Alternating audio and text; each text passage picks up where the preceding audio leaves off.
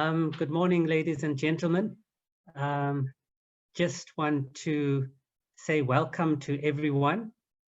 We will start shortly in a few minutes, but I hope that you enjoyed that opening for the Madibaland World Literary Festival, the inaugural festival. We have high hopes for the festival, and we hope that you are going to enjoy the festival over these next 9 days. We hope that you have the stamina to be with us for 9 full days and enjoy every moment of it, because at the end of the day, that is what it's all about. I want to start off by saying that this festival would not have been possible without the generosity of writers. And I want to open with a quote by the big man himself, Nelson Mandela, after whom the festival is named. And Nelson Mandela said, "There can be no greater gift than that of giving one's time and energy to help others without expecting anything in return." And I think that sums up the entire ethos of this festival and how it's come together. So I want to say thank you to all the writers for making this possible, and to Booktown Richmond and to the University of the Western Cape for really taking a chance on something that, if it does work, will go down in history as one of the great festivals to come out of South Africa. I also want to just remind people that we are so used to Nelson Mandela as a political figure that we forget that he is also probably one of the great writers in the world.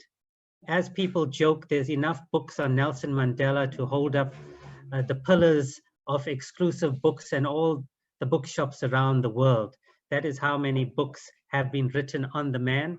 And for those who don't know, who are new to South Africa, remember that he's got books like Long Walk to Freedom, which was also made into a film, and Conversations with Myself, when I think he was deep into his 90s.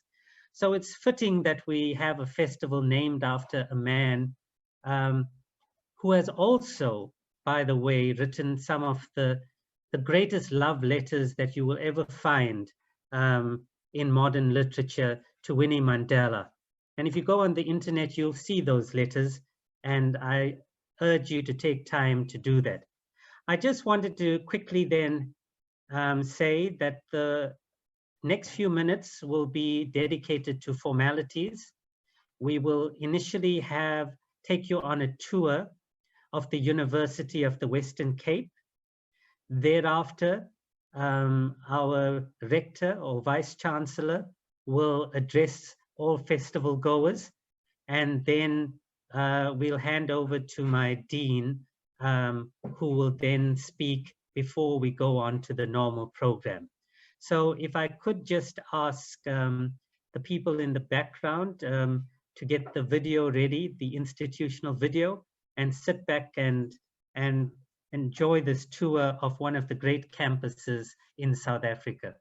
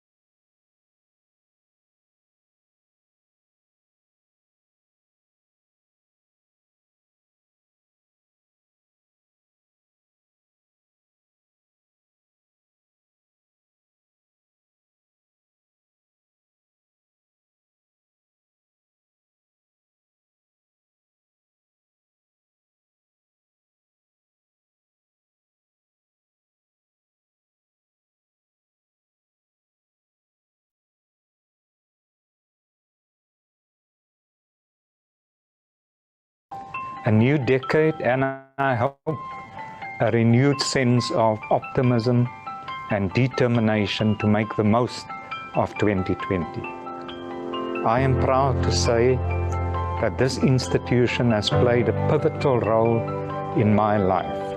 I've seen firsthand how it has transformed over the years to become a beacon of hope, a catalyst for positive change, and a vibrant intellectual frontrunner in the academic and social spheres.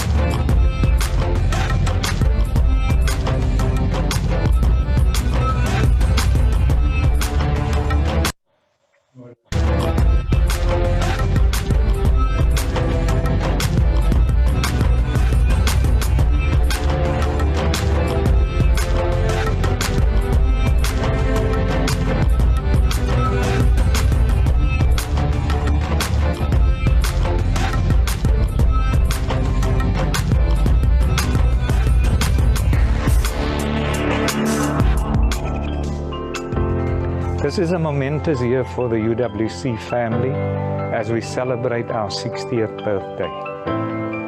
The start of UWC's journey in 1960 was ill-fated. 166 students destined for lower to mid-level positions at schools, the civil service, and other institutions designated for the colored community. But this tenacious family refused to settle for that. We became an intellectual vanguard for South Africa's historic change. We denounced apartheid, opened the doors of learning to all South Africans, and in 1970, the university gained university status and could award its own degrees and diplomas. There were casualties, but this has made us resilient and innovative. Today, UWC is classified among the foremost higher education institutions on the African continent and has reaped international acclaim for teaching, learning, and research.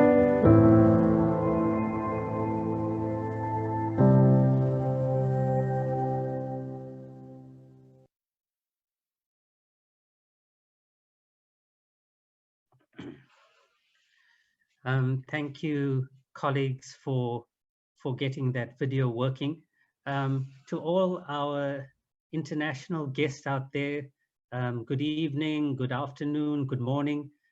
We've lost track of what time it is in your countries, but thank you for joining us at the inaugural Madibaland World Literary Festival.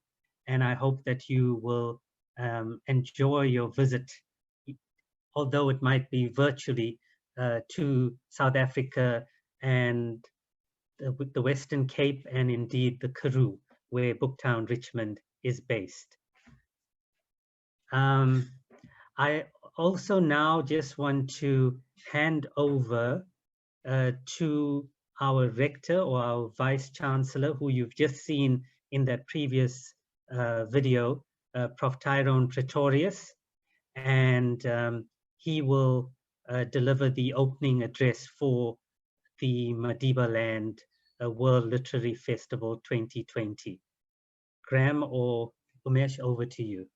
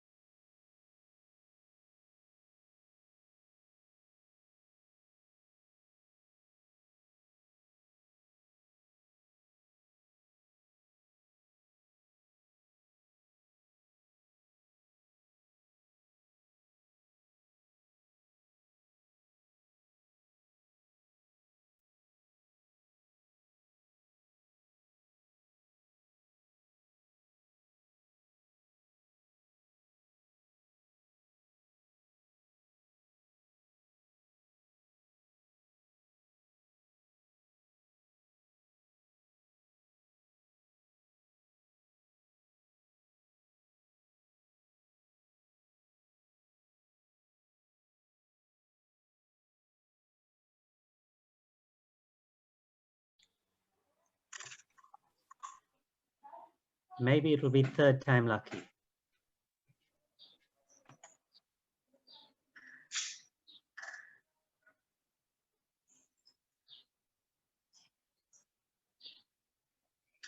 I have sound.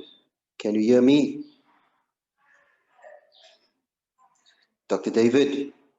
Eunice, sorry, if you can, we can hear you, but if you could just mute your mic, and because we're about to show the Vice Chancellor's address.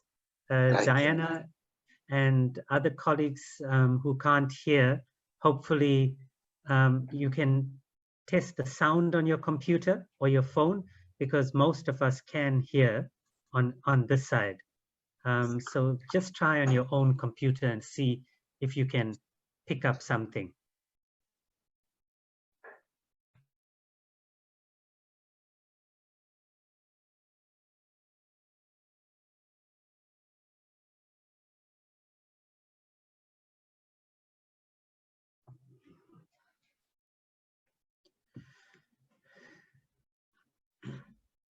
Graham, over to you.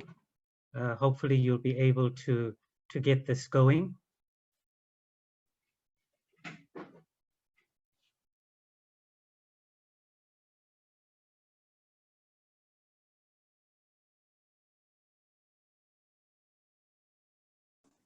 Daryl, perhaps you could go with Prophet Nomlomo's welcome while we're doing the technical stuff sorted. Okay, Prof. Nomlomo, I hope that you are here. It is my great privilege to welcome the Dean of the Faculty of Education, my Dean, Professor Nomlomo, to say a few words at the inaugural Madibaland World Literary Festival.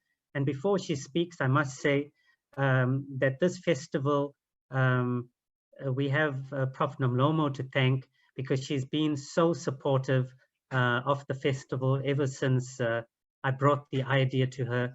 So to Prof. Nomlomo, we say thank you so much for all that you have done, and we look forward to your address. Thank you, Terrell. I'm very happy that it has come to this, thus far. Good morning or good afternoon to all colleagues who are present here this morning. It's a morning in South Africa, but probably it will be best if I greet you in my own language because it doesn't differentiate between afternoon, midday, or midnight. I will just say Molweni because that will be appropriate to everybody, whether it's midday where you are or in the afternoon or in the morning. Molweni, good morning. It's a great pleasure to be part of this a great event, the Madibaland World Literary Festival that we are hosting for the first time at UWC. And I think you might have seen the program, and you have just read the overview that has been written by Daryl, the organizer of this event, that it has been inspired by our freedom fighter who's well known across the globe, Dr. Nelson Rolihlahla Mandela, hence is referred to as Madibaland. So I took the liberty to go through some of his quotations, as Daryl has said in the beginning, where he says, "A good head and good heart are always a formidable combination. But when you add a literate tongue or pen, then you have something very special." So looking into that, I thought this really applies to this event because it is so special to us. It is the first of its kind. We are very, very excited to have hosted it as UWC. And I want to thank once again Daryl and the participants who are here this morning. I thought I would come after the rector, but it's fine. I'll be very brief because I was only given 2 minutes to 3 minutes. We are very excited to host the event at UWC, the University of the Western Cape. And I'm going to be brief and just talk about its significance and relevance at this point in time. The very fact that we are able to hold it virtually, or let me say through the online space, for me, that speaks volumes because it means we are connected, we're part of the globe. So COVID-19, much as it has been so stressful and it's still stressful, but it has brought all of us together. So there are no boundaries. It has broken those boundaries. We are all here from all walks of life, from all the countries across the globe, because we are able to connect online. So we have attracted quite a number of local and international writers who are here as part of this festival, and writers of the highest caliber. I think you might have seen the program. And we are very, very thankful to all of them to have taken time out of their busy schedules to ensure that they are part of this festival. So as indicated earlier by our program director, Daryl David, this is the first day of the event, of the festival, and it will stretch for 9 days, and I hope we will support the festival throughout the 9 days. When I looked at the topics, I saw a variety of very, very interesting topics that will be discussed or that will be read to the audience in this festival.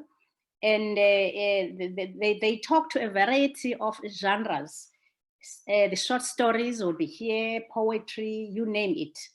And when I looked at them, close look at them, I also saw that they depict a historical or political and social-cultural context across the countries or across the globe.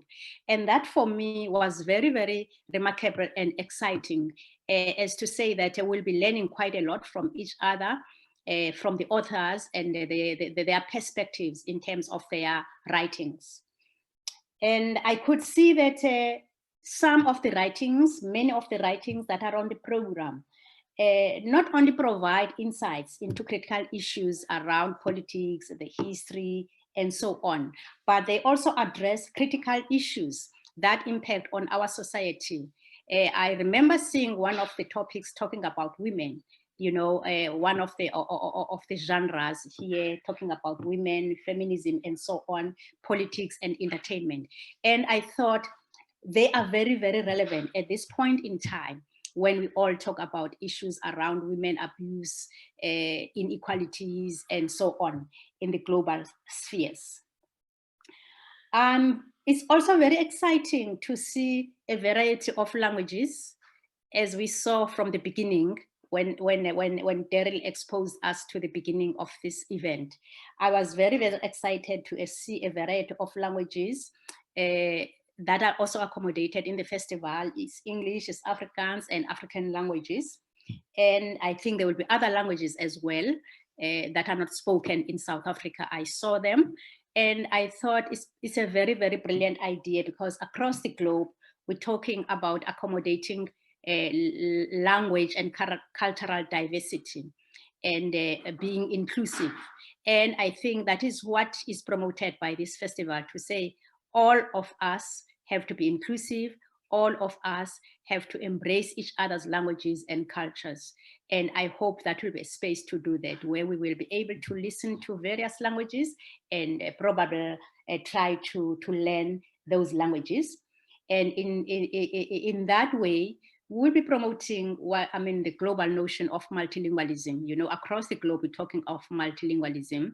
And I think this is also a space to drive that notion of multilingual practices.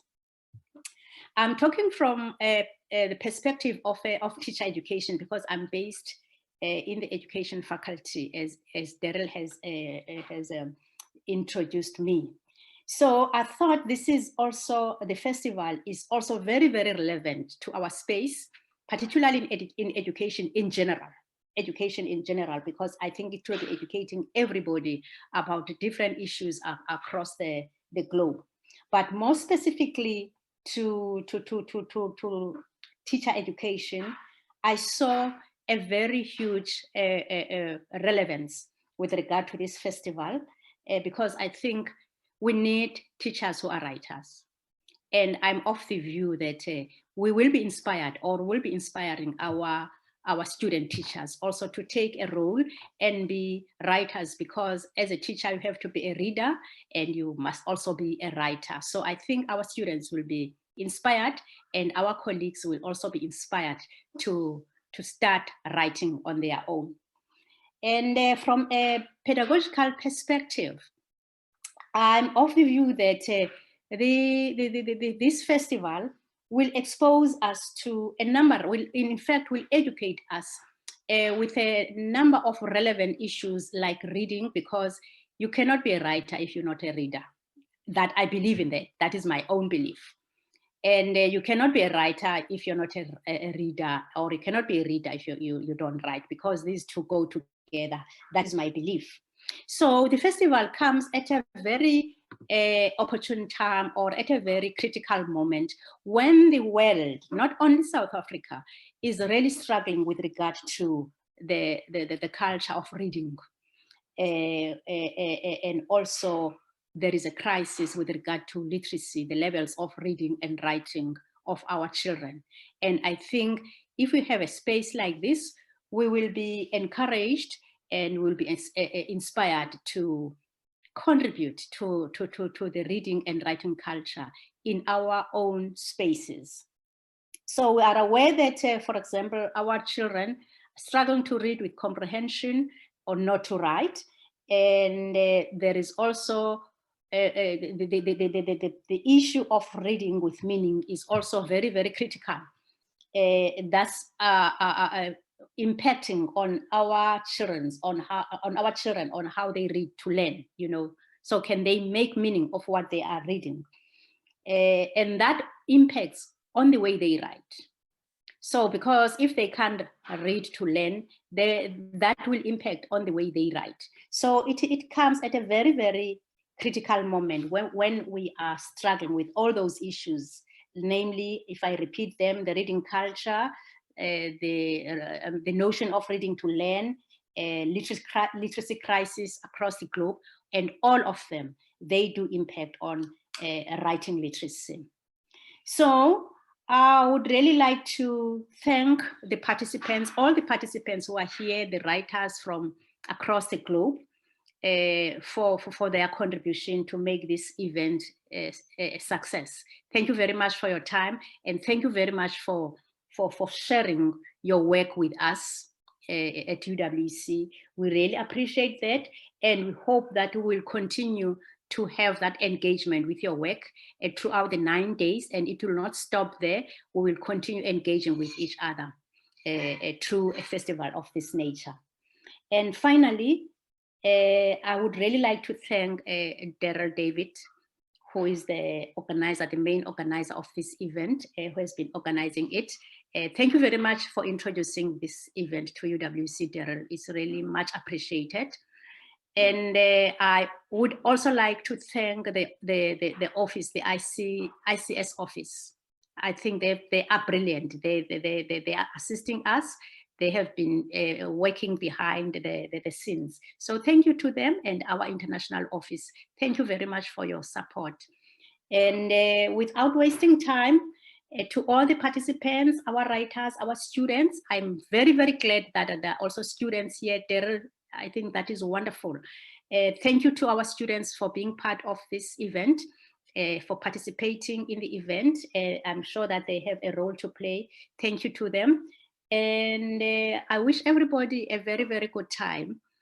Please enjoy the event. Please enjoy the festival. And I hope you'll be with us throughout the 9 days. And I hope that you'll find this space very stimulating, inspiring, and thought-provoking. And I hope that it is not the first time that you are engaging with us. All the best. Thank you so much. Thank you so much, Madam Dean. Tuvuyo, thank you for all your help. Without further ado, I'm going to hand over to the rector, and Graham, let's go with this. Organizers of the Madibaland World Literary Festival, authors and contributors, festival goers, a very warm welcome to the Madibaland World Literary Festival on behalf of the University of the Western Cape. We are delighted to have partnered with Booktown Richmond in bringing this festival to you, even in a virtual format. Our history over 60 years show our commitment to the South African literature, from the appointment of poet and author Adam Small as head of the social work department in 1973, to having Antjie Krog as writer in residence at UWC since 2004. These are but a few examples of our association with leading South African authors. Others include Diana Ferris, whose activism helped bring home Sarki Bartman from France to her final resting place in Hankey in the Eastern Cape. Anyone who has listened to Diana recite her poem, I've Come to Take You Home, will understand the power of her activism and how she managed to persuade French officials that Sarki Bartman did not deserve to be stored in museum archives. If you haven't heard the poem, I see there will be an opportunity at the festival when she joins in conversation with Nancy Richards. Just recently, UWC launched its own university press and imprint, and it reminded me again of the importance of new knowledge and how it contributes to our understanding of the world around us.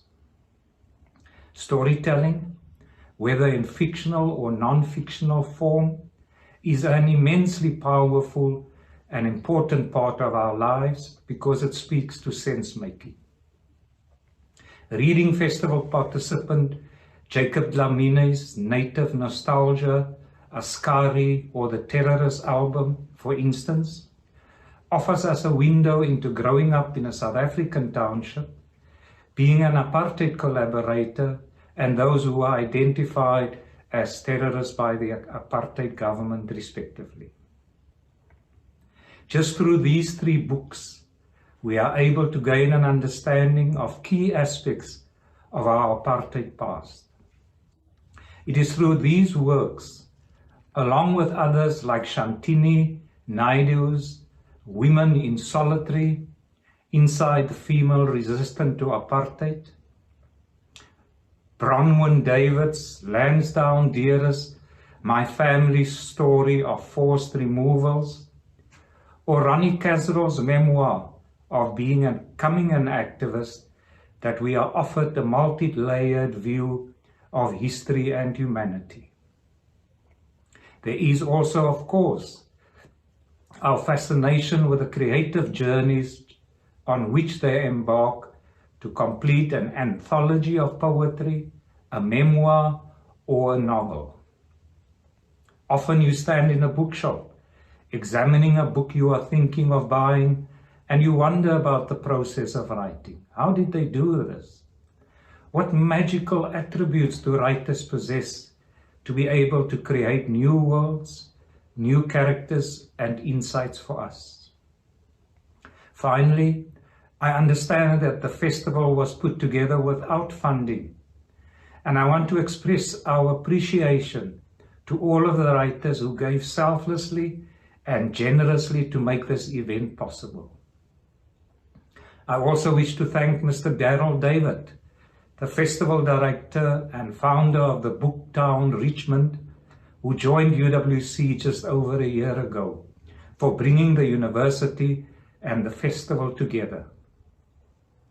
The Czech writer Milan Kundera uses the following description of how to read his books.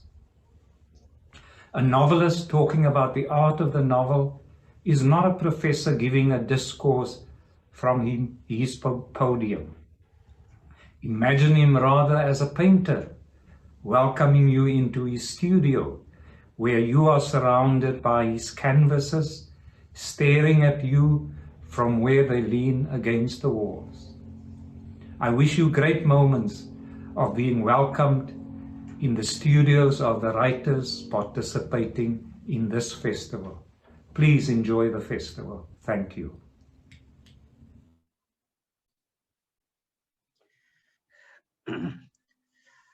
If this was a live performance, I'm sure that we'd all be putting our hands together and giving a warm, rousing thank you to Prof. Tyrone Pretorius for that moving message befitting a festival of this nature. So many thanks to Prof. Pretorius for taking the time to write such a beautiful speech, and for the kind words to so many authors that have shaped UWC over the years. I'm well aware that we're running a bit behind time, so I'm going to dive into our next session, which many of you are here for, to listen to our student stories. And I'm just going to read firstly my story. And this was a story that I read to the students to give them an idea of what they must write about. And I always believe that, you know, they say that literature is a spontaneous overflow of emotions, and emotional things get people to lift their pens and to put pen to paper. And that happened to me 14 years ago. And I'm happy to also thank Rajendra Chetty, who gave me my first break and included this story in his anthology so many years ago. So it's me, and then I'll introduce each of my students whom I'm so proud of. The story is The Slow Gardener. July 25th, 6:30 p.m., Amsterdam. I'm sitting with a plate of curry in front of me after eating European cuisine for the past 8 days. I phone my wife and daughter. Be back home in just over 24 hours, I say. And what are you doing, girl? I ask my daughter. Henry and I are lighting a fire with all the old wood, she replies. Tell Henry to burn it over Ruffles and Goldie's grave to keep them warm, I tell her. Henry M. Keyes entered my life sometime in my first year at university. He started out as a gardener for our neighbors, but ended up staying at my parents' home. My earliest memory of him was as a midwife when he helped deliver my golden Labradors and golden Cocker Spaniels pups. Boy, he sure loved Goldie and the father of their litter, Ruffles, our golden Labrador. I remember coming home one day when I was still living with my parents in Bombay Road in Pietermaritzburg to find Henry passed out on the lawn after partying too hard. And at his side were Goldie and Ruffles. That image will forever remain burnt on my retina. A few years later, Henry was banished from my parents' home. We awoke one night to the screams of our new maid, Mary. She was hysterical, claiming that Henry tried to rape her. I never believed her. Time was to reveal that she had a traumatic past and that she would periodically have these bouts of anxiety. I suppose I should have felt sorry for her, but I never forgave her or my parents for not showing their loyalty to a man who had become part of our family. But Henry forgave Mary. They would still speak for hours. What a big heart he must have had. And so it was that Henry remained a part of our lives, even though he no longer lived with us. At my wedding, I thanked Henry for all that he had done to help me over the years. He sat with the rest of my family, for he was a guest, not a servant. Initially, my wife was opposed to the idea of Henry living with us, believing that her new husband would work as hard in the garden as her dad. She was soon to realize that I was only a craftsman with a pen in my hand. First, I cut the extension cord while mowing. Then I mowed over our sprinklers. Ask Henry if he would like to live with us, she conceded. What a joyous day that was for me. And my Ruffles and Goldie. For weeks, they deserted the comfort of our bed to be with Henry. Now, as much as dogs are a source of joy, they also cause great pain, as we were to learn. When my adopted border collie developed cancer, it was Henry and I who dug the grave in the garden under his favorite tree. For weeks, this grave lay empty, waiting for me to muster the courage to euthanize the dog. And when that fateful day arrived, we buried him with tears in our eyes. Our move to Howick must also have been a sad chapter in Henry's life. His children, Ruffles and Goldie, were in the twilight years of their lives.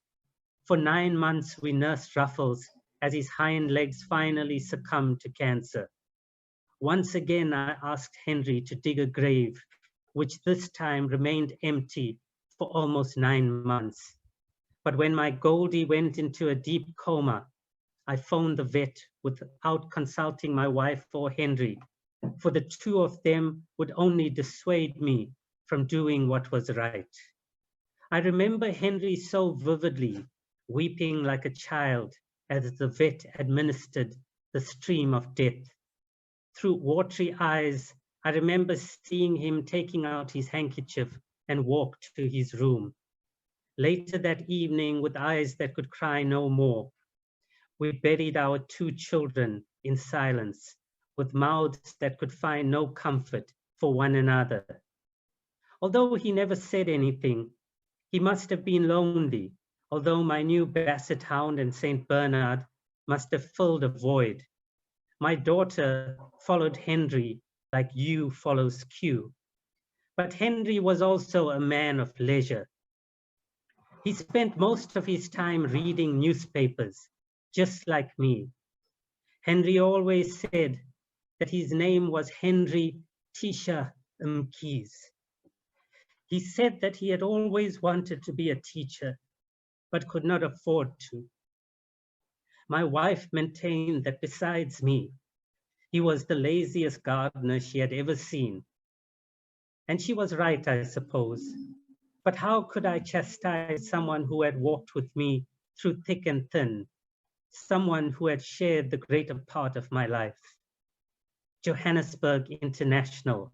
Finally, I whip out the cell phone.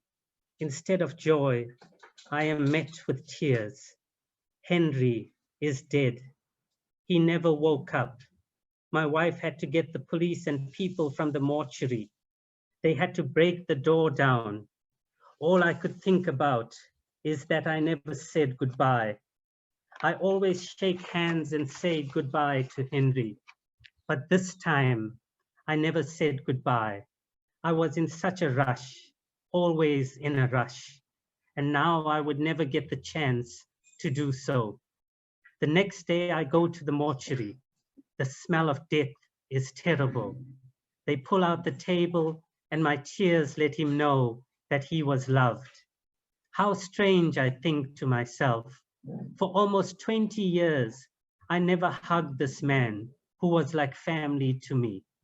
I kiss him on the cheek and make a promise not to let him suffer the indignity of a pauper's burial. For over a week, I tried to track down his family in France, the low-cost housing development. Not a soul.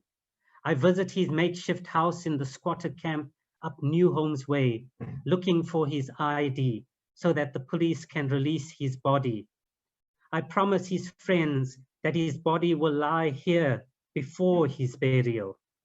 This brings a deluge of tears from the people who were his family. They tell me God will bless me. I don't have the heart to tell them that God has cursed me. Why else would my placid St. Bernard want to rip my Basset apart ever since Henry died?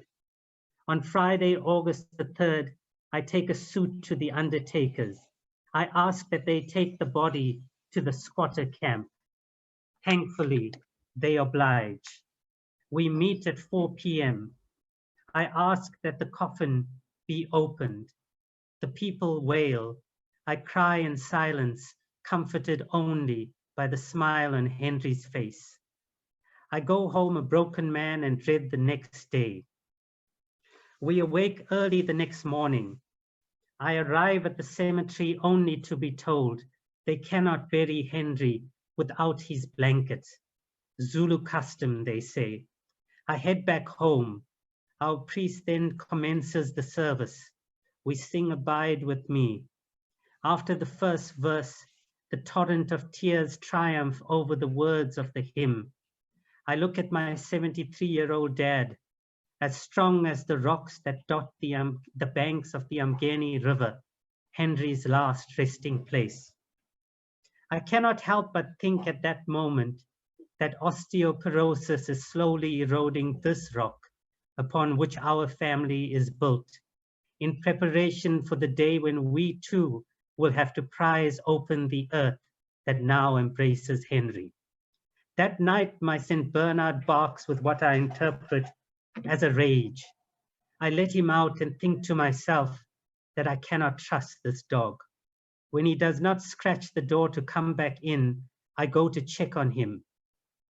I find him with tears in his eyes and with that old calm look on his face. What is it, boy? Is it Henry? I ask.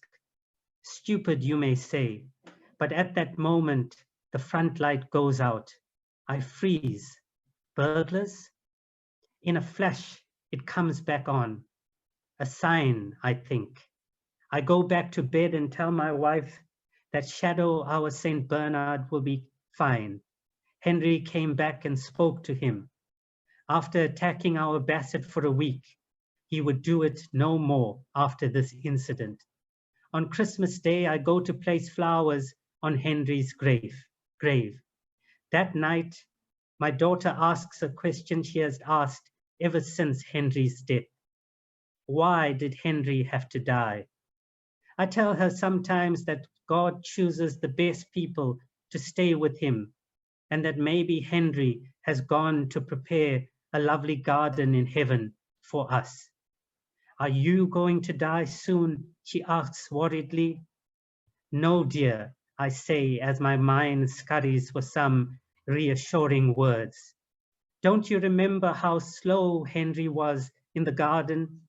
Why, it will take him forever before he gets that garden right for us. We laugh. I thank you for listening to my story, and I apologize for breaking down and slowing the story down, but I hope that you enjoyed it. And when I started Booktown Richmond, I dedicated Booktown Richmond to Henry Tisha Mkhize. Next up, I'll introduce my student. I want to introduce to you Crystal Janssen, and she will start with the first of three stories by our English students in the Faculty of Education. Crystal, over to you. Good morning, Daryl. Thank you so much for this opportunity. Can you hear me? Yes, we can hear you. Okay. My story is called A Chance. How did you cope with all of this? My therapist asked. Startled, I looked up at her through liquid pouring from my eyes. I could see an expression of distress. I could not answer. I stared at her writing on a blank page. Ironic, right? I dropped my head again. She continued with a range of questions. Do you drink? Do you smoke? Do you use any substances? No, I answered, reaching into my chest, pulling the lump in my throat, trying to use what little voice I had left after so many had taken it away from me. After many years, I finally mustered enough strength to speak out. In doing so, I experienced slight relief, but also an overbearing pain that I never thought I would experience.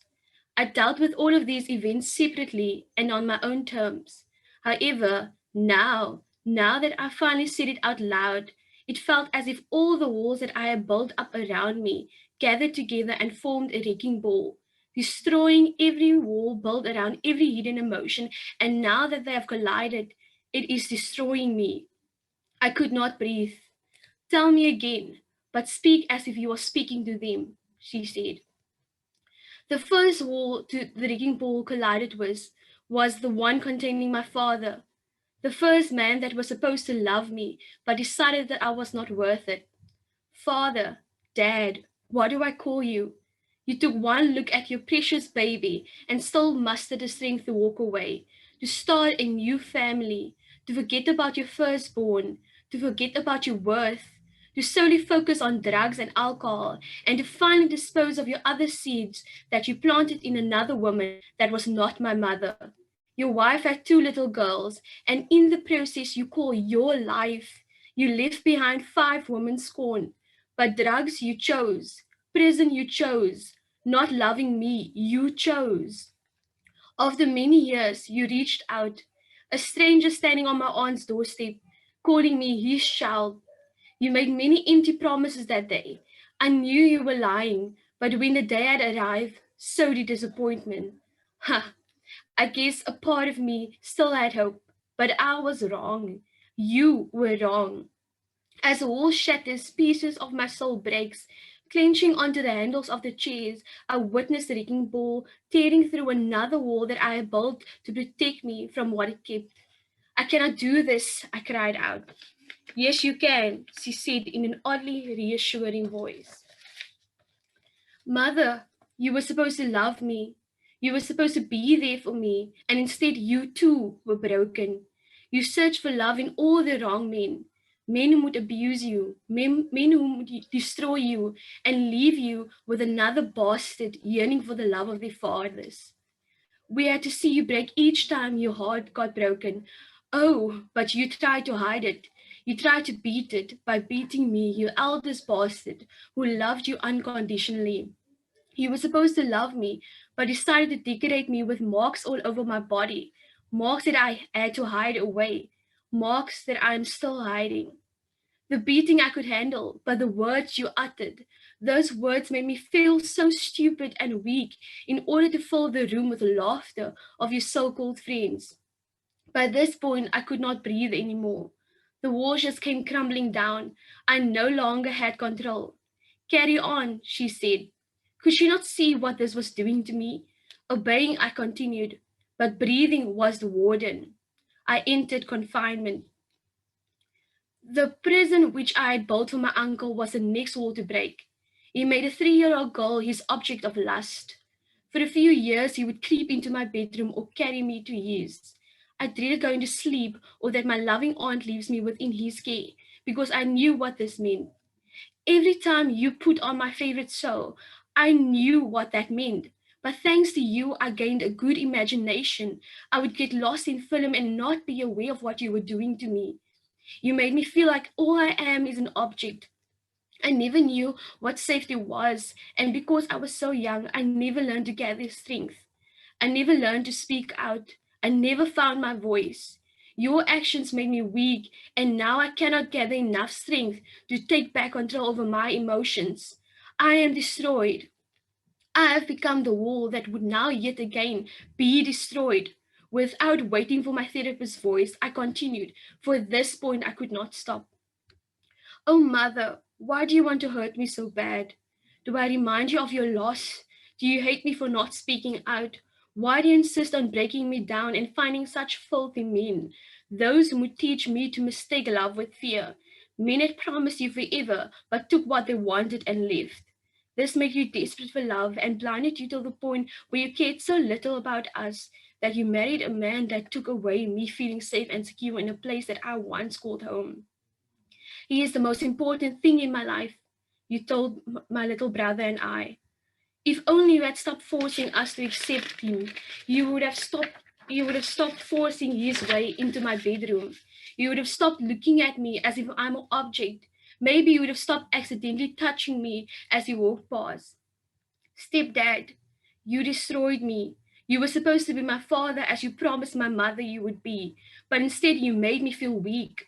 You made me feel numb, nauseated, helpless, and unable to move while you took off my blanket and touched me where you should not have, while touching yourself. Until one night, I could not handle the numb feeling anymore. I left. You acted as if I did something wrong. You made me feel worthless. Looking at my therapist, I witnessed the drought. This time I felt angry. After everything that happened, I moved away, attended another school in hopes of a fresh start. Instead, this was not part of the plan.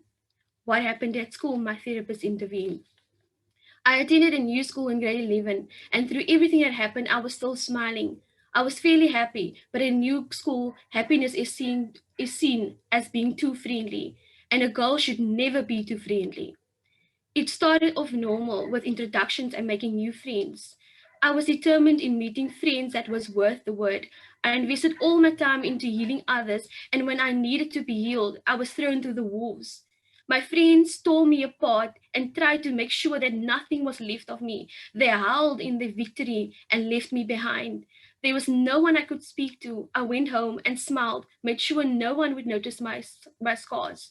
At night, I would go to bed bleeding, for I knew that I had to willingly step into the wolves' den the following day. My friends turned the entire school against me, simply because I was too friendly with someone that they had liked. I could have told them the truth, but who would have listened? Would they have believed the person they do not know or ones they have known for years? I stood no chance. Instead, every day, they would wait for me to enter school, start staring, laughing, and speaking about me. I dreaded breaks because I would have to be alone and surrounded by people who was determined to tear me apart. They would threaten to throw me down the stairs, slut-shamed me constantly. Every day I would look forward to going home, but when I was home, I would be anxious for the next day. It seemed as if every time I moved towards a fresh start, something else was lurking. I was born, but I was abandoned. I was a kid, but I became an object. I tried to be a good daughter, but got abused. I respected my mother's decisions, but got violated. I was too friendly and got bullied. How do you love when the world refuses to give you a chance? You give yourself a chance, my therapist answered. Okay. Crystal, thank you so much for sharing that. It's such a brave story. Can I ask you to please put your camera on, just so that everyone can see you and we've got you recorded for posterity, because I'm sure people will want to see who the person is that wrote such a brave story. And I'm quite certain that a story like this will become an anthem for the youth in years to come. And we hope that people take up your story. But I wish you well as a teacher. I wish you well in your private life. May you be a good mother. And thanks for being a good student. Okay. Thank you so much, Daryl. I appreciate it. Okay. Crystal, thank you so much. Can I please ask that we don't make the same mistakes? If I can ask Alanique, when you come on next, can you please put on your camera and your sound as well, naturally. And Crystal, thank you so much for sharing that powerful story with us. Alanique, over to you.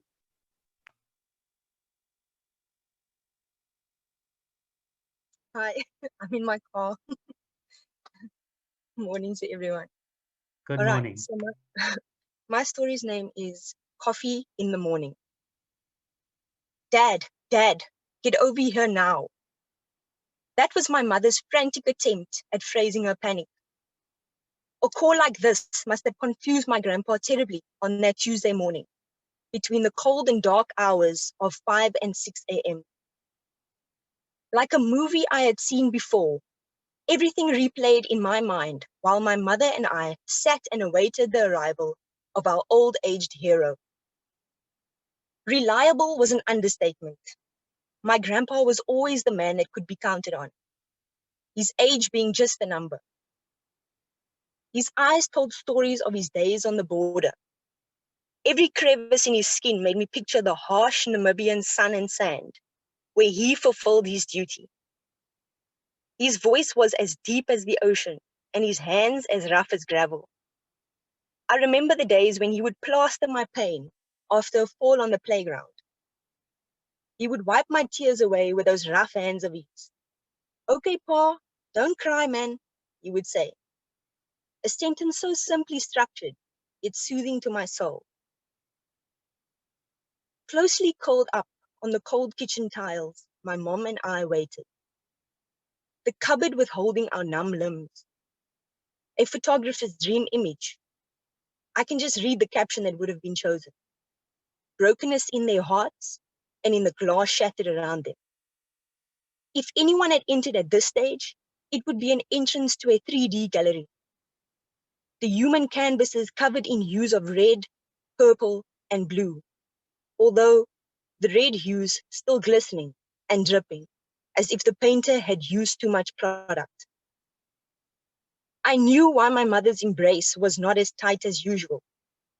As she stared blankly into the window, the grey and dull light stared back at her. As silent as she was, I knew her mind was loud with thought. I prayed that she was not replaying what had happened. I would not want her to go through that experience twice in one morning. I had to get to school. I had a test. How was I going to get there? How was I going to recall information? My father had the responsibility of dropping me at school in the mornings. I knew he hated it. I knew he hated me. After all, I was not the boy he prayed for. Maybe that is why he hated God too. I picked up this as a young girl who was forced to play cricket and touchies with the boys. His influence infiltrated my femininity in that sense. However, I still liked the boys. The bigger picture was that I was simply not valued for who I was by a man that had to make me feel like a princess. The man that was supposed to love me did not accept me. The man that was supposed to support me forgot me at school every other day. The man that was supposed to teach me how to be loved distorted my view on the concept devastatingly. I ended up leaving my mother on the same spot as I kissed her gently and told her I will be walking to school. My grandpa was on his way, so I knew she would be in good hands within a few minutes. However, that did not close the gap of guilt for leaving her. Embarrassingly, I took stride after stride in my torn white t-shirt. My tie ripped so that the school emblem looked like abstract art. My pants covered in remembrances of my mother's battle. Sweat, blood, tears. Makeup masked my imperfections on my face. Besides the visible lesions and bruises, the internal pounding of pain made my school gate look like a mirage. My mirage was in fact not an illusion, as my mother had sent a text saying, "Pause here." Relief then replaced guilt. As I entered the school gate, already late, I soldiered toward the classroom. I made a quick stop at the bathroom opposite the classroom. Staring at myself in the cracked mirror, the cracks only reminding me of the mess back at home. A tear decided to quaver its way from the cracks of my heart and sit heavily on the rim of my eye. Before it could make its way down my cheeks, I wiped them away, as the ringing bell shook me out of my daydream. I practiced a few smiles in the mirror before walking out to face everyone. How stupid could I be to think that no one would notice that something is wrong? Besides, I was Elenique, top achiever, girl with no negative points. I could be pulled through a needle, the girl with a family living in a home with a white picket fence. I was not special. Why would I be exempted from life's realities? Immediately, my best friend's gasp gathered the attention of my other friends.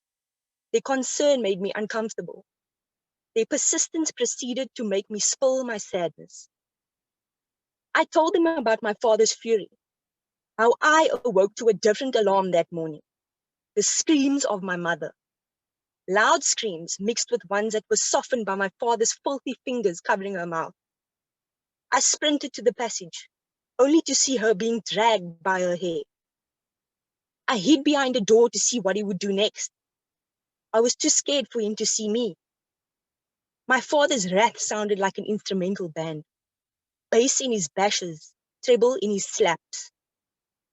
Desperation oozed from my mother's eyes, and her cries for help added to her exhaustion from fighting back.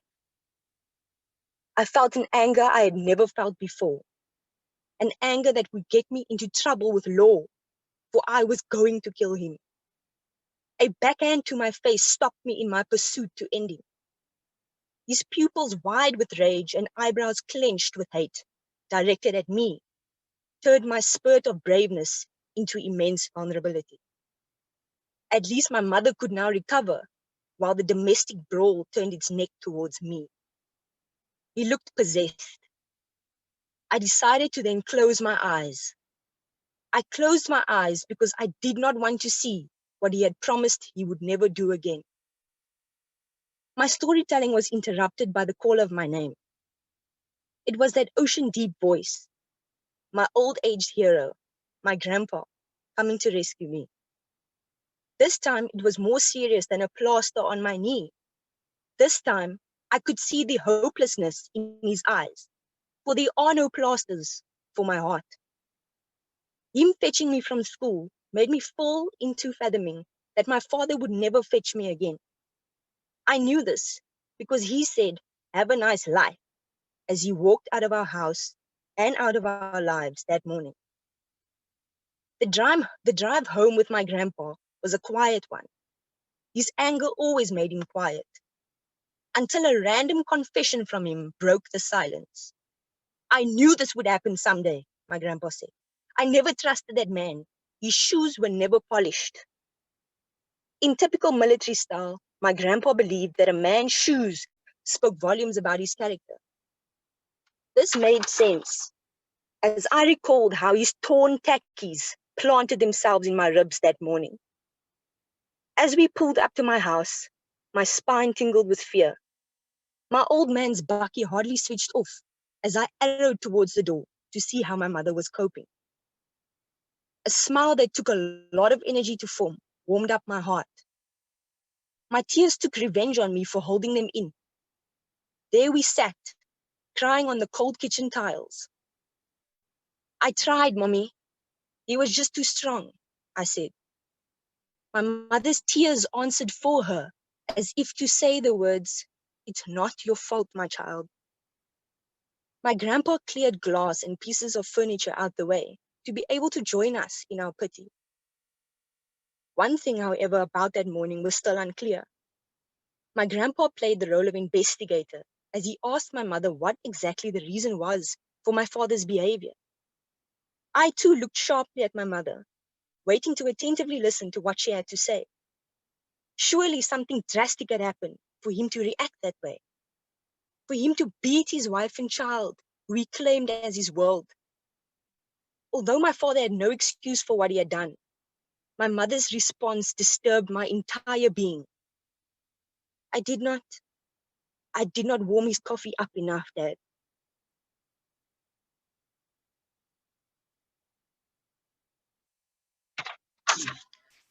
Alanik, thank you so much for sharing that powerful story. I know it takes a lot to read these kind of things, and I'm sorry that you have to go back into class and put a smile on your face, but that is life as a teacher. So thank you, and I wish you all the best as well. I hope we see you for graduation and for honors and masters. I hope you come back, and thank you. And now we go to our last speaker for the session, which has been such a wonderful way to open the festival, and that is Eunice Davids. Eunice, don't forget to put your camera on and unmute your mic. David. Hello, everybody. I just need to find myself a quiet class quickly, and then I can just present. Okay. Here I am. My Okay, story is called. You hear me clearly? Yes, we can. My story is called He-Man, Roses, and Wellaflex Gel. I close my eyes as I am transported back to my childhood. It is 1989, and I remember Sunday afternoons in the retreat as I stand under a lemon tree in my grandmother's garden, and I see my father's old bottle green BMW drive off down Wenzel Road. I see it shrink as the silhouettes inside fade away in a trail of exhaust smoke. I remember feeling alone. Every Sunday was the same. I woke to the smell of lunch being prepared just a few feet away from me.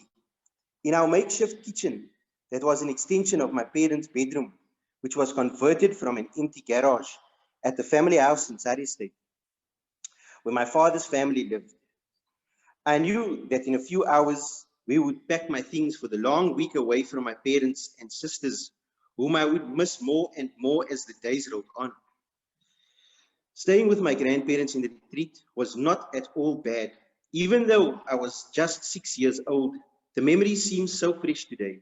I remember laying between my grandparents, sharing their bed, the oaky smell of whiskey from Pa George's nightcap singes my nostrils as Ma Ruth scolds him as she lays reading from her Bible. He rolls over and farts. I laugh as she continues to rant. Pa Georgie kisses her, turns his bedside lamp down, and says goodnight. I close my eyes and drift off to sleep, feeling protected, nestled in between them. In the morning, Ma walks me to school, and Pa heads to Steamboat Station to catch his morning train to Cork Bay, where he has a fishing boat. In the afternoons, I am He-Man, and I run Karl Boster in the garden screaming, I have the power, while my granny prunes the rose bush that we planted in loving memory of Auntie Gloria, who left us before I got to know her. My only companion is Jack, a stubby little Jack Russell Terrier, who Uncle Errol brought home one afternoon. He was a nuisance to Ma, for he kept on chewing her things and gestured to Pa, who made him drink whiskey. As I grew, so did Jack, and we would have many adventures and trips on the train to Cork Bay with Pa. As I look back and float for a brief moment in the memories of being carefree, lost in my thoughts, I am gripped by past memories that have seared itself into the dark recesses of my mind, the ones which hurt, the ones from which I cannot escape. It snatches me from Ma and Pa, from Uncle Errol and Jack, and imprisons me in a place where He-Man cannot save me and the darkness caves in on me. I am 9 years old. The year is 1992, and my parents tell me that I would no longer be staying with Ma and Pa, but moving into the Surrey State House, and that I would be attending a new school.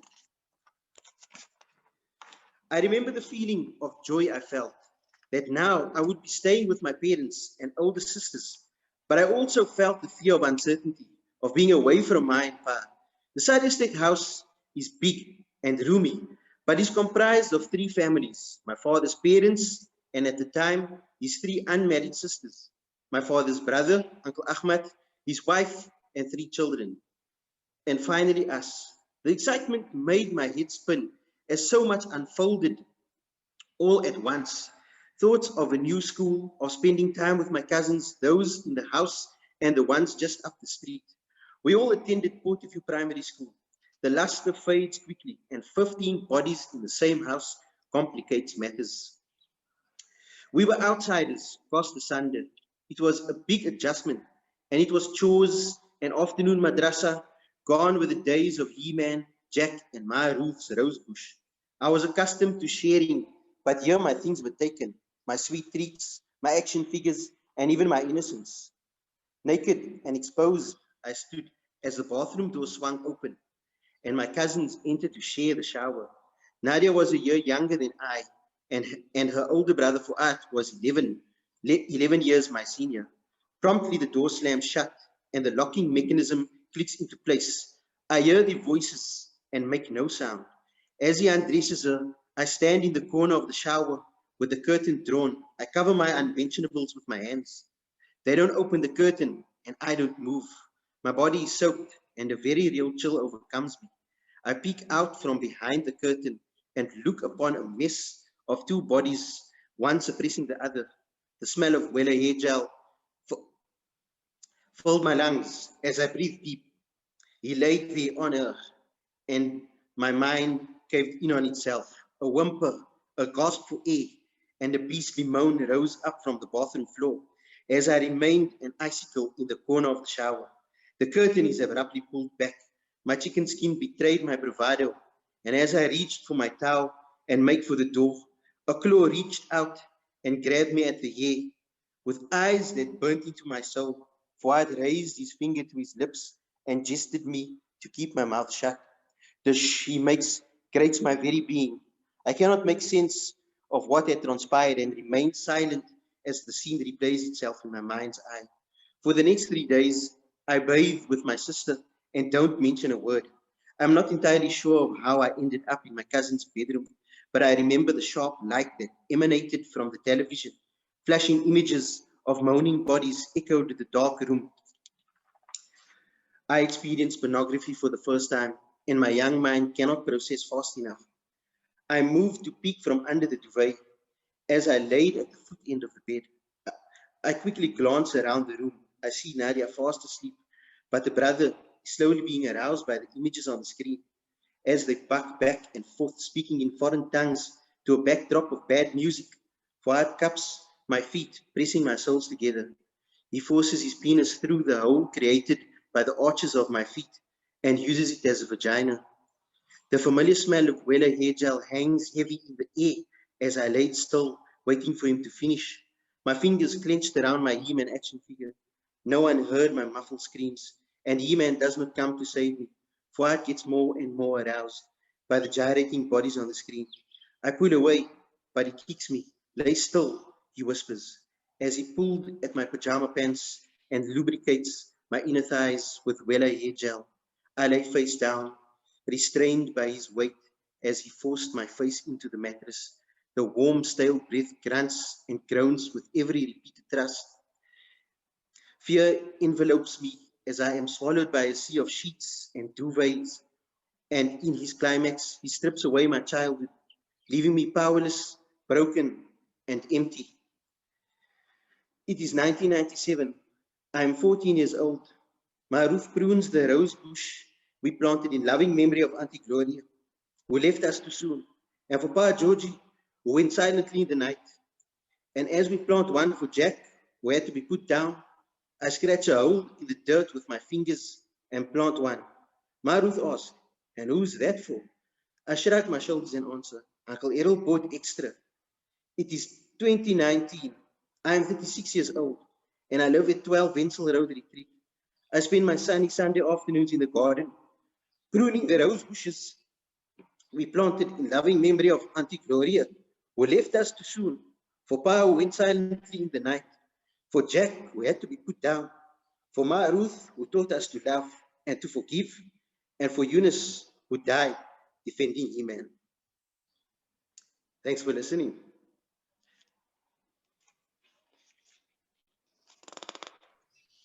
Thank you, Eunice. Thank you for that powerful story. And I hope that you get a wonderful job as a teacher. I hope that you shape many minds, many troubled children's minds, to all you, Crystal and Alanik. Thank you, sir. Thank you, Doctor. As long as I live, I'll never forget these stories. And we will come and visit you. Whichever school you, Crystal and Alanika, we will come and visit you. Thank you for contributing to the session. And can I just ask quickly, Crystal and Alanik, are you still here? We're still here, Daryl. Okay, because I think they want to just take a photograph. To the rest of the people, just catch your breath. Graham, you know what you have to do. And then we will unfortunately still have to keep to the schedule, and we will start at 11:30. Maybe we'll start at 11. Let's make it, we'll start at 11:40 because we're running a bit late. We didn't expect it to take that long. Thank you everyone for being here. Thank you to my wonderful students for sharing those stories with us. And thank you for a great opening. I'm sure everyone here, although painful, would say take a bow for those great stories that you wrote. So thank you so much. Daryl, yes. Could I ask if all the participants who are in the Zoom, please just show us their videos or put their videos on for a second so we can take a picture. And so our very powerful writers who've shared with us now, and Prof. Nomlomo has been talking in the chat, and everyone else in setting comments to both Crystal, Alanik, and to Eunice, that we can show you that we've been very moved by your work. So I'd like us to, if we can give you a round of applause as a group before. If the other participants can also show their videos, it will be great. Thank you. Thank you. And it's also nice to see Graham Julie's here, who is the technical backup for everything that we've been doing. So a special thanks to him. But to the presenters, before I hand over to Daryl again, thank you very much. Very moving, very powerful, and certainly for me from UWC, it just makes me burst with pride. So thank you so much for what you've done. Thank you. Thank you. Thank you for having us. Okay. Let me take that picture. Okay, so Crystal, Alanik, I wonder if we'll come on now. Crystal, can we take the photograph and then play it, Graham? Sorry. Can we do that, Umesh? Yes. Okay. Okay. Crystal, Alanik, and Eunice, where are you all? Yes, here I am. Okay. Okay, I can see. And okay, so you go ahead, Umesh, when you're ready. Okay. Is your hairstyle okay, Daryl? Graham and I, we did especially this morning. Eunice, Alanik, and Crystal, thank you very much. You're really powerful. We appreciate it so much, and we look forward to reading your novels and books in the future. Yeah. Well, hopefully the teachers are busy. We are inundated with work. Okay. Anyway, see you guys. Have a great weekend, and don't forget to come and listen in on some of the talks, even though you are busy. Okay, over to you, Graham. Thank you. Thank you so much. Bye.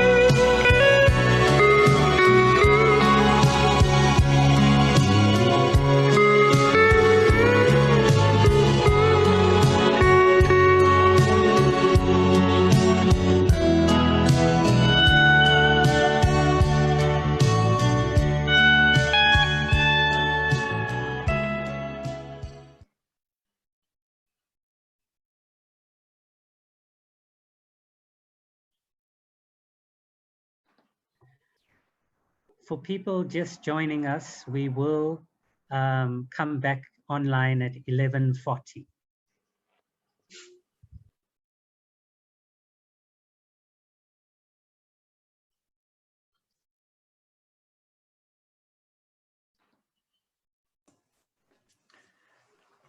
Thank you, Daryl. And as all of you know, Daryl will be offering tea and biscuits and scones for all those who wish to have those virtually.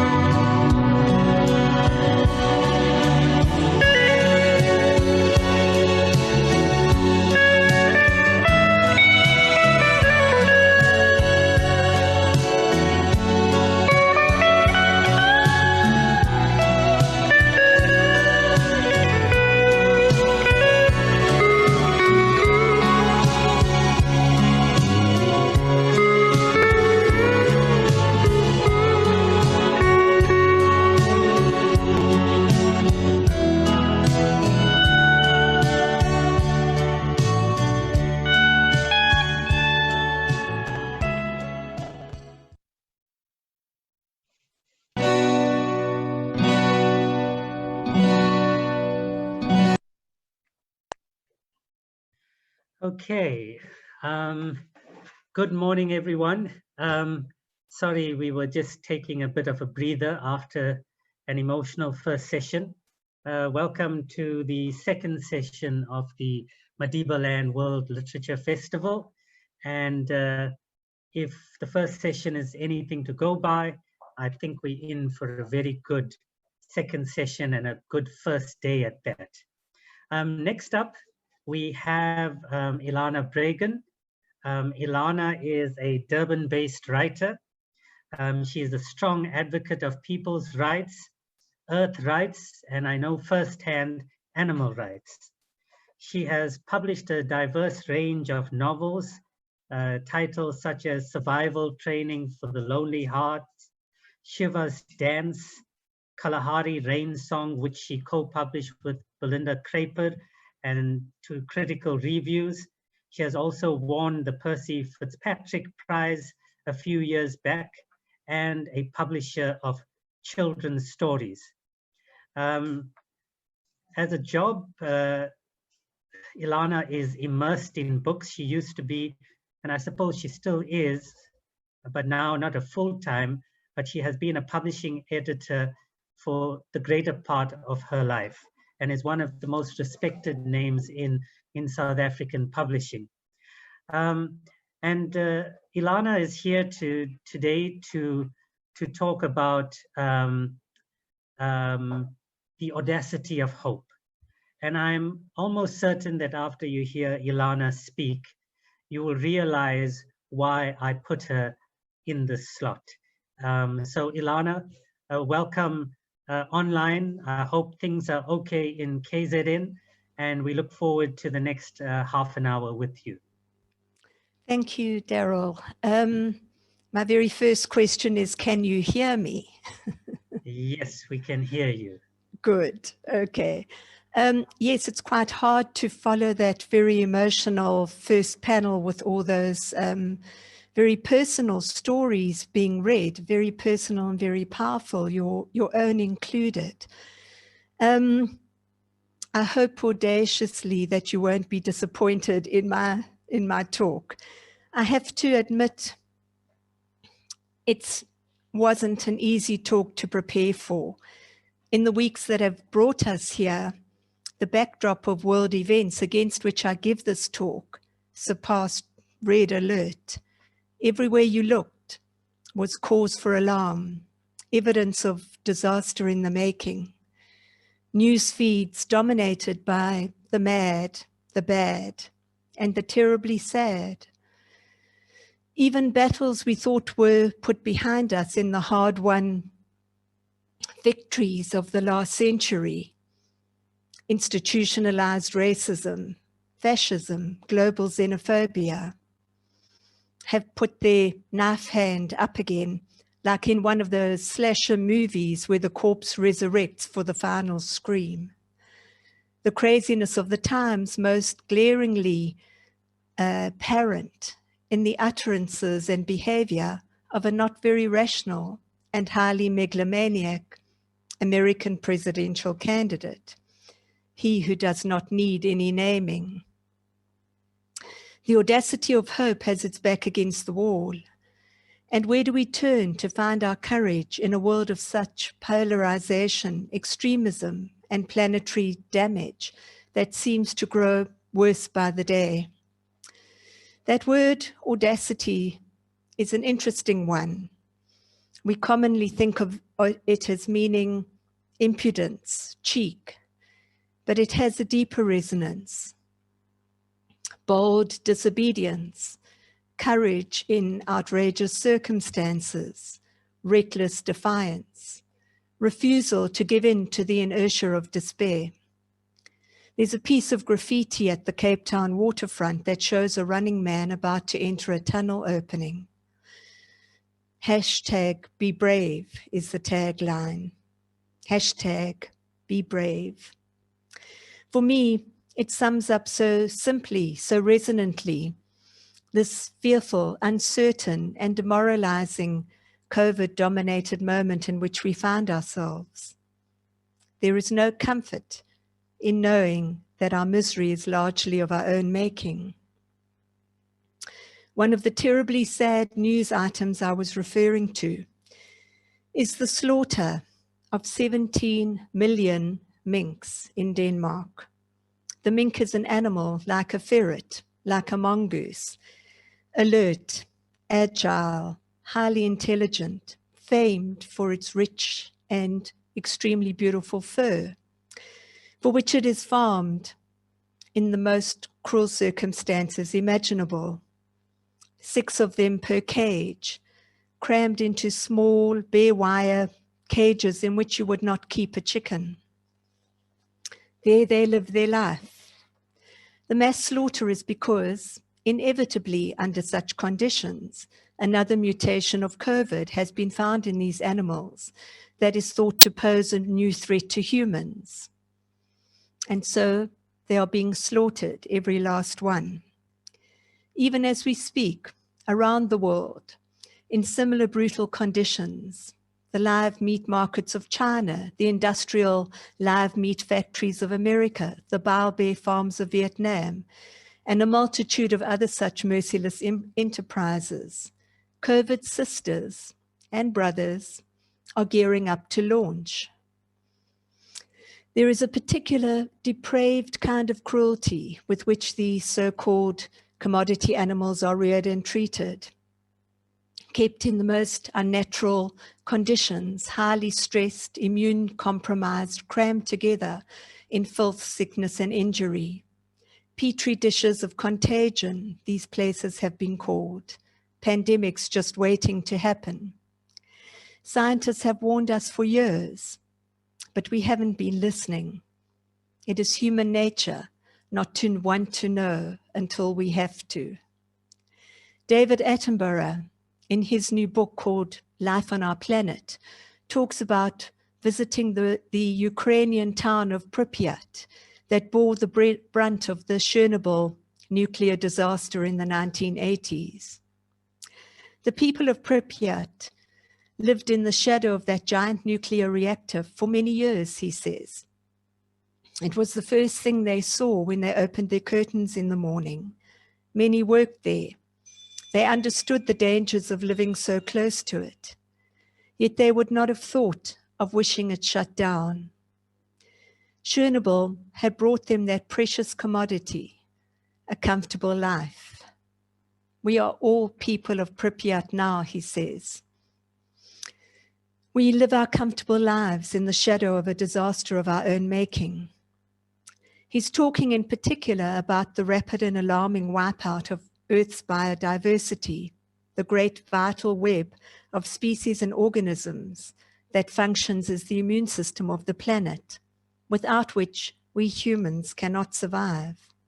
And this disaster, he says, is being brought about by the very things that allow us to live our comfortable lives. And it is quite natural for us to carry on in this way until there is a convincing reason not to do so. COVID is our convincing reason.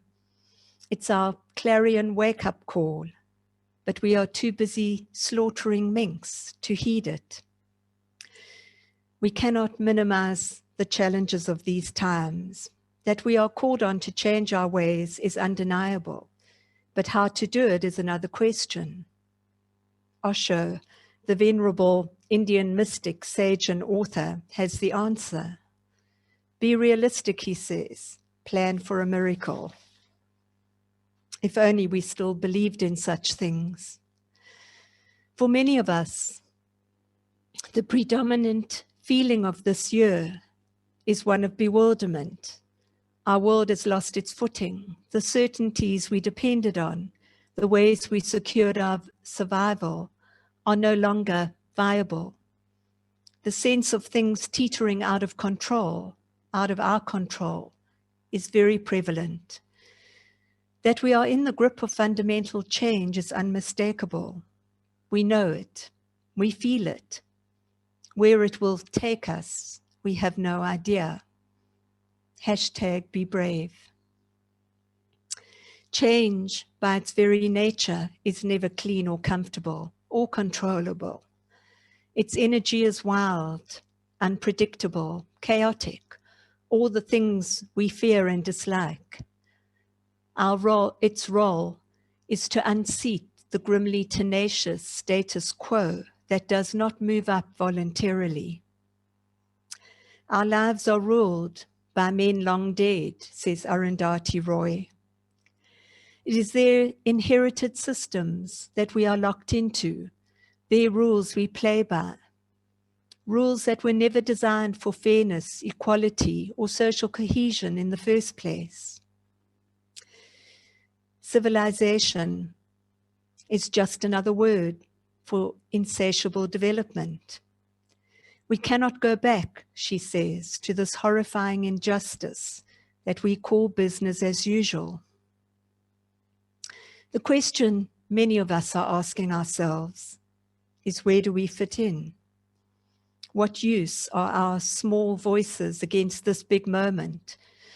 We seem to stand by powerlessly, feeling punch drunk, while unscrupulous mad rulers and vested interests undo everything that we care about. Real change will only happen when we fall deeply in love with our planet and the species on it, says Don Pinnock in the Daily Maverick. The more clearly we can focus our attention on the wonders of the universe about us, the less taste we shall have for destruction. Around the world, there are millions of us who do feel that love for our planet Earth and all that lives on it, who understand the miraculous nature of our planet's life systems and the fragility of the balance that allows us to live here at all. But we fear that our understanding is not enough. It may help to realize that it's not all up to us. Be realistic. Plan for a miracle. What really is called for from us at this moment is our heroism, our staying power, personal and collective. No matter how inadequate we may feel to influence events, we must continue to ally ourselves with the audacity of hope. The very definition of a hero is ordinary people acting with courage even while being afraid. It is in the small defiances of everyday life, multiplied by countless others, that we help to swing the balance.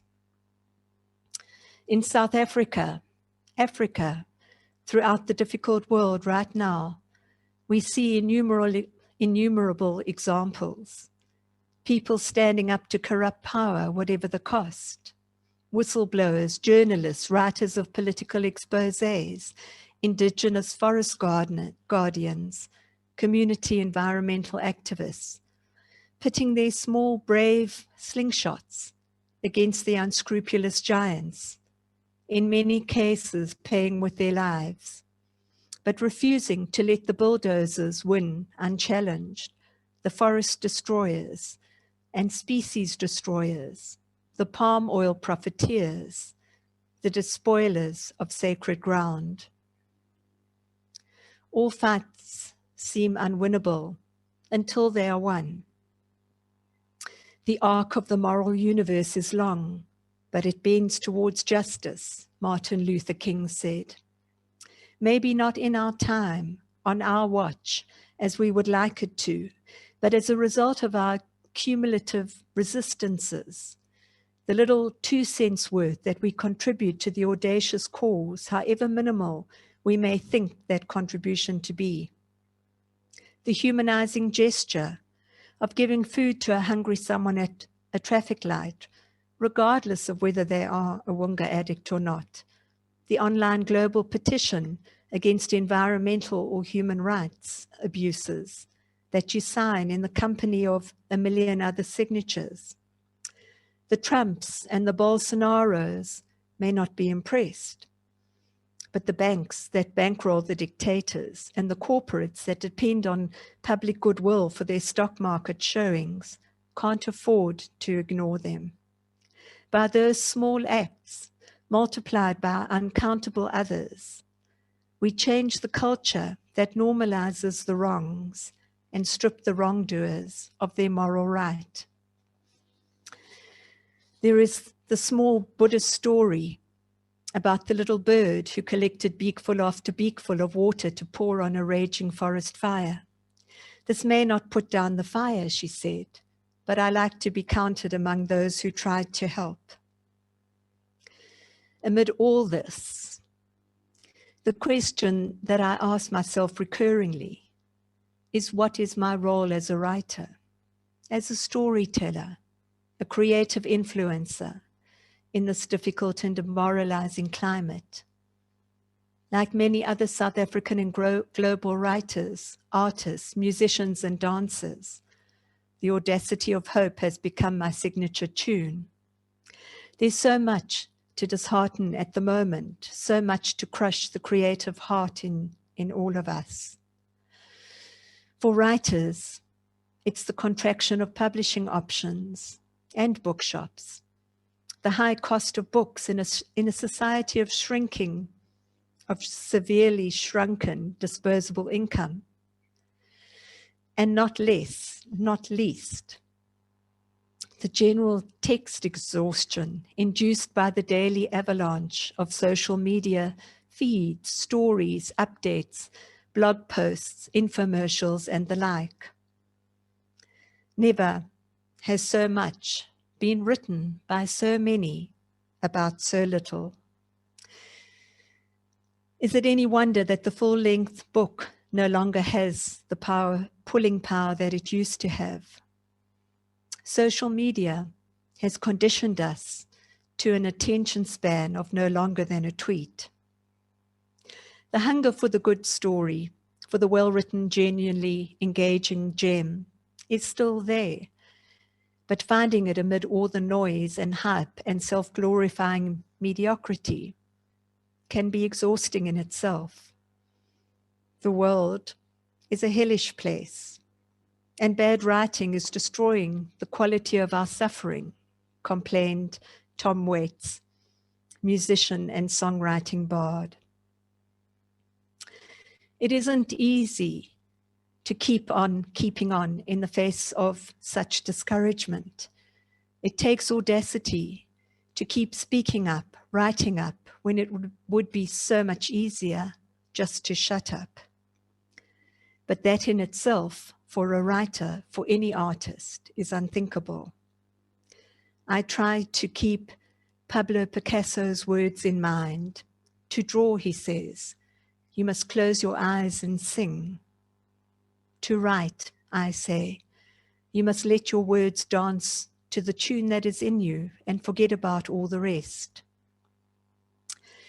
To end, I would like to read a short poem by my favorite poet, Mary Oliver, a poet who makes me wish that I could write poems.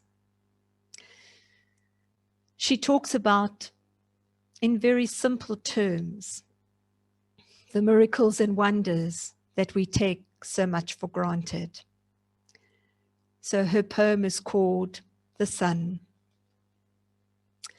Have you ever seen anything in your life more wonderful than the way the sun every evening, relaxed and easy, floats towards the horizon and into the clouds or the hills or the rumpled sea and is gone, and how it slides again out of the blackness every morning on the other side of the world, like a red flower streaming upwards on its heavenly oils. Say, on a morning in early summer, at its perfect imperial distance. And have you ever felt for anything such wild love? Do you think there is anywhere, in any language, a word billowing enough for the pleasure that fills you as the sun reaches out, as it warms you, as you stand there empty-handed? Or have you too turned from this world? Or have you gone crazy for power, for things? Be brave. Act audaciously. Keep speaking your truth into the wind. and above all, refuse to be tamed. Thank you for listening. Okay. Ilana, thank you for that powerful message. I just want to tell festival goers, I know that we've sort of muted you permanently, but there is something called a chat box where I see many of you are sending your comments. Feel free to send any questions you have for Ilana, and we'll try and answer it in the next, let's say in the next 3 to 5 minutes. So if there's any questions, I'll read it out to Ilana, just so that everyone can hear. Ilana, while people, since I've got a mic to you, I wanted to find out, do you think that the COVID virus is as a result of mankind's, what's the word, abuse of nature and the planet? Absolutely, Daryl, no doubt about it at all.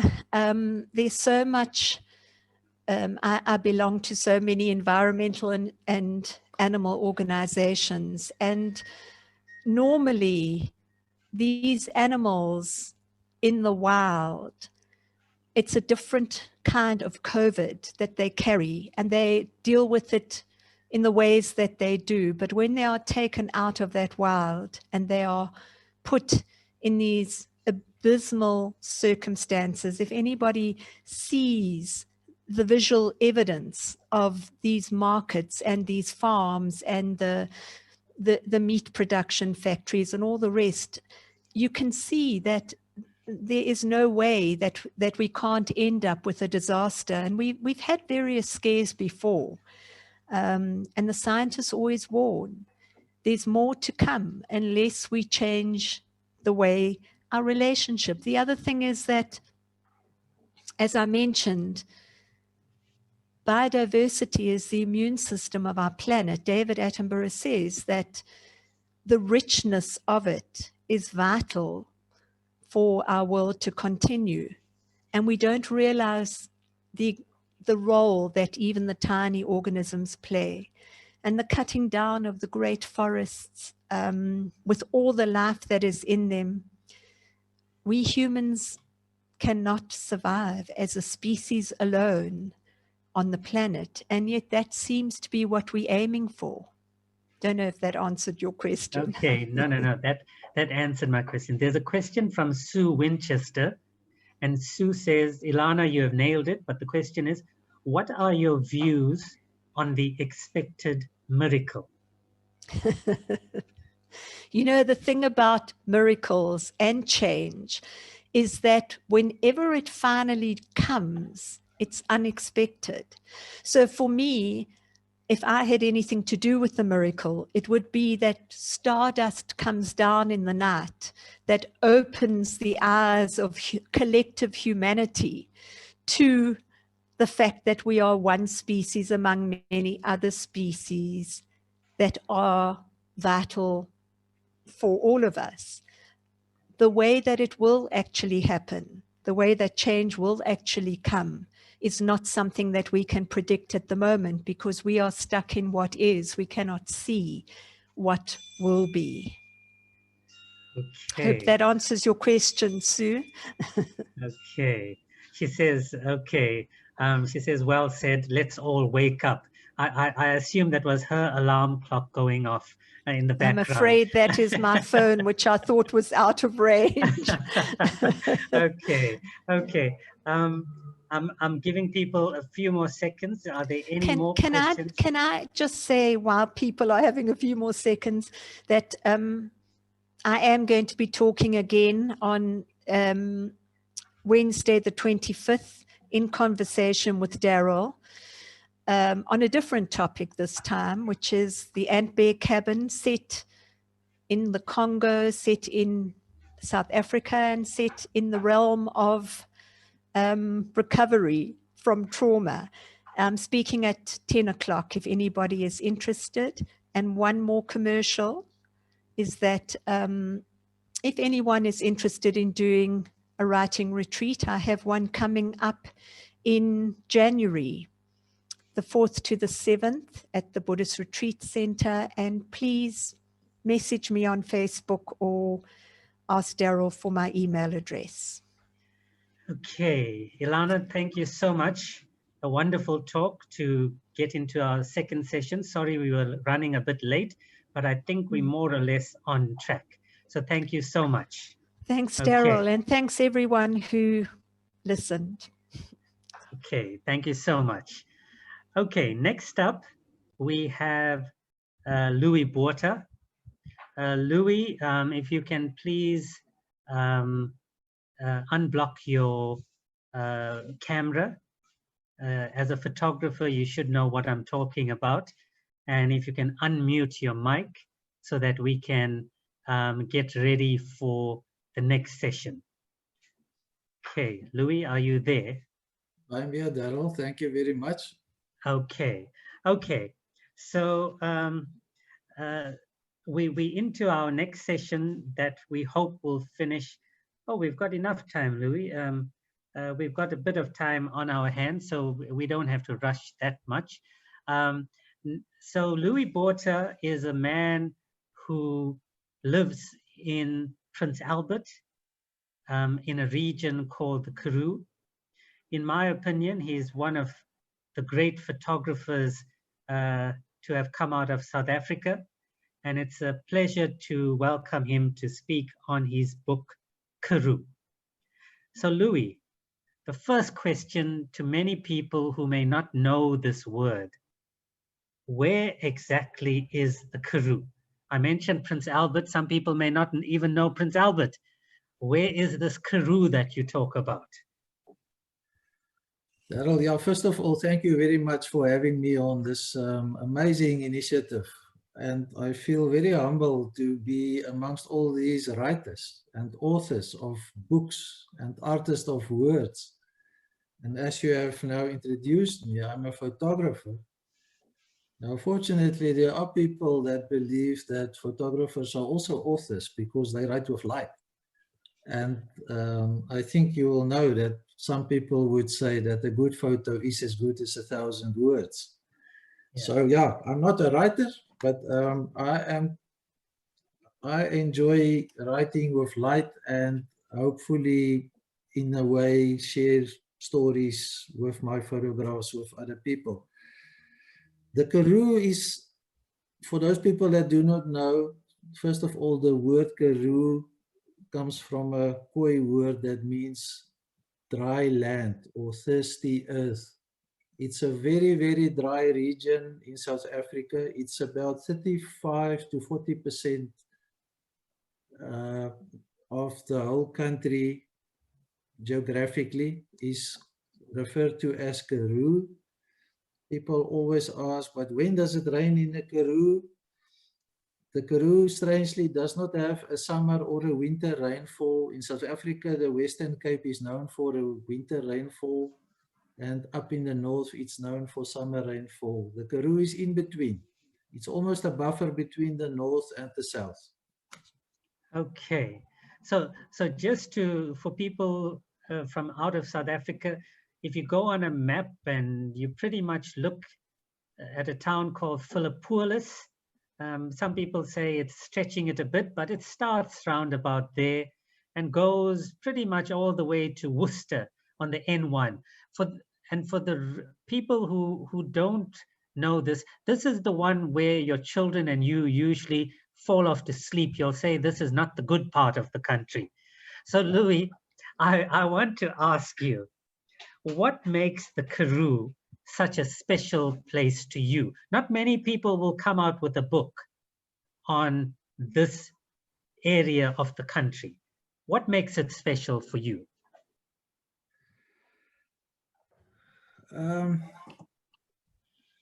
Daryl, yeah, that's not an easy question to answer. I mean, I was also, in the past, I also lived in the north, And I came to the Western Cape once a year in December over Christmas, when it's the hottest time of the year. And the only way, if you come down to the coast in the Western Cape by car, is you have to go through the Karoo. And if you leave the North, Gauteng or Pretoria or Johannesburg very early in the morning, by the time you reach Philippopolis or Colesberg, it's about 12 o'clock in the day, the hottest time of the day. Temperatures can rise to 38, 42, 46. And you try to get through the Karoo as quickly as possible to come to the other side and the cooler weather at the coast.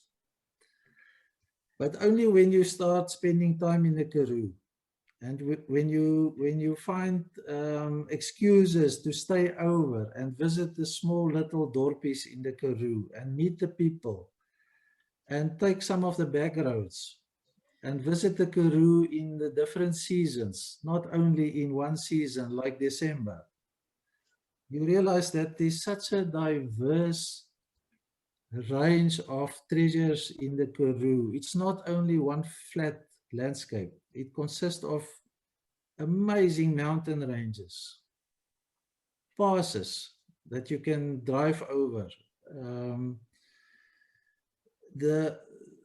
Some areas of the Karoo lie at only 400 meters above sea level. Others is 1,000 or 1,200 meters higher.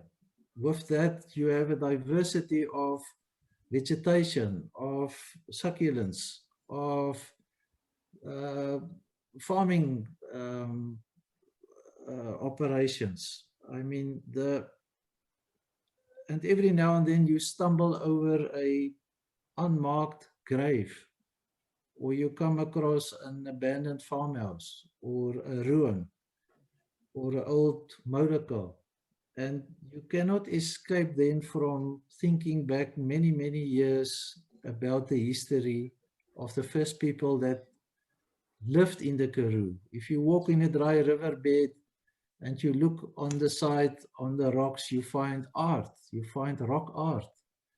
And then you think about the people that lived in the Karoo even before the settlers moved up north from the Cape into the Karoo. And you think about the history. And if you come across the Boer War graves, there's so much history. And to visit these small dorpies, and you look at the beautiful architecture, buildings 150, 200 years old. And you think about the people that built them, that lived there. And when you start meeting the people, and you find how friendly they are, how open they are, how the hospitality in the Karoo is just amazing. So yeah, hopefully that describes a little bit why I like the Karoo. But I think in essence, Daryl, once you become aware of the richness of what the Karoo offers, you actually start to panic because you realize you just do not have enough time to explore all of it. Yes, that is so true. You know, luckily I came there early, so I've got a bit more time than you. Okay, Louis, my next question is, your first book was entitled "Slow Down, Look Again," on the topic that you've just spoken about now, right? And that was about the people of the Karoo. The second one now is more about landscapes. So I want to ask you, is photographing landscapes very different from photographing people? What would you advise up and coming photographers? There are many people have asked me that question, and when I thought about it, and obviously photographers differ, like writers differ, and do things differently because they attach different meaning to things. So I cannot talk on behalf of all photographers. I can only speak on behalf of myself. I'm not one of those photographers that can actually be commissioned, that somebody says, please go and photograph this and that and that. I prefer to photograph things that matter to me. And only when I start feeling I'm attracted to something because it develops a curiosity in me, and I want to know more about it, and I want to get closer to it, and I want to develop a greater connection with it, then only then I start feeling the need to use my camera to capture it and make photographs of it. So in that sense, whether it's people or landscapes, my experience is that people or landscapes only open up to me and show me the best and what makes them special when they start to trust me. And they only start to trust me if they feel I'm really interested in them and I spent enough time with them. Because Okay. people like landscapes, have characters, and they present themselves every day in a different mood.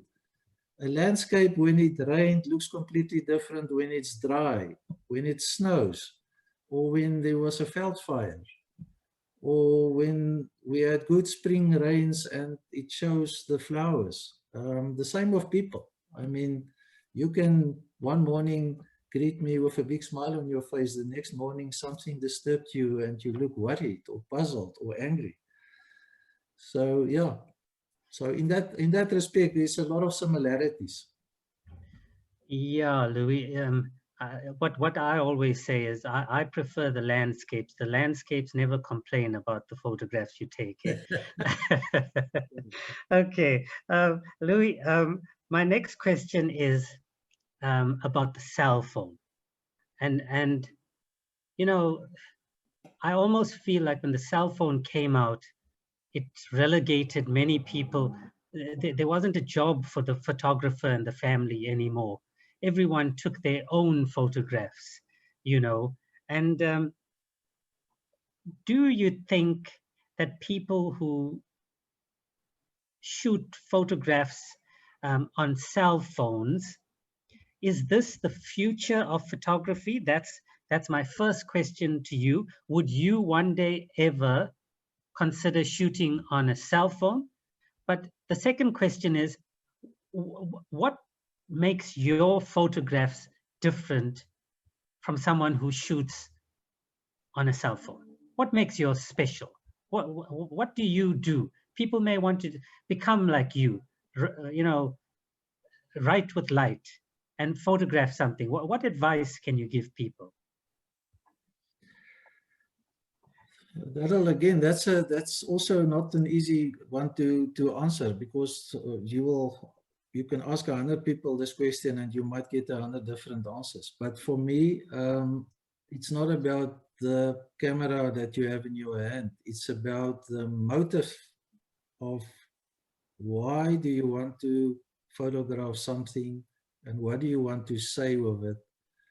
It's about the question, I mean, a good photograph is an expression of an impression. So only after something made an impression on me, and I mean, and if we agree that a photograph can be like writing with light, I mean, all these authors that you have on your program, they have done tremendous research before they have put pen to paper and started to write a story. And I view taking photographs the same. Only when I understand something of my subject, I feel comfortable to photograph. Otherwise, I might present something as something, and it's actually not presenting it as it's supposed to be presented. Okay. And it's not whether one uses a cell phone or a high-tech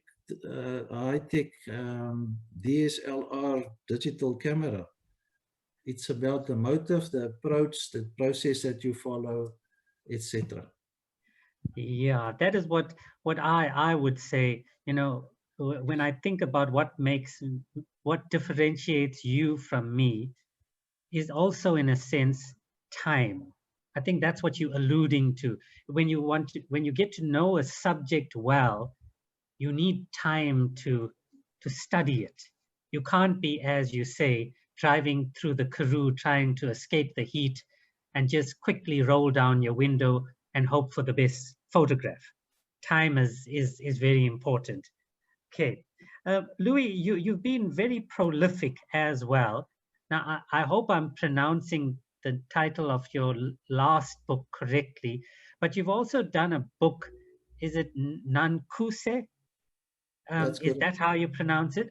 And it was a conservation project in Namibia. Can you tell us briefly a bit about that book, and is conservation something close to your heart? Conservation is definitely something close to my heart, and that's why I enjoyed the previous author's talk as well, because I can definitely subscribe to preserving this planet that we all live on and make a living on. But Nankuse is an organization in Namibia. They are spread right across Namibia from the south to the north, and they manage the conflict between carnivores and farmers. That is probably their main purpose, because Right. if somebody does not intervene with the conflict that exists between farmers and carnivores, farmers will just shoot all the lions, all the cheetahs, all the leopards, and nothing will be left over. And that is what they set themselves out to do. So they work with a very, very big team, and they've got numerous international sponsors that sponsor their projects and that help them to acquire more land that they can use for this kind of conservation. So that is a project that I did last year. The book came out in October 2019. Okay. Louis, I'm keeping an eye on, whenever you see me look away, I'm looking at the clock. So I know that you've got a video that you want to share with us. So I'm going to ask you a last question, and then we'll go into the video. I wanted to ask you, you seem to be on a kind of golden streak, if I can put it that way. You've done quite a few books in a short space of time. And usually when that happens, it's usually an indication that you might have something up your sleeve yet again. Are you working on any new book? Yes, Daryl. Unfortunately, I was very frustrated in the first part of this lockdown with COVID-19, because that meant, like everybody else, although I lived in the Karoo, I was not allowed to leave my house, and I couldn't travel. But fortunately now that is permitted again, and yeah, I'm working on another. It will be another Karoo book, concentrating on. I mean, I'll give you a few key words: roads, back roads, klein dorpies, small dorps, people living in those dorps, stories of those people, and yeah. So Okay. the Well, that's Karoo's got about 39 small dorpies, but I will not cover all of them. right. But probably the least known of them. Okay. Well, I'll have you know that Richmond, until now, was most probably one of the least known towns in the Karoo. So I hope that you will cover Richmond in your book, and otherwise we're not inviting you to the next Madibaland festival. Okay, Louis. Anyway, let me stop joking and show us some of your beautiful photographs. We look forward to seeing. I heard that you have put together a slideshow for us, just so that we can see what this Karoo looks like. Thank you, Daryl. Can I just ask the viewers to just use the sound on your computer? Some of my slides have sound on them as well. Not all of them, but there is sound. So just please set the sound button on your computer for your ear. And Daryl, if it's okay, then after the slideshow, I will not return. It's in the end of my session. Thank you very much, and I hope it works.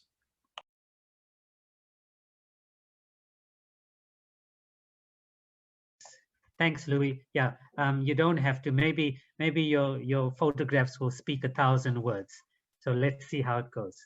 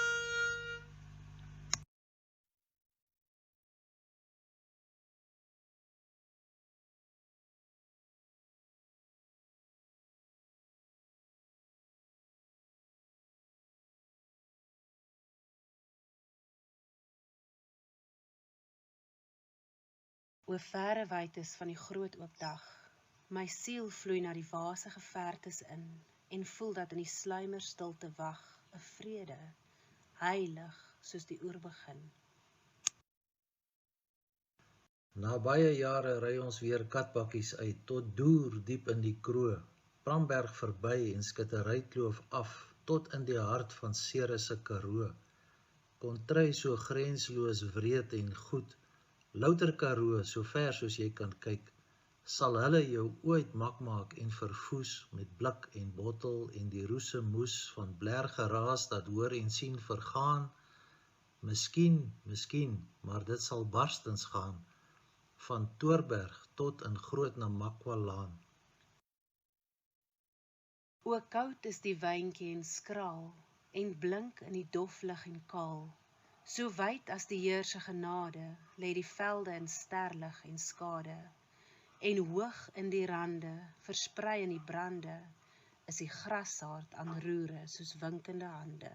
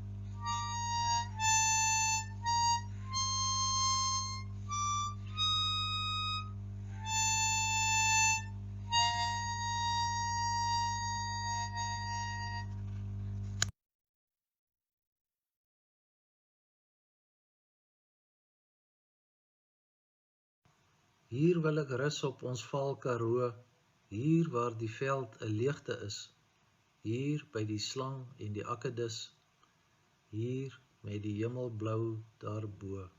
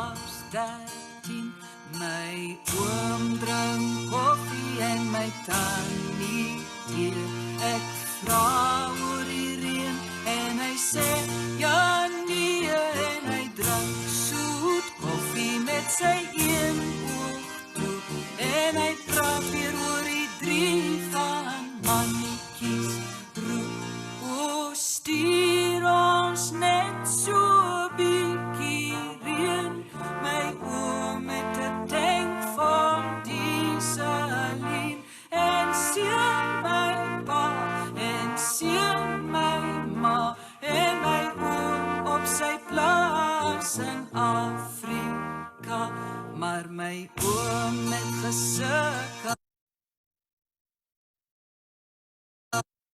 op die plaas.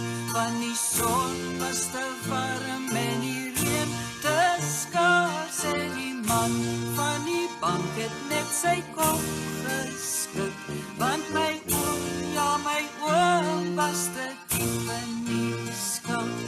My oom se motor is 'n ou masjien, hy maak dit vol met dieselien, en hy ry na die lande in die onthou, die lande van in sy oë groot. O, stuur ons net so 'n bietjie reën, my oom het 'n tank vol dieselien, en seën my pa, en seën my ma, en my oom op sy plaas in Afrika. En as jy in die oggend in die lande stap, hoor jy nog sy motor met sy klap, klap, klap, maar my oom, ja my oom se oor is nou albei toe, in sy brief stuur hy groete aan Madibaland toe. O, stuur ons net so 'n bietjie reën, my oom met 'n tank vol dieselien, en seën my pa, en seën my ma, en my oom op sy plaas in Afrika.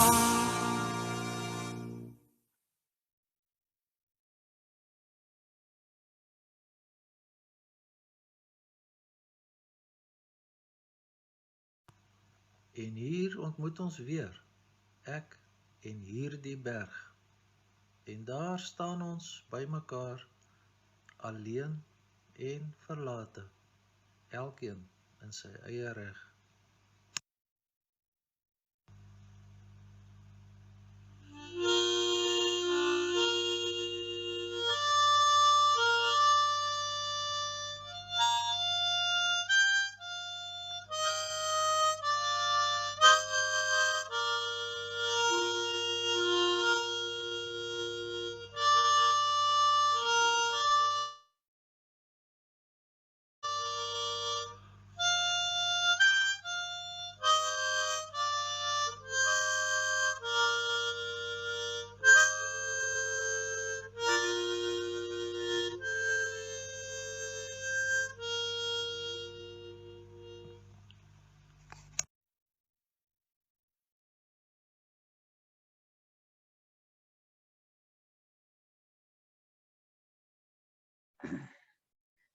Okay, to Louis, if we were in a live audience, I'm sure people would be giving you a thunderous round of applause.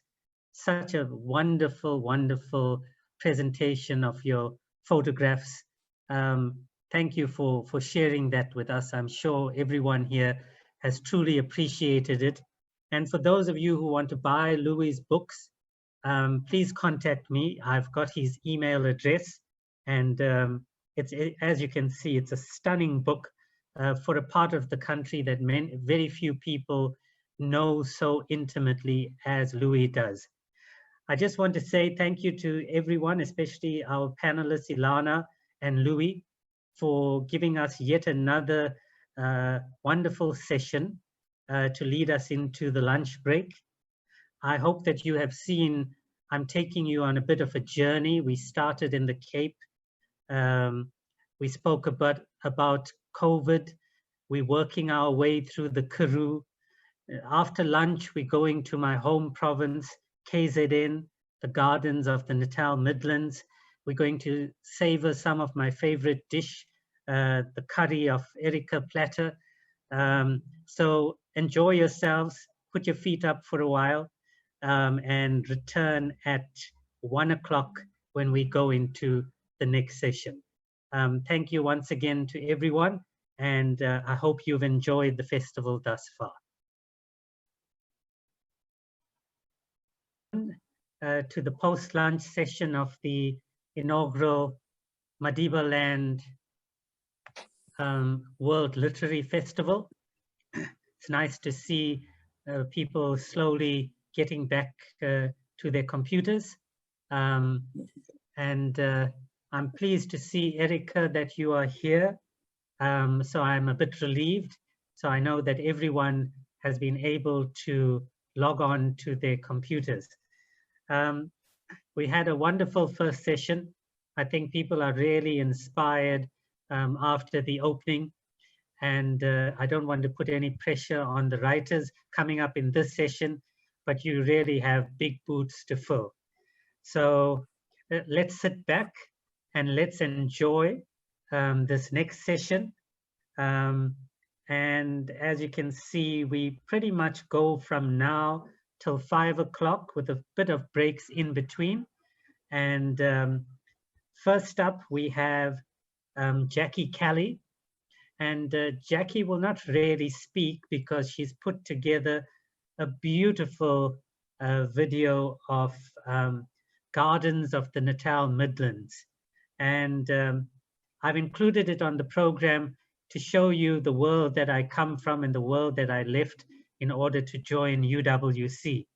So let's take a trip down memory lane and enjoy the following half an hour in the company of Jackie Kelly, who we will meet again later in the program, who produces the most fantastic books. And we will talk later about her books, but for now, we will listen to this video and watch this video. Graham, over to you.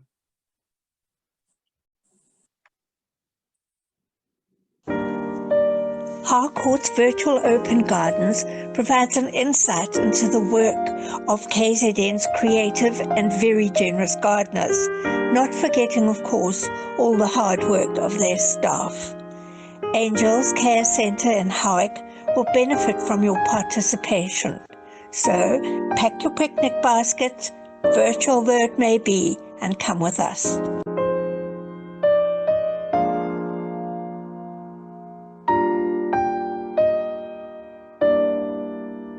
You know when you're on the heart of the Midlands, round green hills, pasture lands, beautiful valleys and trees which combine in perfect harmony and are punctuated by large herds of cattle.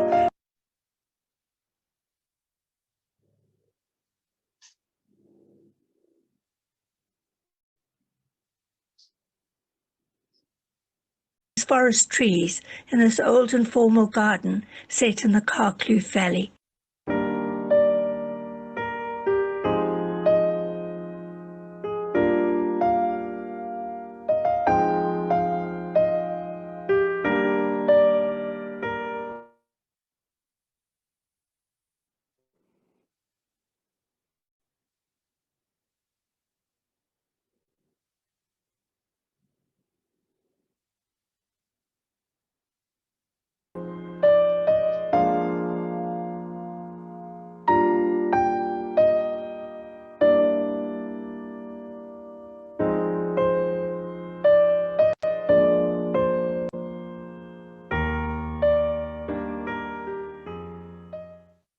Now lovingly maintained by his descendants, John Geekie laid out and planted this garden some 140 years ago.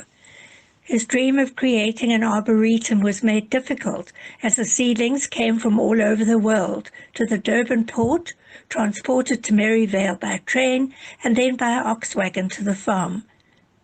Today, hydrangeas, magnolias, rhododendrons and camellias enhance the magnificent trees in this park-like garden where birdsong completes the picture.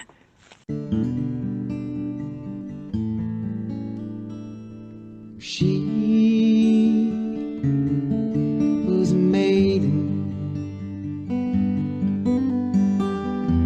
and he a lord a minstrel. He sang,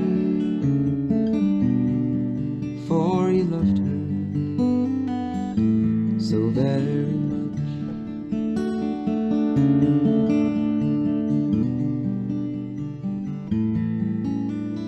He was a nightingale, and she was a raven. He loved her anyway, for his love was blind.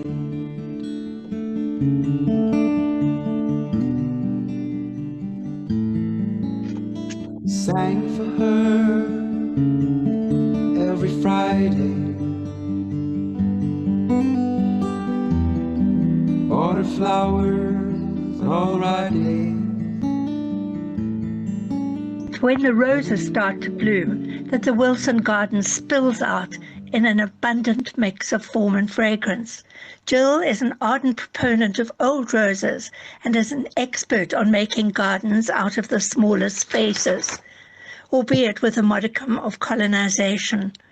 Her town garden in Maritzburg was delightfully underplanted, as is her latest one in Amberfield, Howick, which greets spring with a shout of beauty.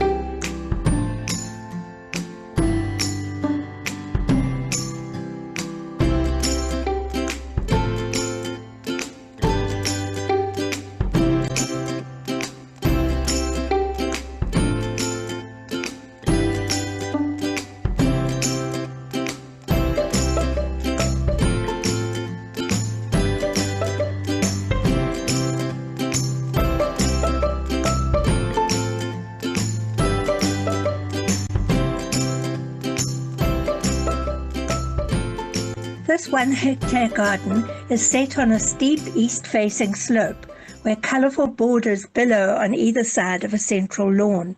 Roses, both of the climbing and bush varieties, abound, while interesting perennials flourish, many of them grown by the owner Isabel Johnson from seed.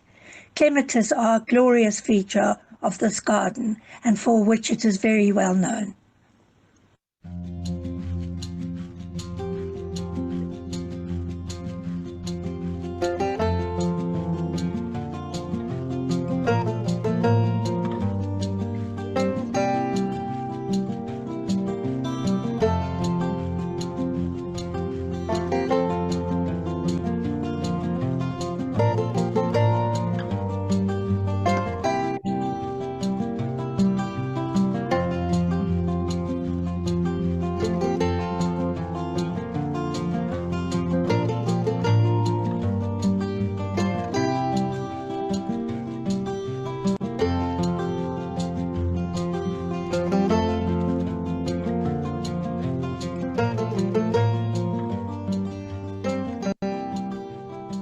A work-in-progress garden, but one which is inspirational in use of water, formality and terracing. Here one can find Italian influences gently melded with English planting. It includes an outstanding selection of wrought iron and cast iron gates and railings sourced from all over Maritzburg.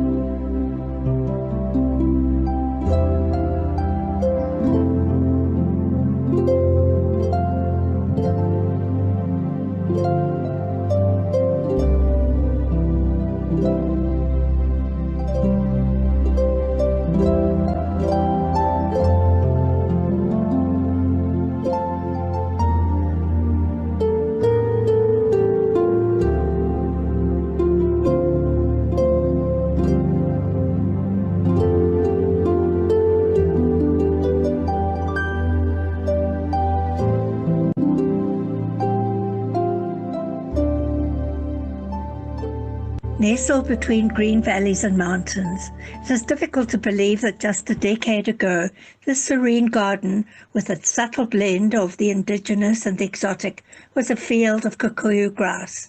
Its focal point is a large ornamental dam where birds and ducks have made a sanctuary for themselves.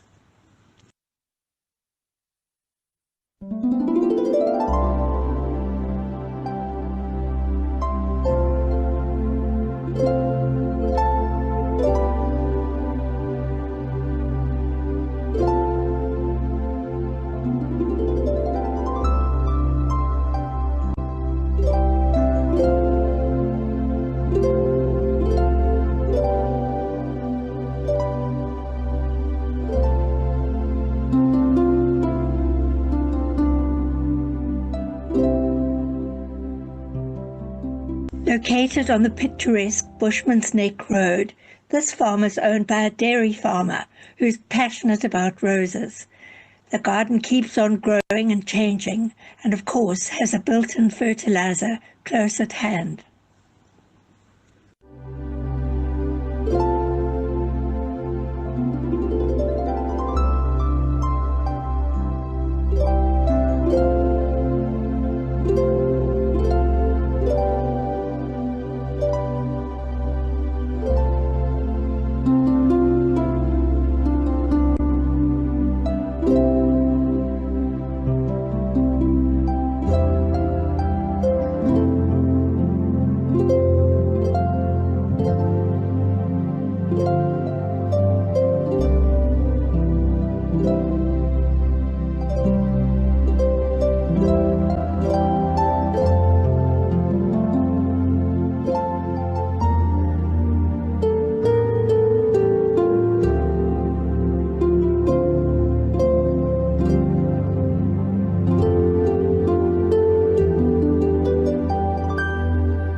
Transformed space, from tiny bungalow with no garden to an outstanding landscaped space entered by a dual stairway on either side of a Baroque-style fountain. Now nearing maturity, as evidenced by the profusion of well-established roses, shrubs, and old-fashioned perennials, it has many entrancing features, such as the Chinese pavilion, my favorite, and a white garden, a feast of flowers lining a domed gazebo.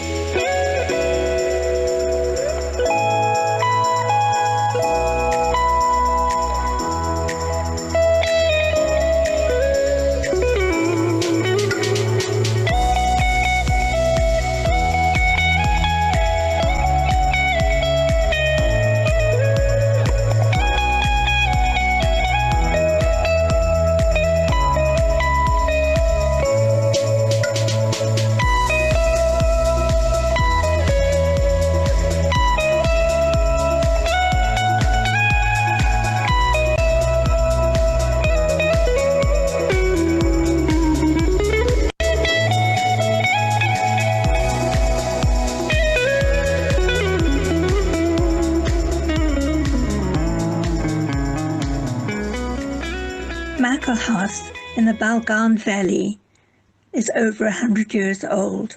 The gardens have developed over generations of ideas and fashions and complement the historical red brick buildings, which include the formality and structure of the Herbert Baker Chapel.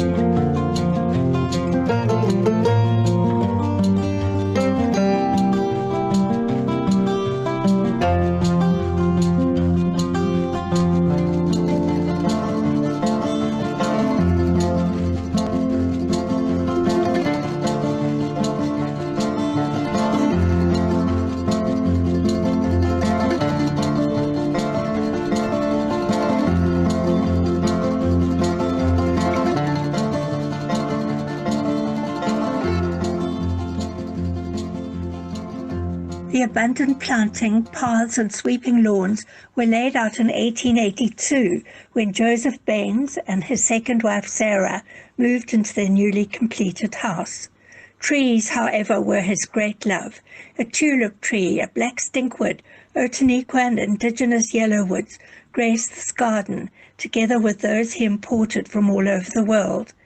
Enter through an avenue of London plains and prepared to be enchanted.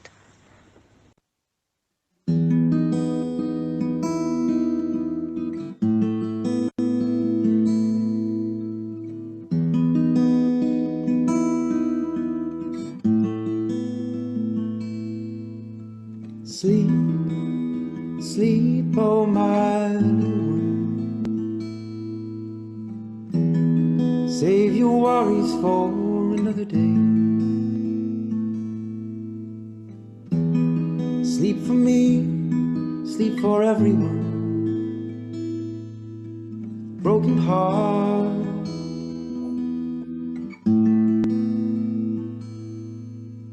Sing, sing, oh my pretty one.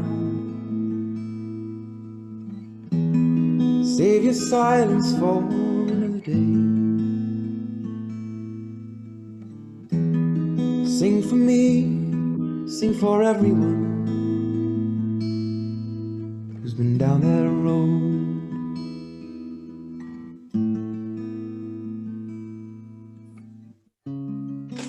This little gem of an English garden is set within the Garlington village in Hilton.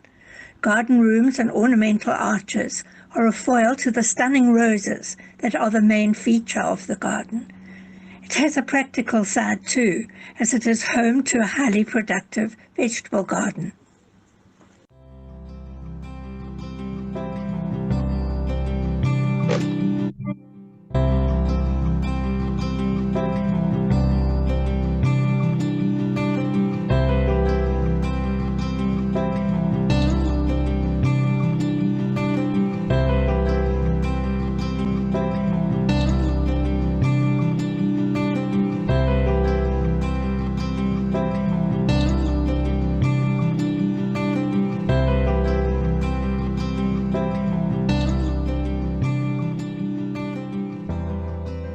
The integrated design of this garden has produced an area that expresses the joy of nature, both inside and outside the home. It is a clever mix of formality, informality, surprise, and wide variations in plant material.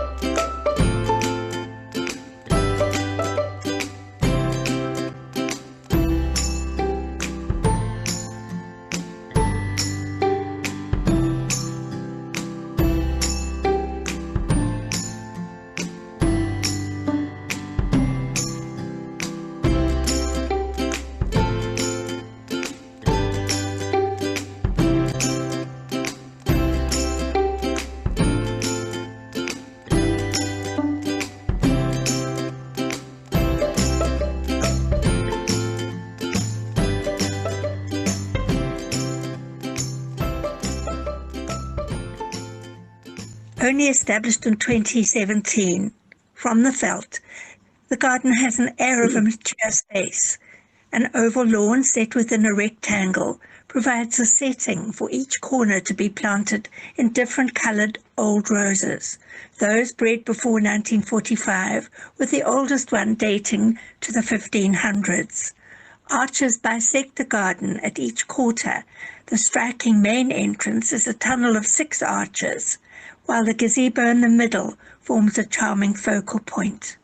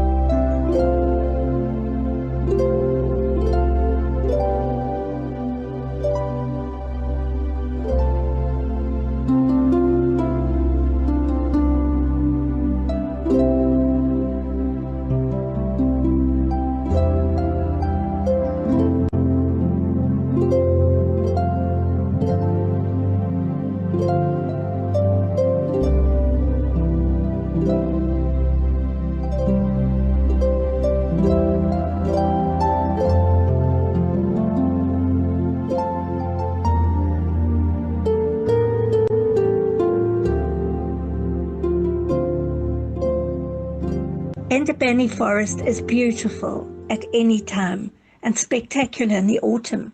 It is a traditional English park garden, 24 hectares in size, well established and filled with abundant plants and trees, especially azaleas, dogwoods, magnolias, and Japanese maples, to name but a few. There's a water lily-filled lake with sublime reflections from the surrounding hills.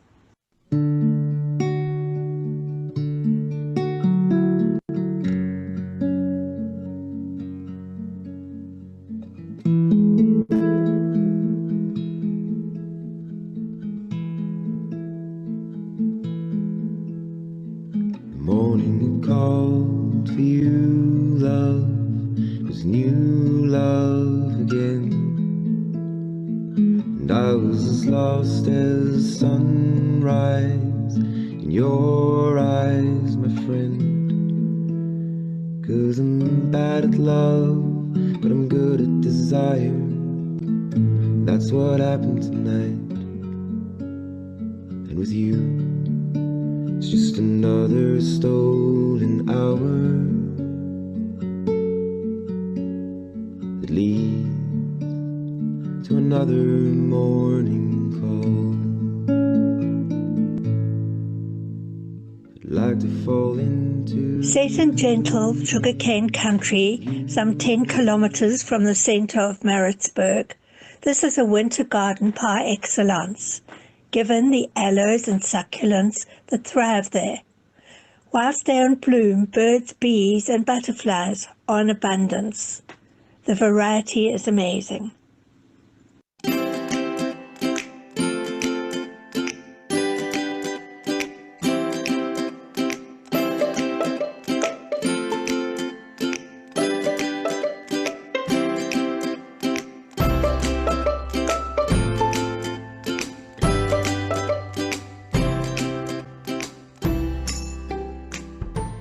This predominantly succulent garden is located on a hill with beautiful views overlooking the Midmar Dam.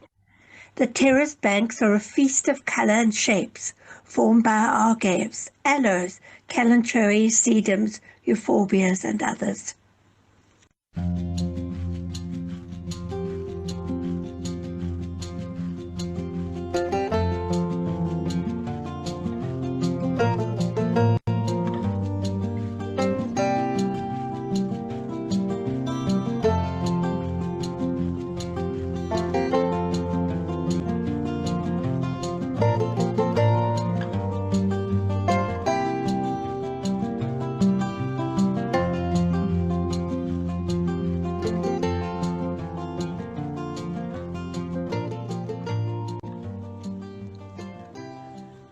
The garden at Marchmont is noted for its spectacular collection of trees, mainly planted in the 1900s.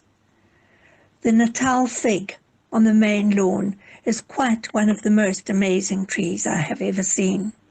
The garden is park-like, filled with succulents and aloes, which provide an amazing colour palette. Sometimes it looks as though it's on fire.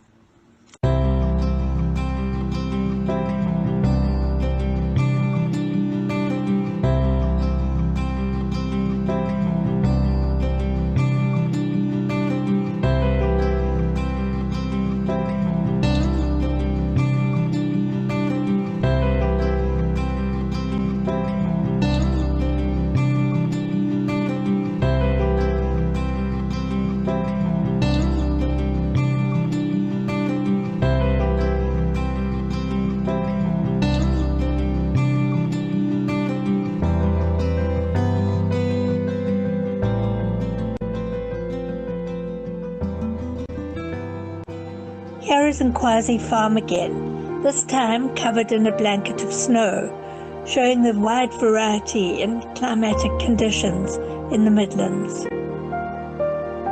We now have snowy watermead, This lovely old farm is set in the Underberg district and brought to fruition from scratch. The rambling garden now is a haven for old roses that scramble up trees wherever they can to show off their beauty. Winter has a charm of its own when the snow mantles the trees, plants and rustic structures.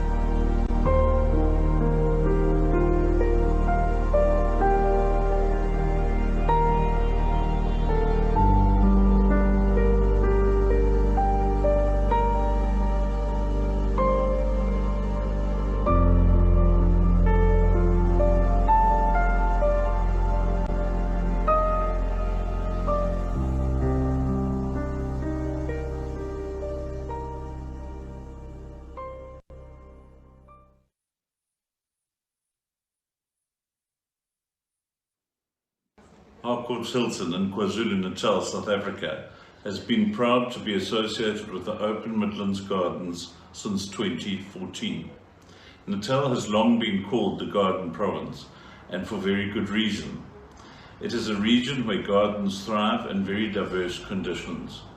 Some look up to the Drakensberg Mountains, while a little lower down is the gardener's paradise in the Natal Midlands, with its acid soil and high rainfall. It is here that the Harcourt's Open Midlands Gardens are mainly located, although some flourish in the warmer conditions lower down around Pietermaritzburg, and before the terrain changes to the subtropical coastal area near Durban. The Harcourt's Open Gardens carry on a long tradition of sharing gardens with the public for new ideas, exposure to interesting designs and plant combinations, how to develop the current trend in smaller gardens, or simply just a lovely day out wandering through beautiful spaces that range from park-like estates where trees pay homage to the forethought of our ancestors to the tiniest gardens in the retirement complexes. But there's another side to the project, as all the proceeds are given to charity, and many a disadvantaged person has benefited from the public's generosity.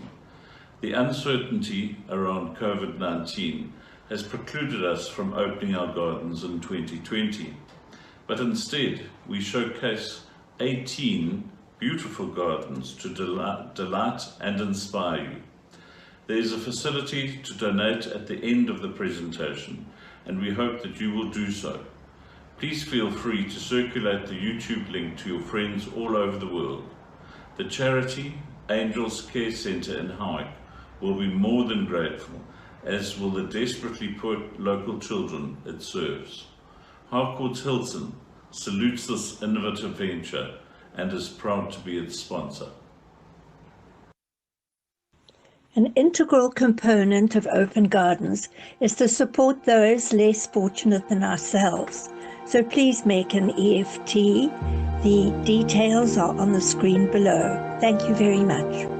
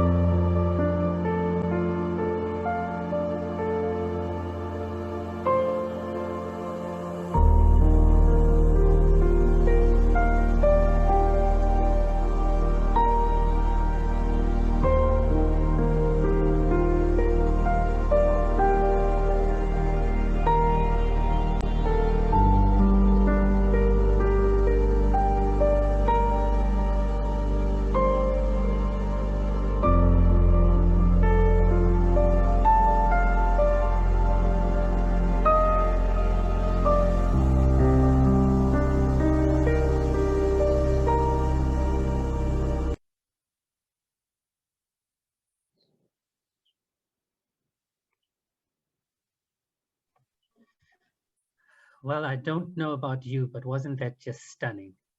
Absolutely beautiful part of the world.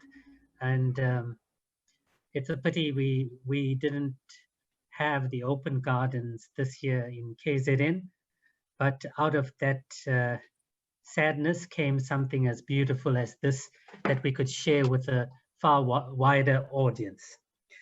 So Jackie, thank you so much for making that available to the Madibaland World Literary Festival. We really appreciate it. Okay, next up we have Erica Platter. Erica, are you there? If you can just... I am. Can you hear me? We can hear you, but we can't see you. Can you... Okay, tell me what to do. Tell me what to do. If you go to the bottom...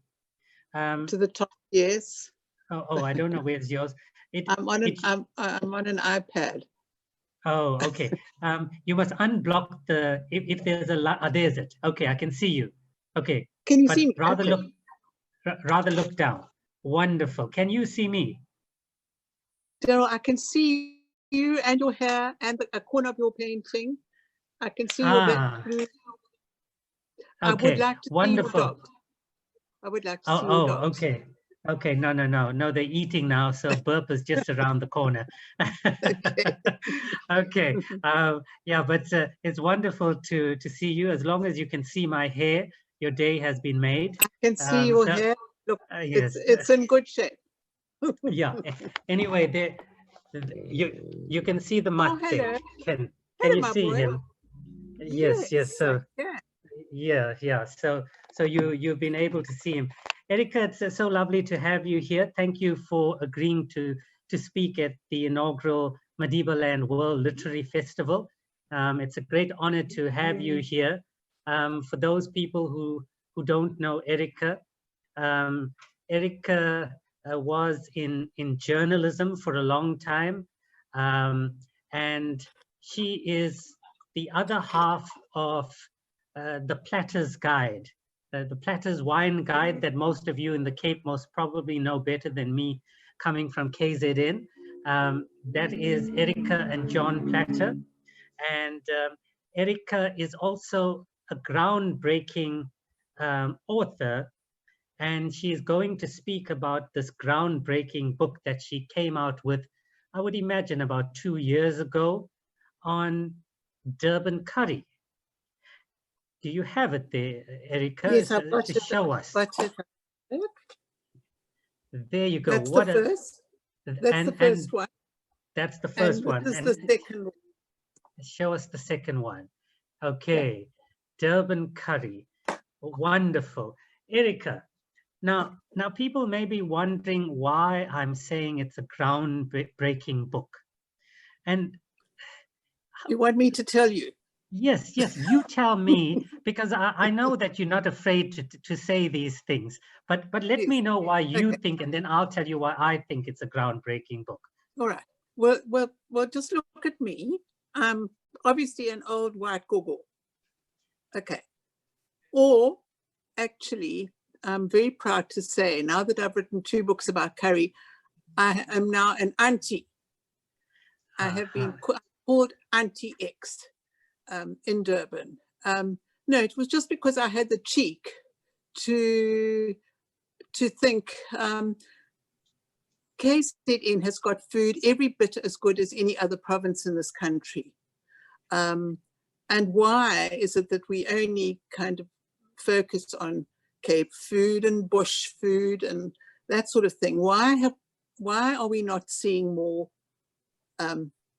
KZN food? Because we have got our own fabulous authentic cuisine, and what's more, we have a dish. We are the only place in South Africa that has a dish named after our biggest city. I mean, Durban curry. There's no Joburg curry. There's no Cape Town stew. There's no PE anything, but there's Durban curry. Okay, and I said to my publishing partner, Clinton Friedman, who's a photographer and designer, I said, our next book, we've got to do a book on Durban curry. He said, we can't, we whiteys. I said, don't be stupid. I'm a journalist, you're a photographer. We tell stories. You tell them in with your camera. I tell them in words. I can interview people. Of course, we're not going to pretend that we're cooking these things ourselves. I'm actually not a good cook, Daryl.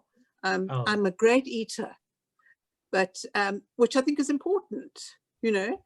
I have made you something though. Oh, Can look you at see? that. Look at I've that, made you a please. beans bunny. A beans bunny. Oh, wonderful. Wonderful.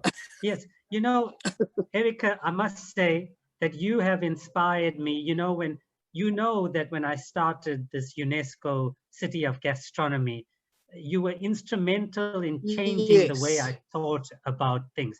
And I'm glad that you showed that beans bunny there, Really? because I want the whole of Hermanus to see that even white people can make bunny chows. They're a bit scared, and I must tell you that we are planning and we're hoping to have you on board, because you didn't tell people what your following book was after Durban Curry. Maybe now that you've done it, tell people what this other book was. Do you not want to? My other book? No, two Durban curries, and then look, we were about to start a new book on Chenin. Right. Chenin Blanc. Right. Okay. Do you think that I've got another book that I haven't told you about? Yes, didn't you do a book on the Durban bunny chow? No. No, Oh. I did not. No. Oh. No. Oh. Okay, well, I'll It's beat in you the to book. that one. It's in both books. And CNN did a little one of those CNN highlights, half-an-hour highlights film on bunny chow, which right. I was in, which was based on our book, but I haven't actually done a book on it. Look, because a bunny, a bunny is basically a curry in a piece of bread, in a hunk of bread. So I don't think that. Do you think I must do a book on it, Daryl? No, rather leave that to me. It's fine. Okay. But Erica, I just want to ask you. So you had this idea, right? And you said you were going to do it. Yes. And yes.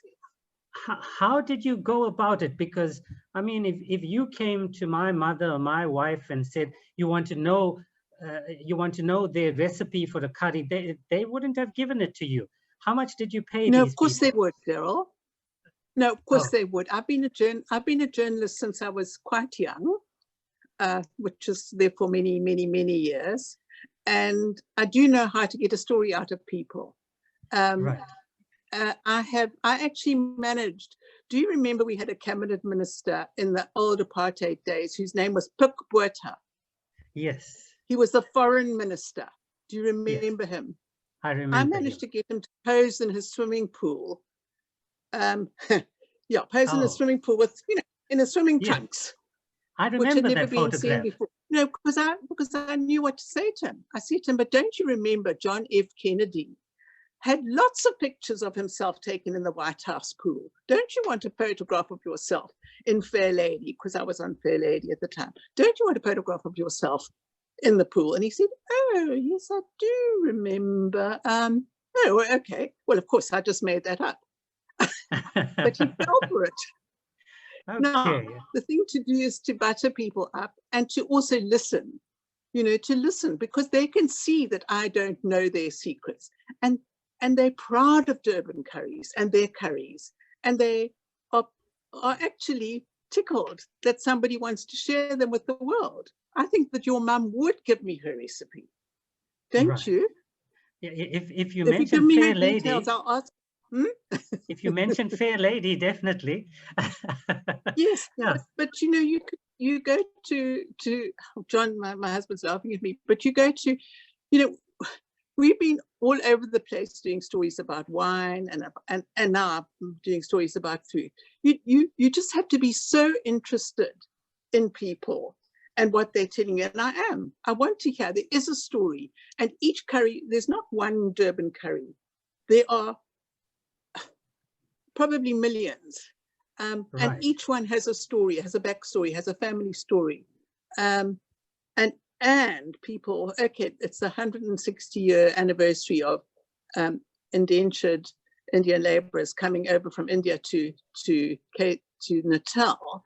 But the recipes they brought are bear no resemblance today to what is being cooked today. I mean, there is a new style of curry evolved in Durban and in the cane fields, taking into account the new ingredients and so on. And it's redder and hotter. It's red and it's hot. Can you see? Yes. It's redder and Yeah. hotter. Right.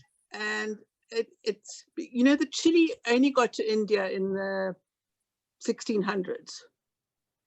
Okay. As did the tomato. So Okay. historically, Indian curries actually contain no tomato and no chili. The old, very historic ones, the kind of Right.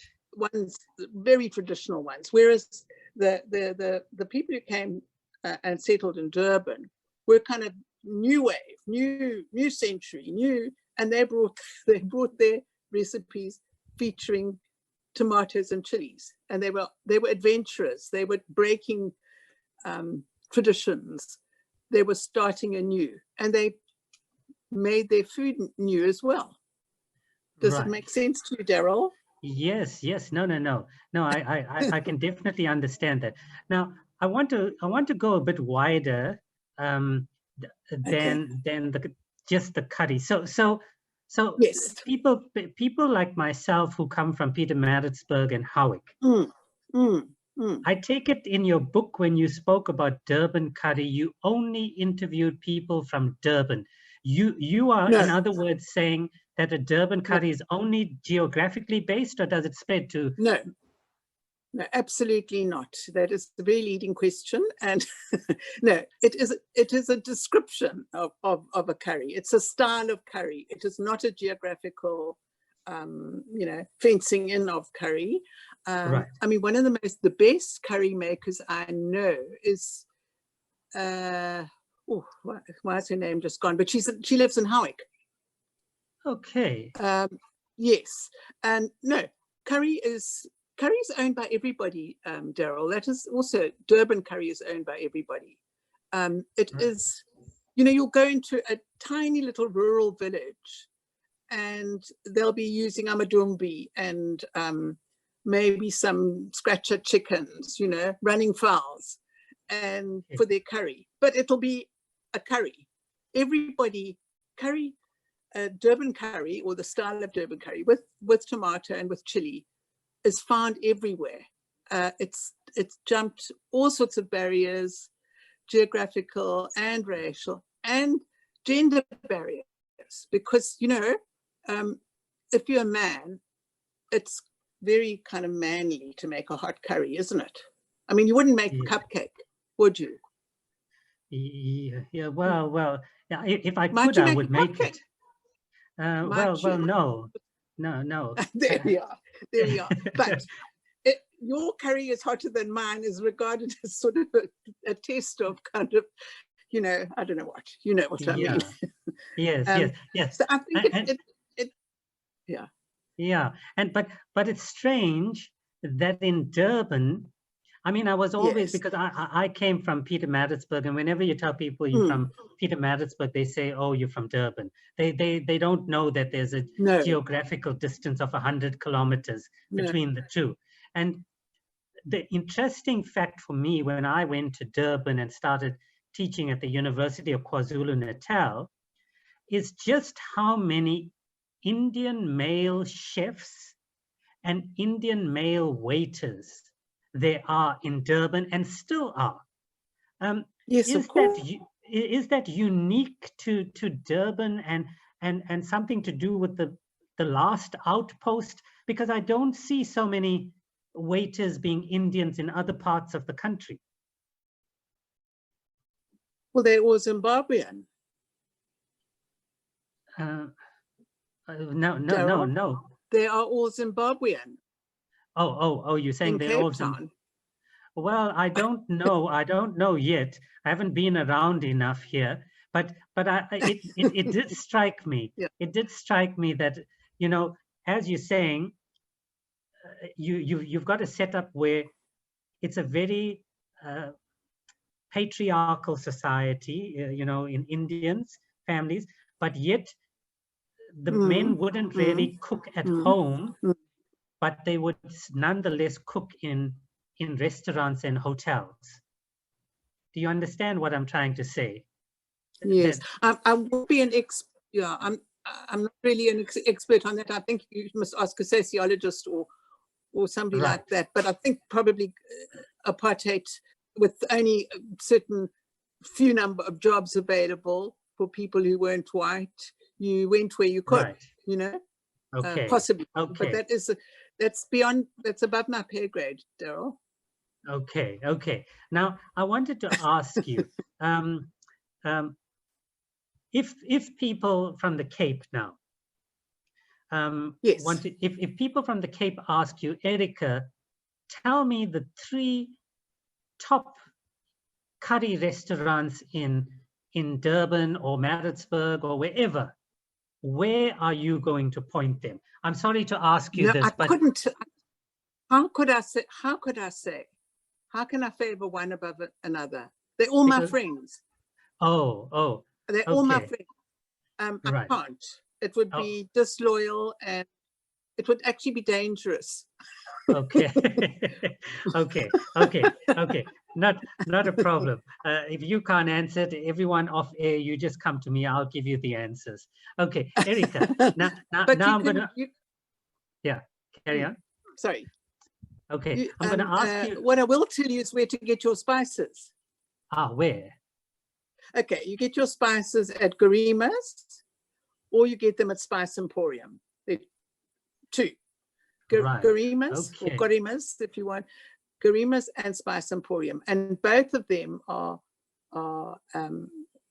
the people who run them and own them are friends, and they are. Both of them have recipes in our books, and you can't beat those spices for freshness and so on. You know, they're the best. They really are. Okay. Now I'm going to ask you. We're getting to the end, but I'm going to ask you another difficult question. Yes. What are your views? You know, when they have these food judging competitions, right? And then they'll say something like, the food in the Indian restaurant was magnificent, but they had no wine offering in their restaurant. What is your take on that? I'm not going to lead you in any way. I want to know, what is your take on that? Sorry, what are you saying, that Indian restaurants should have wine? Or sorry, I don't get your question, Daryl.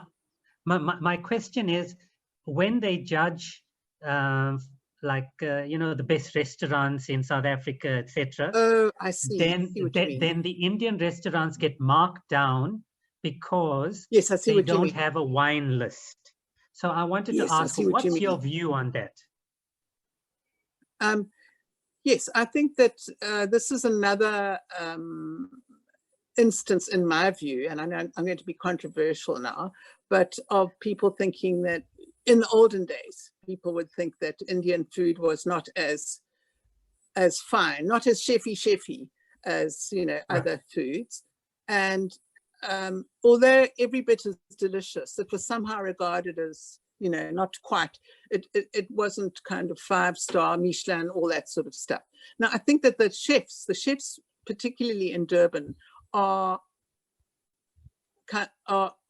now working with curry and elevating it in you know, all sorts of ways, and it's becoming absolutely 5-star.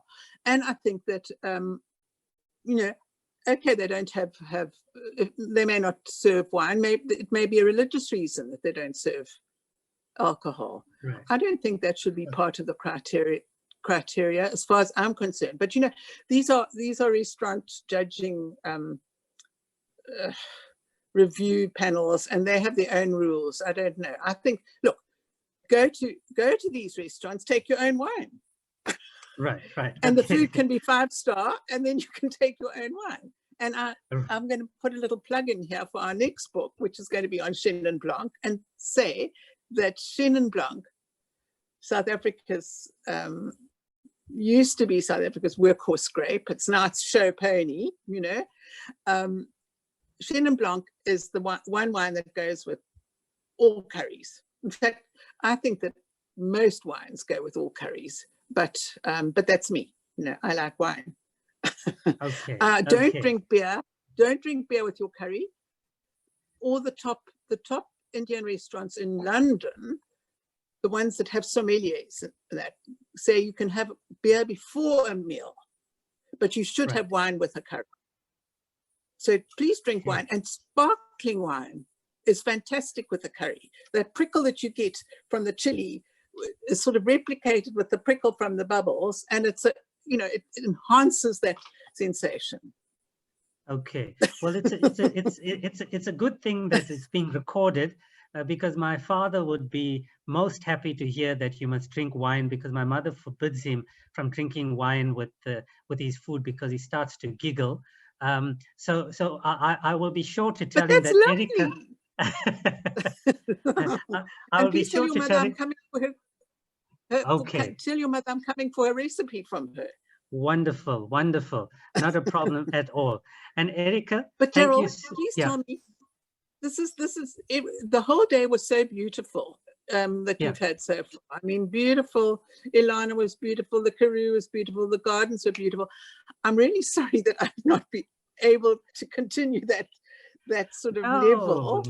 No. I hope it was fun. I mean, it's absolutely fantastic. You know, we wanted something to show the diversity of the country, and if it took a white woman to write a book on curry, so be it. That is what we want to show people at this festival.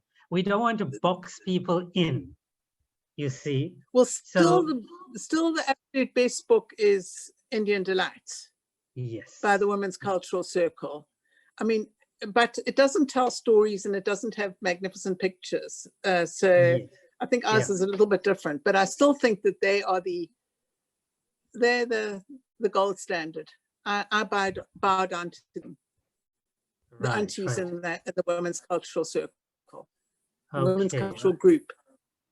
Okay. Well, Erica, thank you so there much. We are. See, I'm saying it's a staple in our homes. I absolutely bow down to them. Okay. And I just wanted to say, if people want the books, especially, you know, in the Cape, in Johannesburg, are they in bookshops like Exclusive Books, etc., or must people only get it from you? How does it work? No. It's in all the bookshops, even in the Cape. Right. Okay. And Erica, one last question. Sorry, I almost forgot this. Didn't you win some major prize for yes, this we book? did. Yes, I mean, we won prizes for both books. The first Durban Curry, which was Durban Curry, so much of flavor, which is how you describe our sort of cooking. That was runner up to the best in the World Gourmand Cookbook Awards, which is the kind of Oscars of cookbooks, and it was the first princess. Okay. Our second book, which is Up to Date, Durban Curry Up to Date, which references the type of potato that you must use for a curry. It's the trade name of the potato. That actually was runner-up for the Peace Prize section in their same awards. It was they regarded it as having sort of crossed barriers and broken down barriers and I don't know, promoted peace. Well, I don't know. A good curry, do you think it promotes peace? Oh yes, most definitely. You know, I mean, when the organizer of the Madibaland World Literary Festival eats curry, I mean, who are we to argue? So, Erica, no, thank you so much. And you know, I'm hoping after your Chenin Blanc book that you will not be putting the pen down, that you will not be retiring. I see a thatched roof there, which means you most probably are in Mpumalanga. You must get back. We are in the bush, yeah. You are in the bush. We were caught by lockdown in the bush and we're still here. Okay. Okay. Well, Yeah. hopefully we'll see each other in Durban pretty soon. And Or in thank the you Cape. for the, or in the When we Cape. come or and in do the Chenin Blanc, we'll see you, Daryl. Yes, yes, yes. Just try not to ask me too many questions, eh? About the wines. Yeah. Okay. Erika, thank you. Thank you so much for a lovely chat. And as always, it's been a pleasure talking to you. Greetings to John. I'm sure he's got a glass of wine in his hand there. So have a No, wonderful. he hasn't. Oh, he doesn't. He's trying Okay. to fix the ice machine. Oh, I see. Okay. But thank you so much for a lovely chat. And we look forward to seeing you sometime soon in the Cape then. Yes, thank you, and good luck for the rest of this festival, which I think is a most brilliant idea. And well, bravo, Daryl, bravo. Okay, thank you so much then, Erika. Right, see you then. Okay, bye-bye. Bye. Bye, Erika. Beautifully said. And Daryl, you should tell Erika that and send her the comments in the chat, which have been saying just how wonderful your input has been, Erika, and we appreciate. Oh, that's very kind. You've been appreciated, and Daryl will send you a copy of the messages. Is that you, Graham? No, that's Umesh. Oh. Yeah. Okay, that's so kind. That's so kind. Okay, yeah. Thank you very much. Okay. Oh, and one last thing, I just wanted to show you what we have right here. Oh, you've got that. That's still our best book. It's still our biggest adventure. Thank you for showing that. Right. Okay. That is our biggest adventure, and we're hoping that the Chenin Blanc one will be a bit like that, although obviously not, but it will. I think we'll have it by the case. By the case. Thank you. Yeah, but it will go. We will be going from France to South Africa. Okay, that's great. Thank you very much. Thank you. Okay. Bye. Thank you, everyone. How do I stop? How do I get off here? Okay, and Graham, if I can just say, if you can press play on your side, and all thanks to Graham Julies, who is keeping everything looking so professional. So thank you so much to Graham in the background. And let's play some music before our next session. Thank you so much.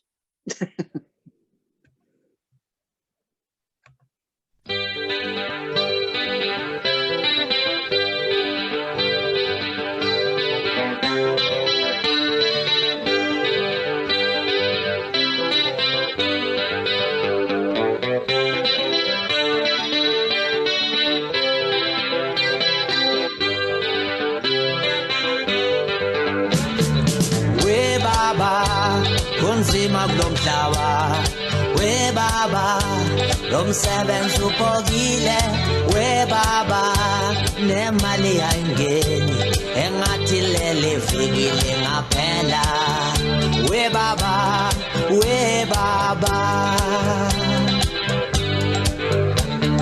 we baba kunzima kulomhlaba we baba lomsebenzi upokile we baba nemali ayingeni engathi lele fikile ngaphela we baba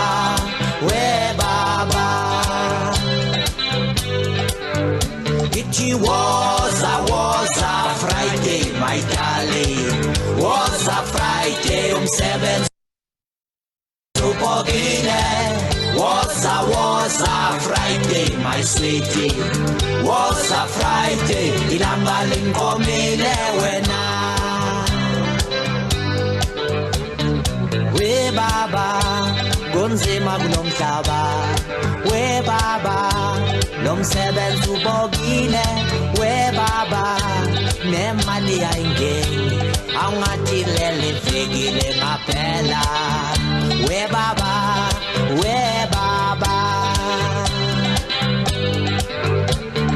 we baba kunzima kulomhlaba we baba lomsebenzi ubokile we baba nemali ayingeni sengathi lele fikile ngaphela we baba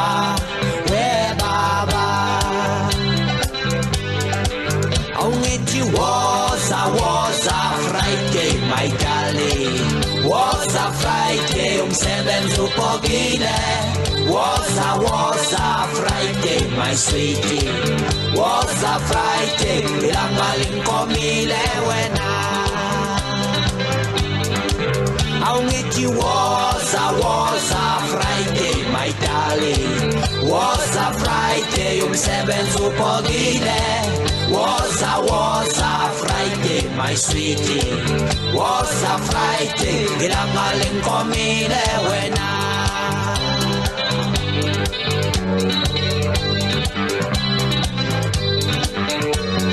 Goodbye, I'm going now. I'm going. Goodbye, I'm going now. I'm going. Goodbye, I'm going now. I'm going. Goodbye, I'm going now.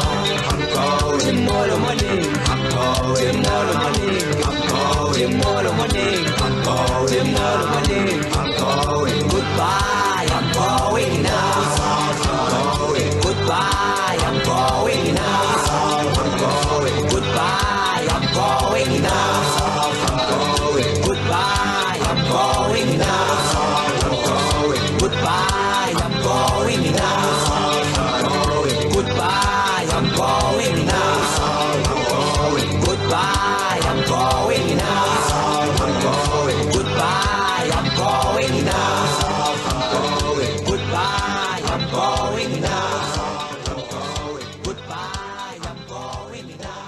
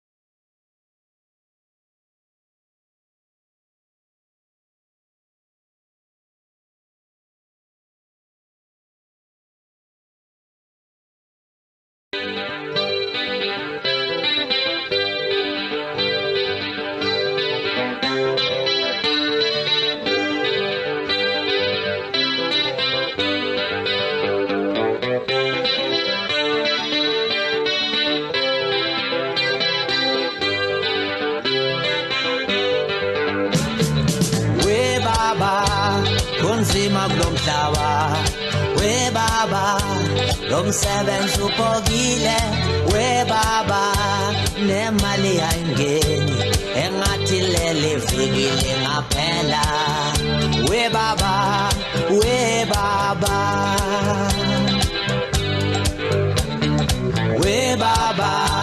kunzima kulomhlaba we baba lomsebenzi upokile we baba nemali ayingeni engathi lele fikile ngaphela we baba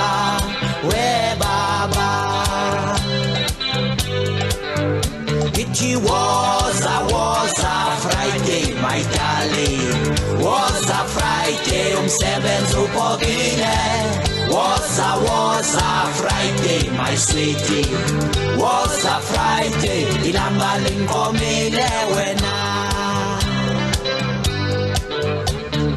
we baba kunzima kulomhlaba we baba lomsebenzi upokile we baba nemali ayingeni angathi lele fikile ngaphela we baba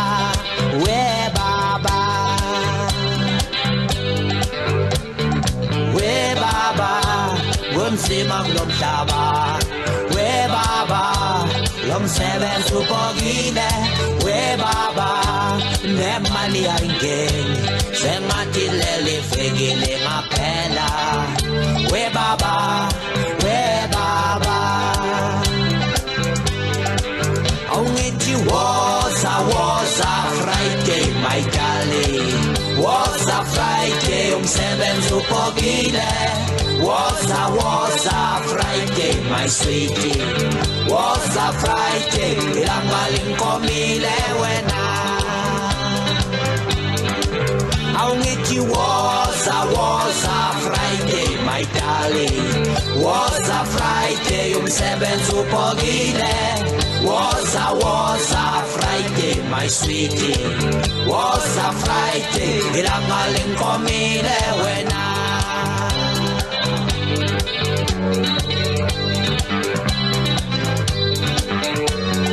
Goodbye, I'm going now. I'm going. Goodbye, I'm going now. I'm going. Goodbye, I'm going now. I'm going. Goodbye, I'm going now. I'm going. Tomorrow morning, I'm going. Tomorrow morning, I'm going. Tomorrow morning, I'm going. Tomorrow morning, I'm going. Goodbye, I'm going now. I'm going. Goodbye, I'm going now. I'm going. Goodbye, I'm going now. I'm going. Goodbye, I'm going now. I'm going. Goodbye, I'm going now. I'm going. Goodbye, I'm going now. I'm going. Goodbye, I'm going now. I'm going. Goodbye, I'm going now. I'm going. Goodbye, I'm going now. I'm going. Goodbye, I'm going now.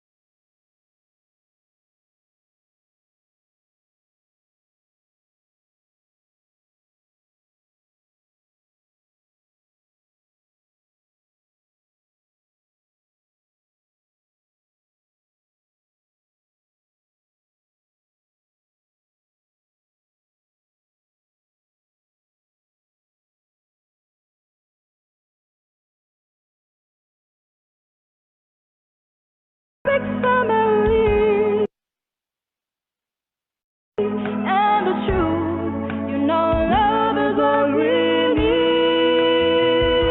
We are the world, we are the children, we are the ones to make a brighter day.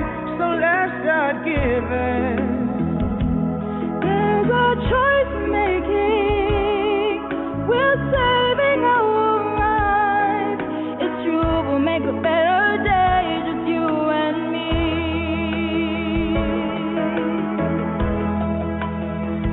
Oh, send them your heart, so they know that someone cares, and their life will be stronger and free. Oh, as God has shown us by turning turning stones to bread, and so we must lend a helping hand. We are the world. We are the children. We are the ones to make a brighter day. So let's start giving. There's a choice making. We're saving our lives. It's true, we'll make a better day, just you and me. When you're down and out, there seems no hope at all.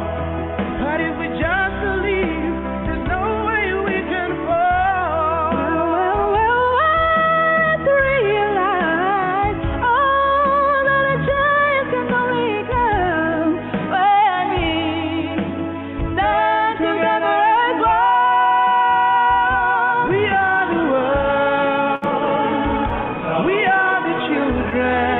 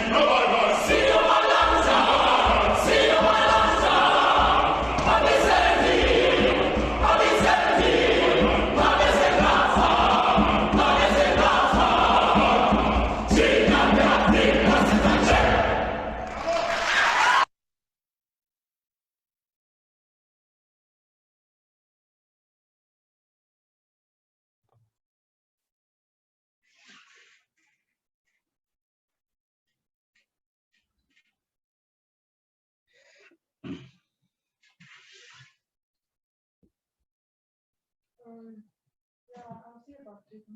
I just realized I can use it.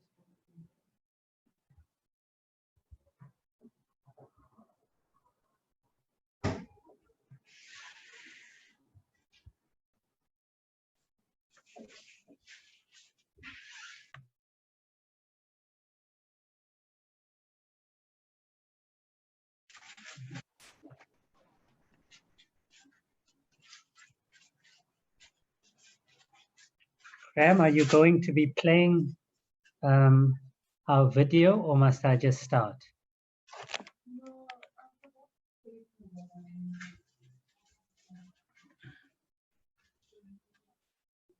Which video must I play? Either one or two.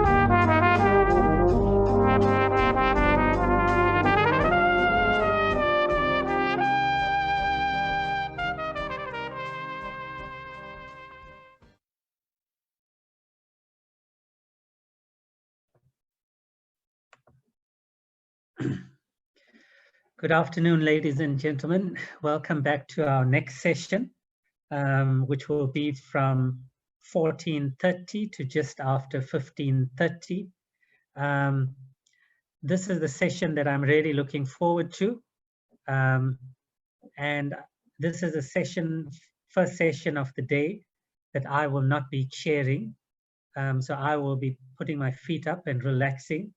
And I will leave you firstly in the capable hands of Nancy Richards. And Nancy will be in conversation with Shantini Naidu with her brand new book, Woman in Solitary. And this is a book that our rector mentioned at the beginning of his talk. And it's with much anticipation that we look forward to hearing about this book. So Shantini and Nancy, welcome to the inaugural Madibaland World Literary Festival, and we look forward to the next half an hour with you. Lovely. Daryl, thank you very much. And I hope you enjoy putting your feet up. And I want to say congratulations on putting all this together. Congratulations to you and to Graham and the whole team. And can I take this opportunity to say congratulations to UWC for 60 years well spent. Wonderful. It's a real honor and a privilege to be part of this. Thank you. Thank you very much, Daryl.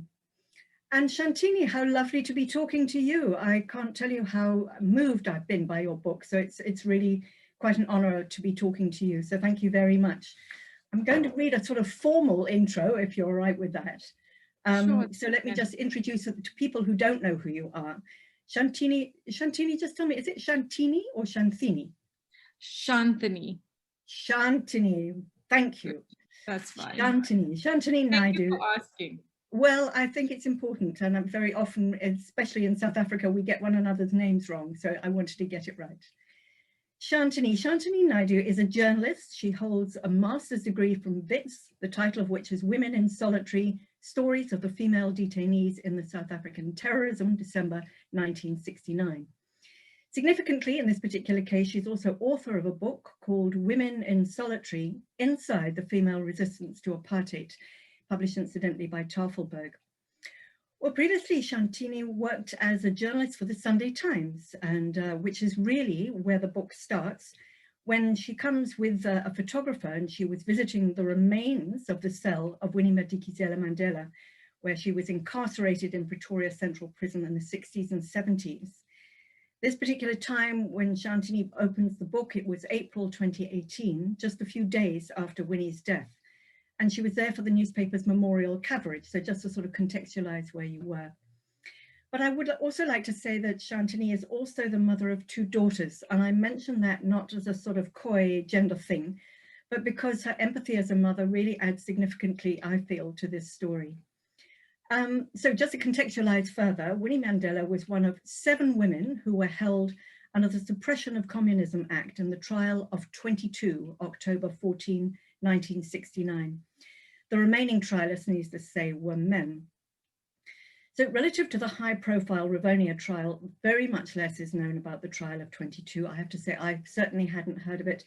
And less still is known about those women. And those women were Martha Dlamini, Thokozile Ngoma, Rita Nzanga, Nondwe Mankala, Joyce Sikakane, and Shanti Naidu. No relation. Let's just point that out right now. But let's find out a little bit more from Shantini herself about her motivation for the book. I feel that this, as you open the book, that may have been the moment that moved you to put together this book, but I'm not sure if there was something else that had got you fired beforehand. Just give us the motivation for the book. So I don't know if you recall that time in 2018, Nancy. And thank you so much for the lovely introduction, firstly. You know, the work I did at the Sunday Times, and I actually remember your work as well fondly, is that, you know, as a lifestyle journalist, I did a bit of social justice work and news and health, but the story sort of came in and captured me in a way that was very unexpected, because I was studying at WITS at the time, and I started on a thesis which was about the digital space and journalism. But you know, that's a foregone conclusion about what's happened to our media. So it wasn't really, you know, it wasn't resonating and inspiring me.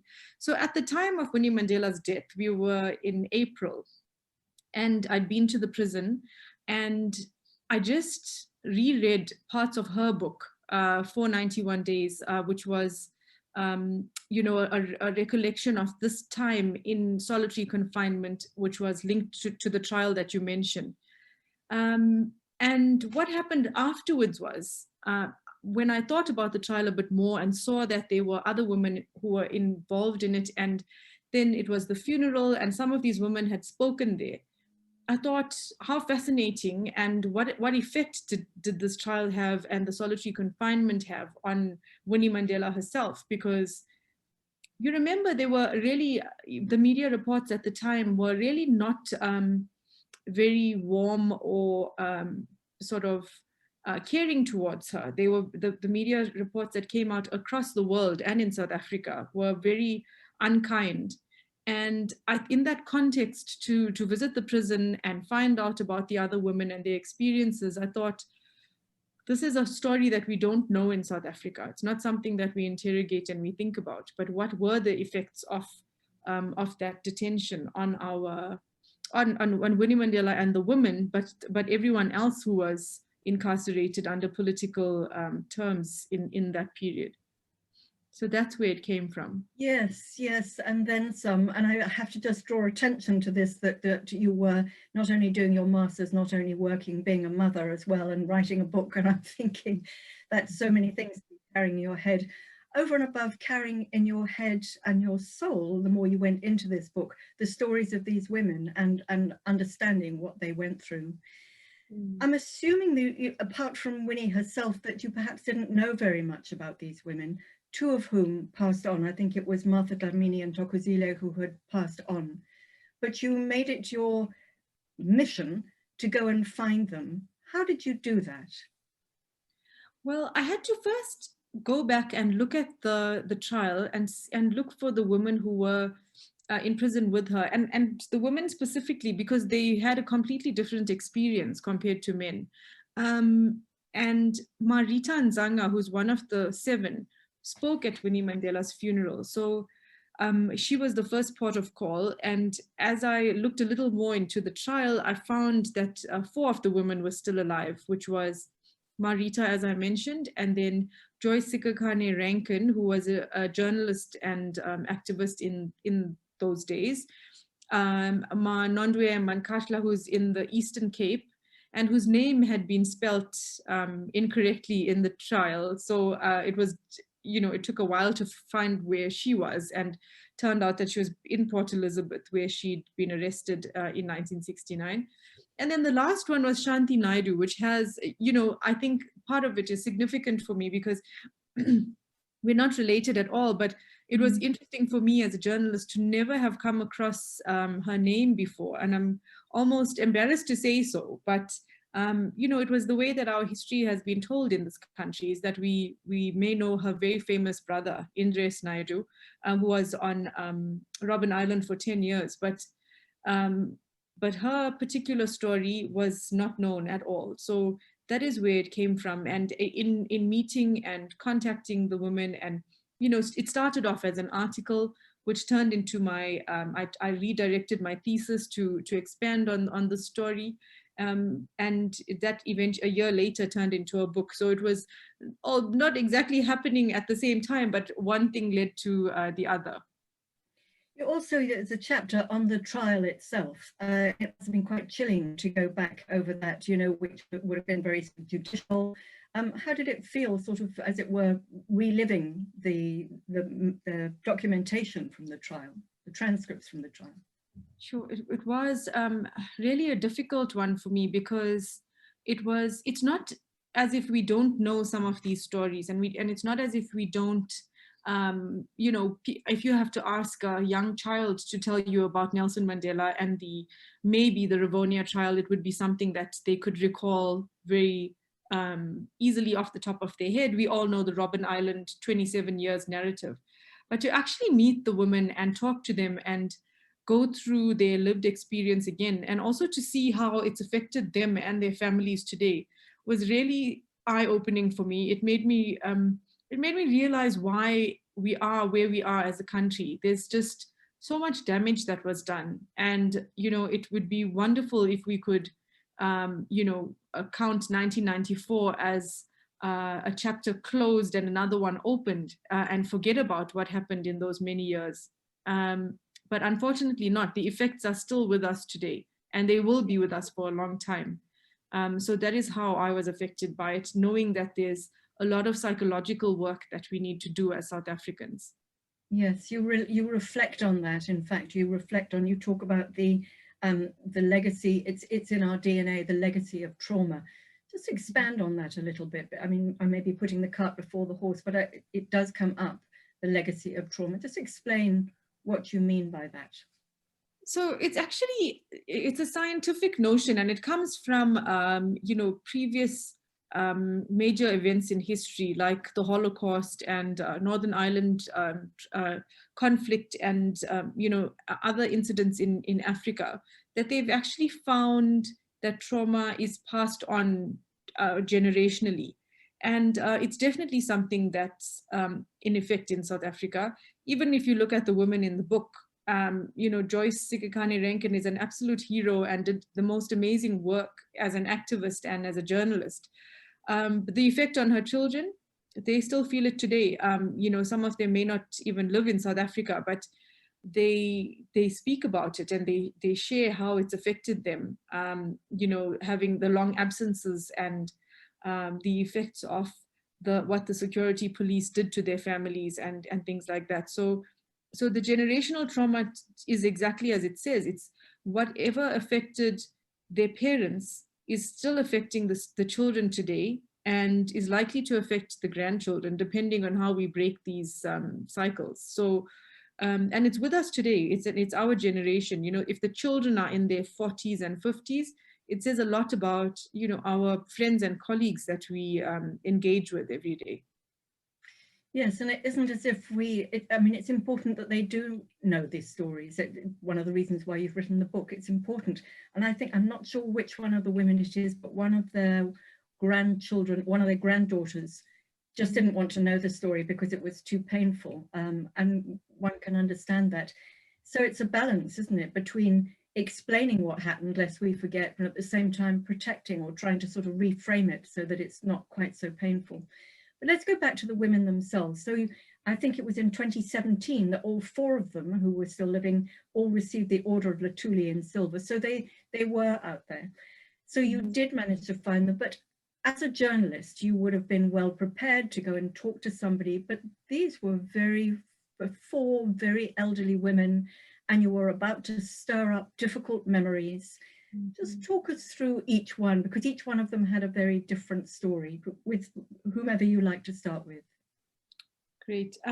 You were talking about the granddaughter of Marita Nzanga, and she had the most difficult experience of any of the women, but also just as activists, because she lost so much because of her dedication to the cause.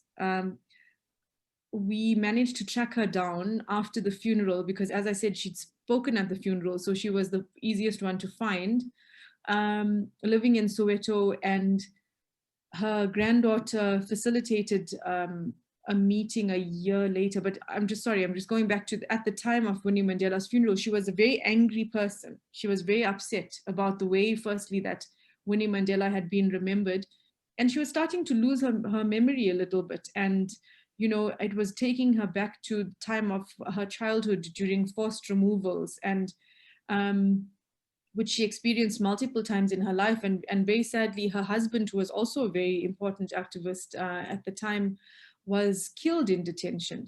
And she wasn't allowed to go to his funeral. So it was a very difficult story. She was also brutally attacked by the security police. And she's a tiny person, it's a very petite woman, and you actually think about what happened to her. I mean, you can read about it in the book, but it's just atrocious. So it it was very difficult to speak to her. She didn't want to speak in the beginning, because I came in as a Sunday Times journalist, and she said, where were we when her children were being taken, when she was being taken away from her children in 1969, which is obviously, you know, before my time and things like that. But it was about the way that the way they were supported in back then, or way they were not supported. So it was, yeah, that was a very difficult interview to do, but her granddaughter, who I happened to come across through a friend, arranged another visit not long before the book was published, in fact. And, you know, she was just really happy to tell her story, but at the same time, they sort of reconciled in their heads. This was the story and the narrative. They'd kept it, you know, simple and the same narrative. So it was hard to get new detail from her and for her to go back and remember. So wherever there were gaps, they were filled in by her children, who remembered, you know, incidents of them being their parents being taken away, really young children as well. So as adults, they shared how it affected them, and also losing their parents to detention, but also losing their dad, and then the family being scattered in exile afterwards. So yeah, that was very interesting, and really, and I value that interview, those interviews so much, but not easy to do. And similarly with Joyce Sikakane Rankin, who, you know, left the country because she was actually detained because of her interracial marriage to Dr. Kenneth Rankin, who was a Scottish doctor also doing anti-apartheid work. And between them, they had 3 children. Joyce had 2 from a previous marriage, and one of the 3 was an adopted son. And with the 5 children, they lived in Scotland and continued with the movement. They moved back to the continent and continued the work. And, you know, she went undercover even as a mother. So her story was just actually very brave and interesting. And I think, you know, one day, if it ever comes to be that the book becomes a movie, Joyce's story is so unbelievable and so brave and full of adventures, all dedicated to the movement. I think she would make for wonderful viewing as well. And well, yes, yes, if I could just say wonderful viewing, but maybe not such very happy viewing. I also thought, you know, this is a movie. Each and every one of the women has a story that warrants a book, a movie in itself, but it's not happy listening. It's very ugly. And at risk of interrupting your train of thought there, one of the things I wanted to say was that very often when something really traumatic and awful has happened, it's human nature to sort of blot it out. Did you find that in any occasions, you know, there are terrible stories here that I don't even want to repeat about the things that were done for women. Do you think that there was instances where they perhaps had blotted it out from their mind or recolored it? Absolutely. Like I said, you know, even with Shanti Naidu, I'd read 1 or 2 interviews that she'd done over the years.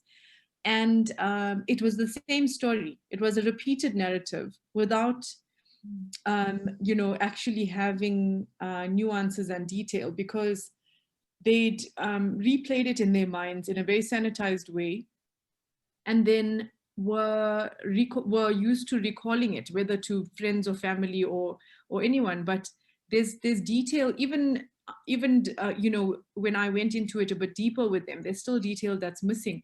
I mean, you know, a lot of the gendered sort of interrogation, torture, detention involved much worse things than the ladies have told me about. I don't know if there's more to their stories which they've blocked out or don't want to share. But we definitely know that female detainees went through terrible, terrible things. You know, you can't, some of it is beyond imagination. But, you know, Nancy, as interesting as it is that the story is harsh and hard to read at some point, I'm always reminded, and particularly by Shanti Naidu's husband, Dominic Tweedy, who says, it's still a story of triumph. They still survived. They still continued with their work, and they overturned their trial, which was also an interesting part of what makes this trial unique, because had they been detained and testified against each other, they would have been in prison for who knows how many years. So we know the effects of the struggle continuing. We're feeling it today in our democracy. So it's a tough but triumphant story, I think. Yes, in the end. But just let's track back a little bit further from the story of their incarceration and what happened afterwards. What's interesting about your interviews, and I've seen some little clips, little video clips, and it's so interesting to see these faces of these women sharing the stories, is that you actually track back, what made them the activists that they were, how they got to be where they were. That must have been particularly interesting. Were they more animated about that, more keen to share that story of their parents, how they got to be where they were? Absolutely. And what's really fascinating for me as a journalist, and even as a person living in South Africa today, the time that the women were in activism was, it was also very exciting and thrilling. The underground movements, and as much as it was dangerous, they were really rebellious and brave to do what they did. So for them to recall it, to now see them in their really latter days, it's very interesting to imagine them as young people who are doing these clandestine meetings and organizing, as they called it in those days. So it was, it was fascinating. It made me feel like it's something that, had we had the opportunity now as young people to do that, it's definitely still, it's a cause that many of us would take up, but it's, it makes you also realize that how in a time of, technology that was non-existent then, and also liberal views and things like that, how anti-establishment they were. Yes, and I mean, as a mother yourself, you might also think, but would I put myself in danger when my children are at home? And I think it's Nondwe who, I'm quoting from the book, she says, yes, we left our children. We didn't think of being scared. We just went to prison.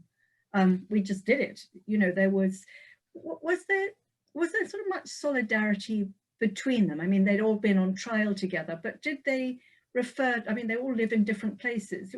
Had they sort of stayed sisters in the struggle, if you know what I mean? It's so interesting because, and it also talks about the discipline of the movement at the time. When we hear politicians talk about discipline and ill discipline in South African politics, we actually don't realize that what it meant was that if you were dedicated to the cause of fighting for freedom, no matter what it took, you would do it. And this is why people didn't record a lot of it. This is why they didn't speak about it to other people. It was a mindset that they had, that they wouldn't be involved in relationships. They wouldn't be partying at all.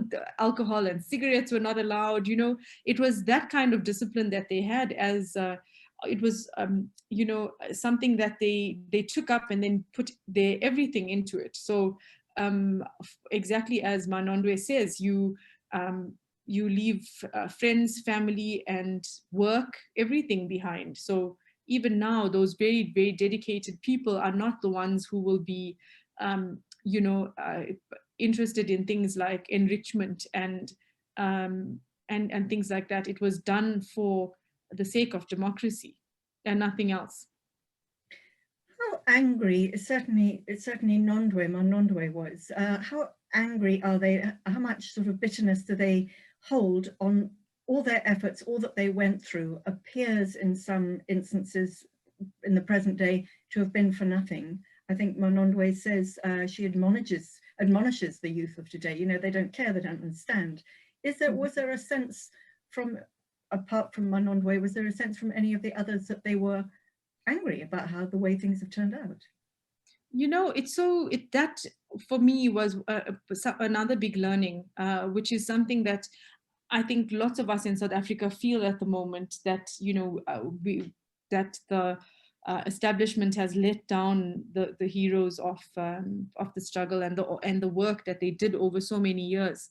But the women aren't bitter. It's, you know, they may be sort of upset, as anyone would be, about the goings on, but they also understand that it's a long road to fixing what had happened in the past. We've got, you know, multiple years of apartheid, and before that colonialism to sort out, and it's not something that happens overnight. And this is the one thing that they've shown, is that they have absolute tenacity, and, you know, in the timeline of history, they say we aren't anywhere close to where we will be, and that it will take a lot more time. So their patience is unbelievable. Let's sort of come back to the title, which is chilling in itself. My husband picked up this book and he said, "Oh my goodness, that title, Women in Solitary." And I'm the audience, you know, I didn't realize this at the time, but that 3D effect of the cell window, the publisher Jill Moody, who's very, very artistic as well, she says, if you look at the book and you're looking outside the window, it's as if you are in a cell yourself, which is quite morbid and you know, and things like that. But as I say, it's a triumphant read as well. So yes, actually, that little picture, that little image reminds me very much of some of those drawings that Nelson Mandela did. Do you remember when he was in prison post his years of incarceration? He did these very sort of simple drawings, which brings me sort of neatly in a way to the question. The thing about them being in solitary was that they were in solitary for a very long time. Winnie certainly was. I think it was 18 months. It was a long time. And you quote in the book that Nelson Mandela says that his whole period of incarceration, the very worst were the few days that he spent in solitary. Well, his wife and the other women spent way longer in solitary. Winnie's story is more well documented, but how did the others, did you go there when you interviewed them? Did you ask them, how was it to be in solitary? How was it to be incarcerated? Yes, it was interesting because at Pretoria Central, where the cells were, there's only a wall that remains of their cells, and solitary confinement doesn't exist in South Africa anymore, and in many parts of the world, it's one of the cruelest forms of detention, and it's just not done, which is very sad in terms of our political prisoners having to experience that, and all of the women say, and even Shanti Naidu, it's so interesting how she says interrogation was hard, but she would have rather been interrogated than be alone in her cell with just her thoughts and very little space and nothing to engage the mind.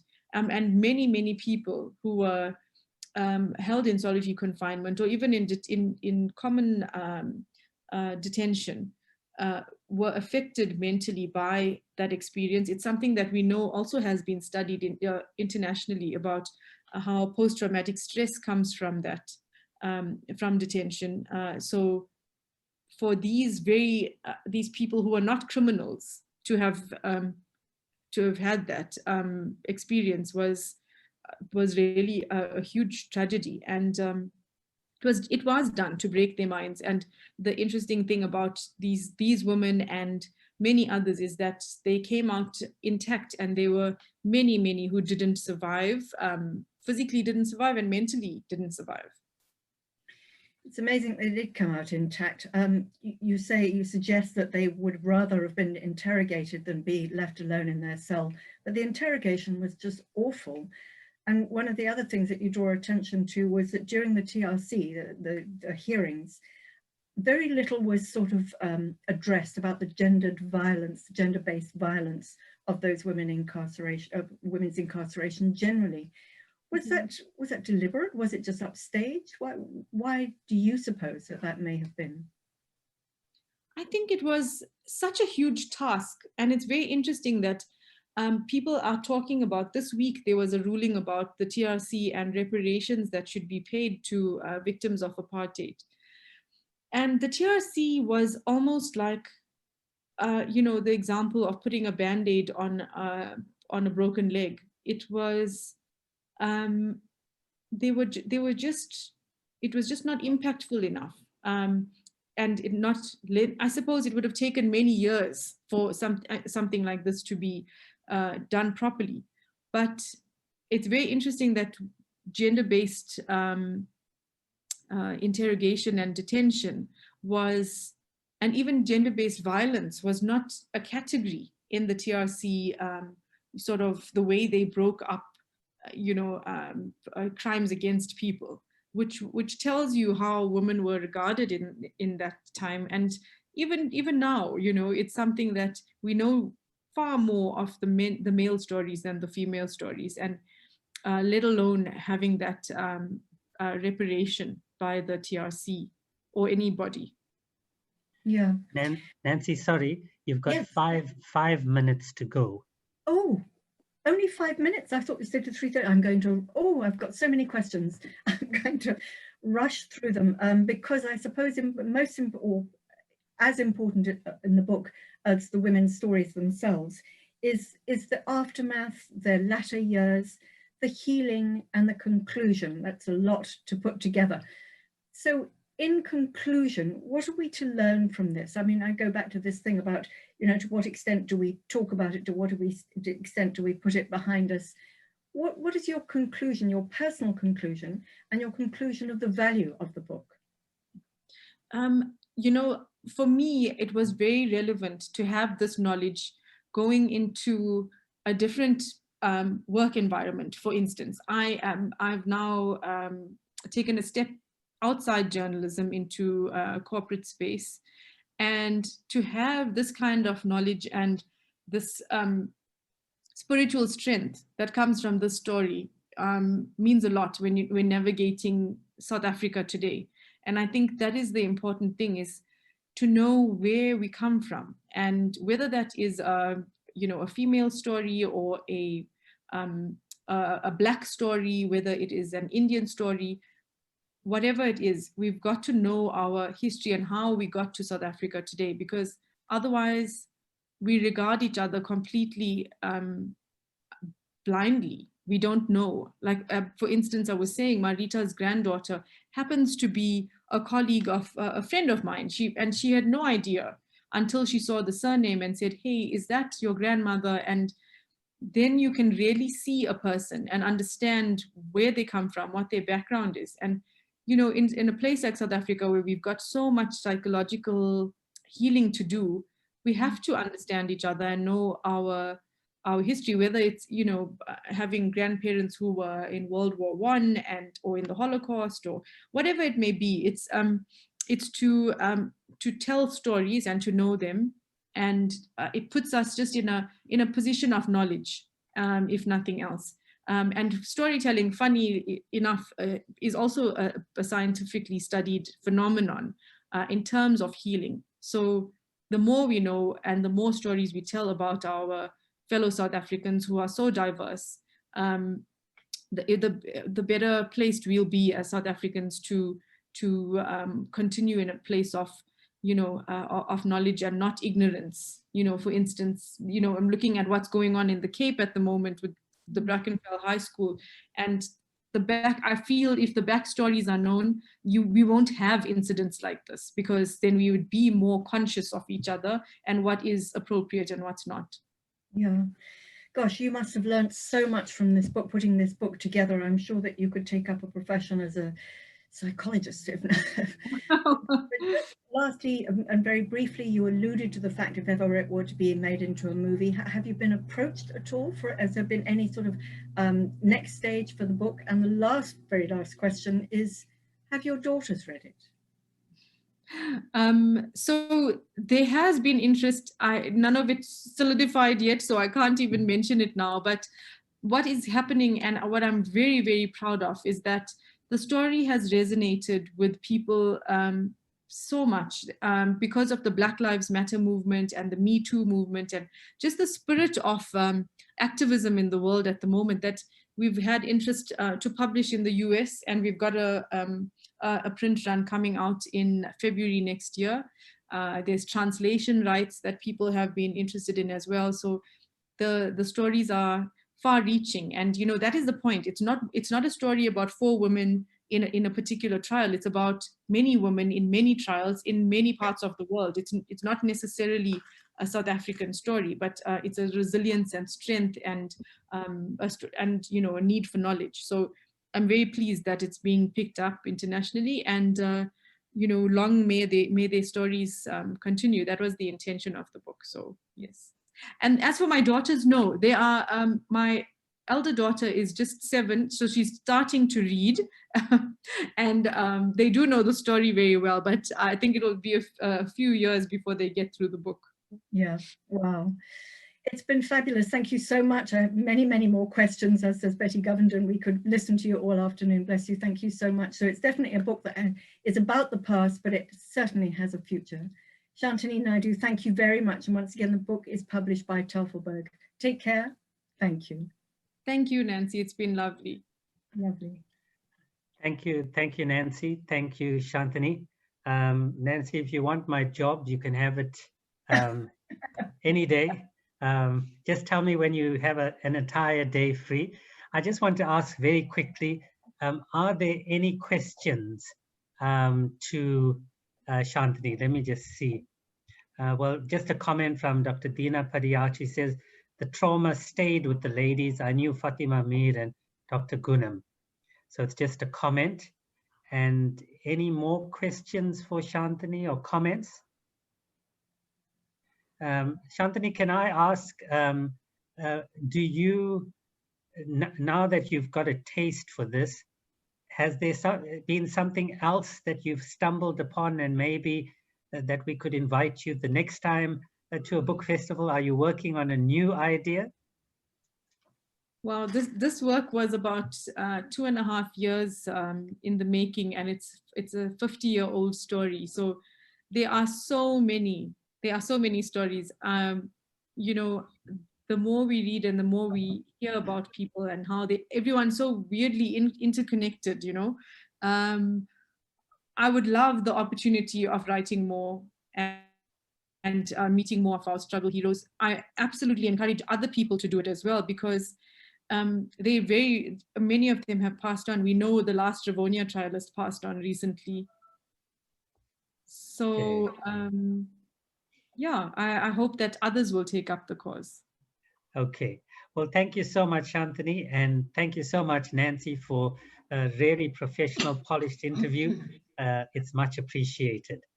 Okay, so we need to move on to our next session, and that is going to be in the capable hands of Rajendra Chetty. He will be the interviewer, and he will be interviewing Barbara Boswell and Betty Govenden on marginalized Black women writers in South Africa. So a hearty welcome to Barbara and Betty, and to Rajendra. Thank you so much, and we look forward to the next half an hour with you.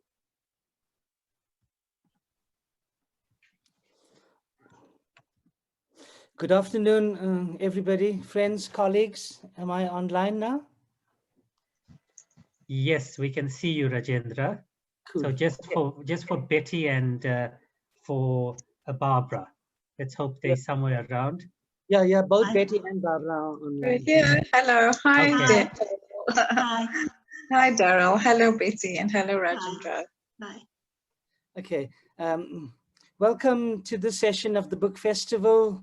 Our theme is Marginalized Black Women Writers in South Africa.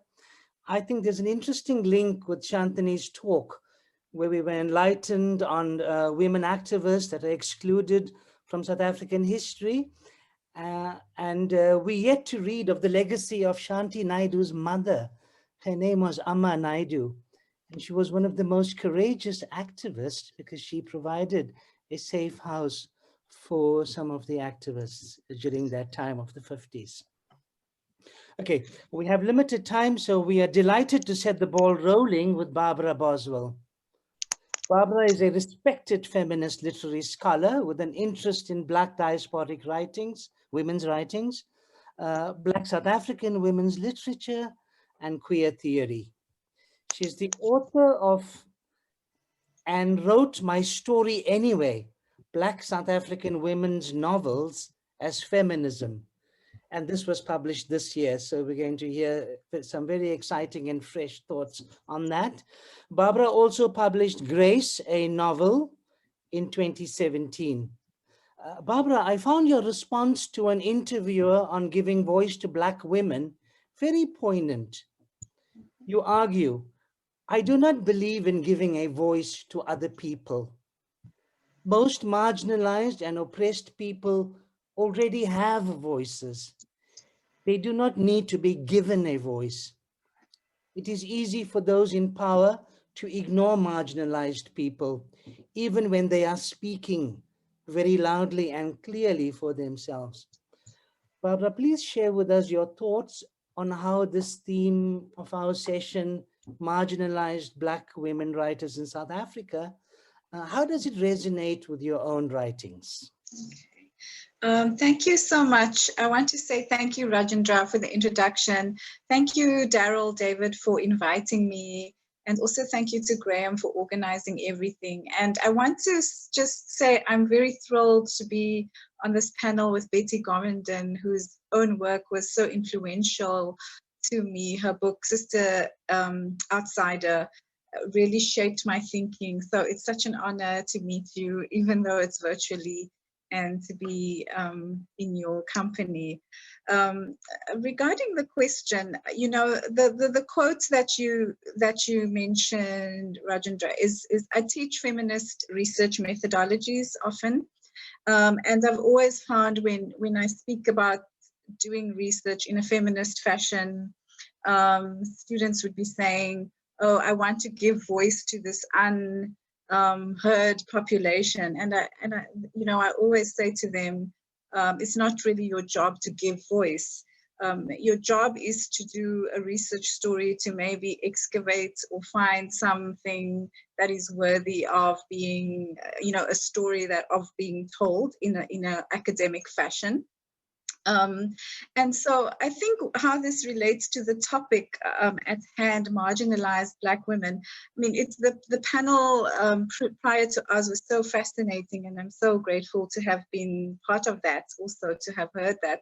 But certainly what I've been trying to do is to bring to the surface work and knowledge production that has been there all along, but that has really been ignored by mainstream critics or just hegemonic discourses in the academy. When we look at, for example, 10 years ago, what is considered South African literature and what was being written about, it's changing now. But when you look at the formations of power and how it excludes certain people from certain groups, really what I wanted to show with this particular work, the latest book, and Wrote My Story Anyway, is that there are Black women writers, and historically they were always narrating and charting a path. It is just there's a kind of institutional way in which people did not want to hear that or receive that. And so much in the way in which Professor Govinden's work and your own work speaks to marginalized voices, I've also wanted to showcase that here are the voices, these are the works that have been done. And in fact, they are also not only fiction, but also a site of knowledge production where we can go and learn things about how these women theorized feminism in their work and in their thinking.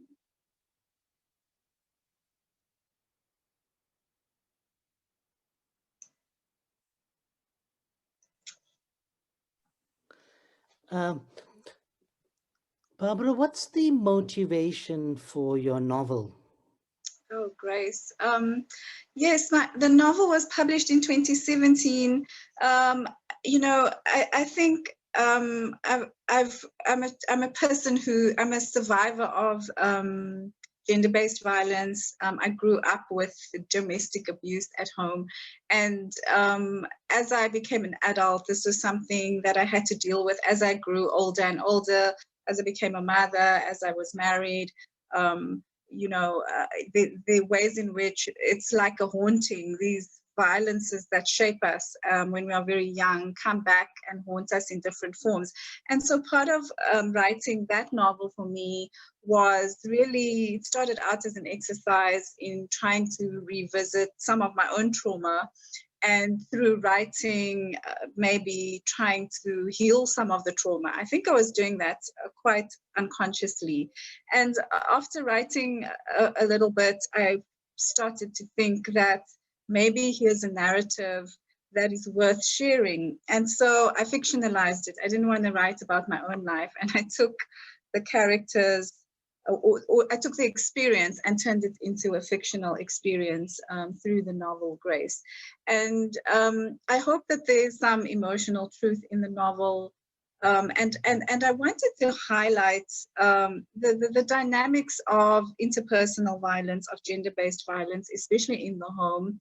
And at a time when, in the 1980s, you know, there was a lot of political violence also, and how these two forms of violences overlap and actually support each other. Because there's in the opening scene, there's a moment where they think about, we can't even call the police when this man is aggressing us, because the police are aggressors also.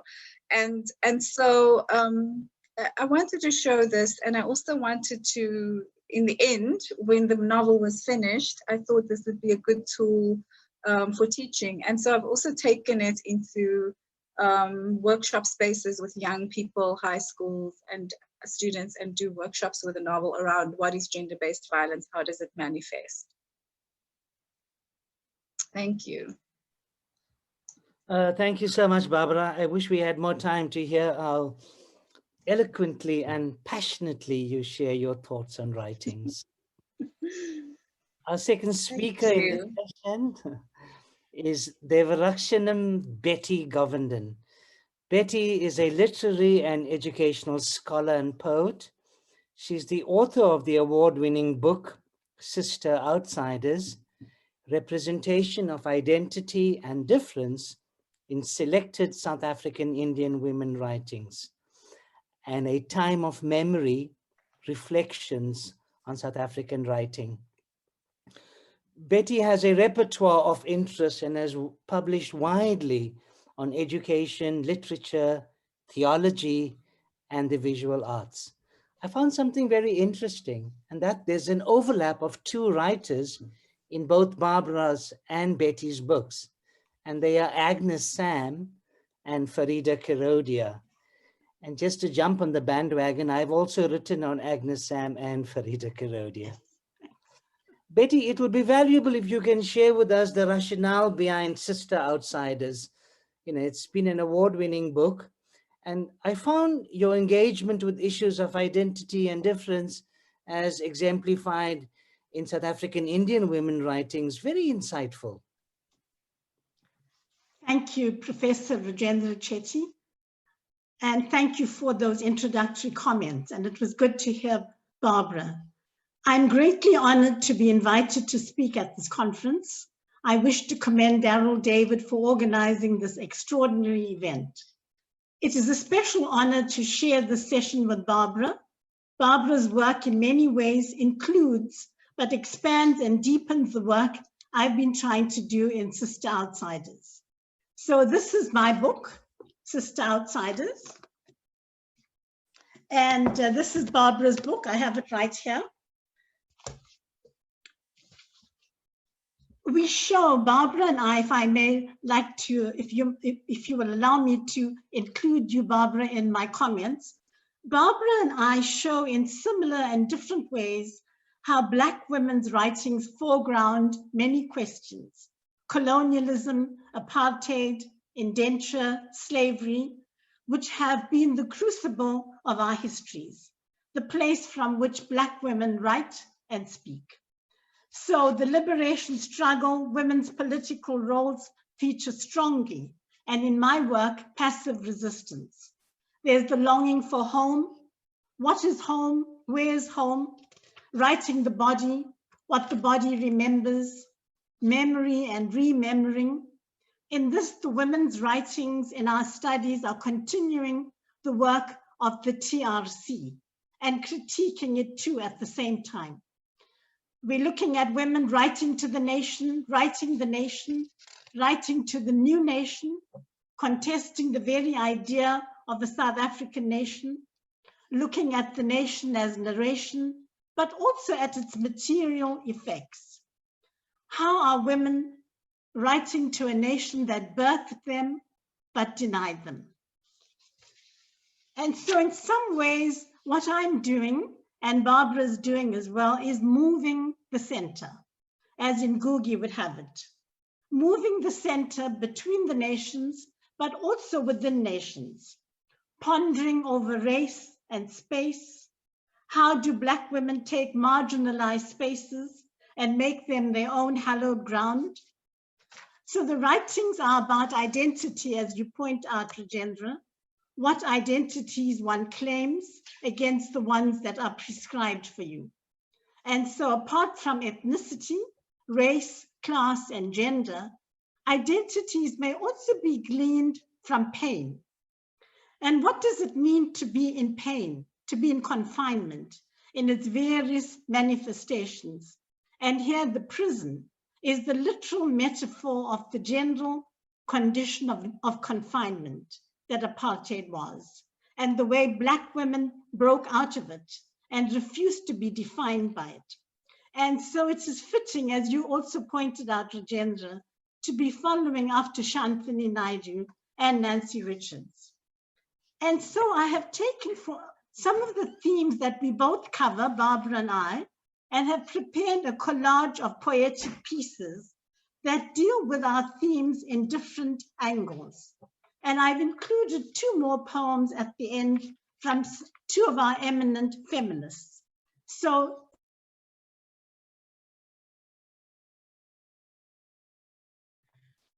Betty, you've gone on mute. Can you unmute your mic? Oh, thank you. So my collage is performing intertextualities, performing intersectionalities.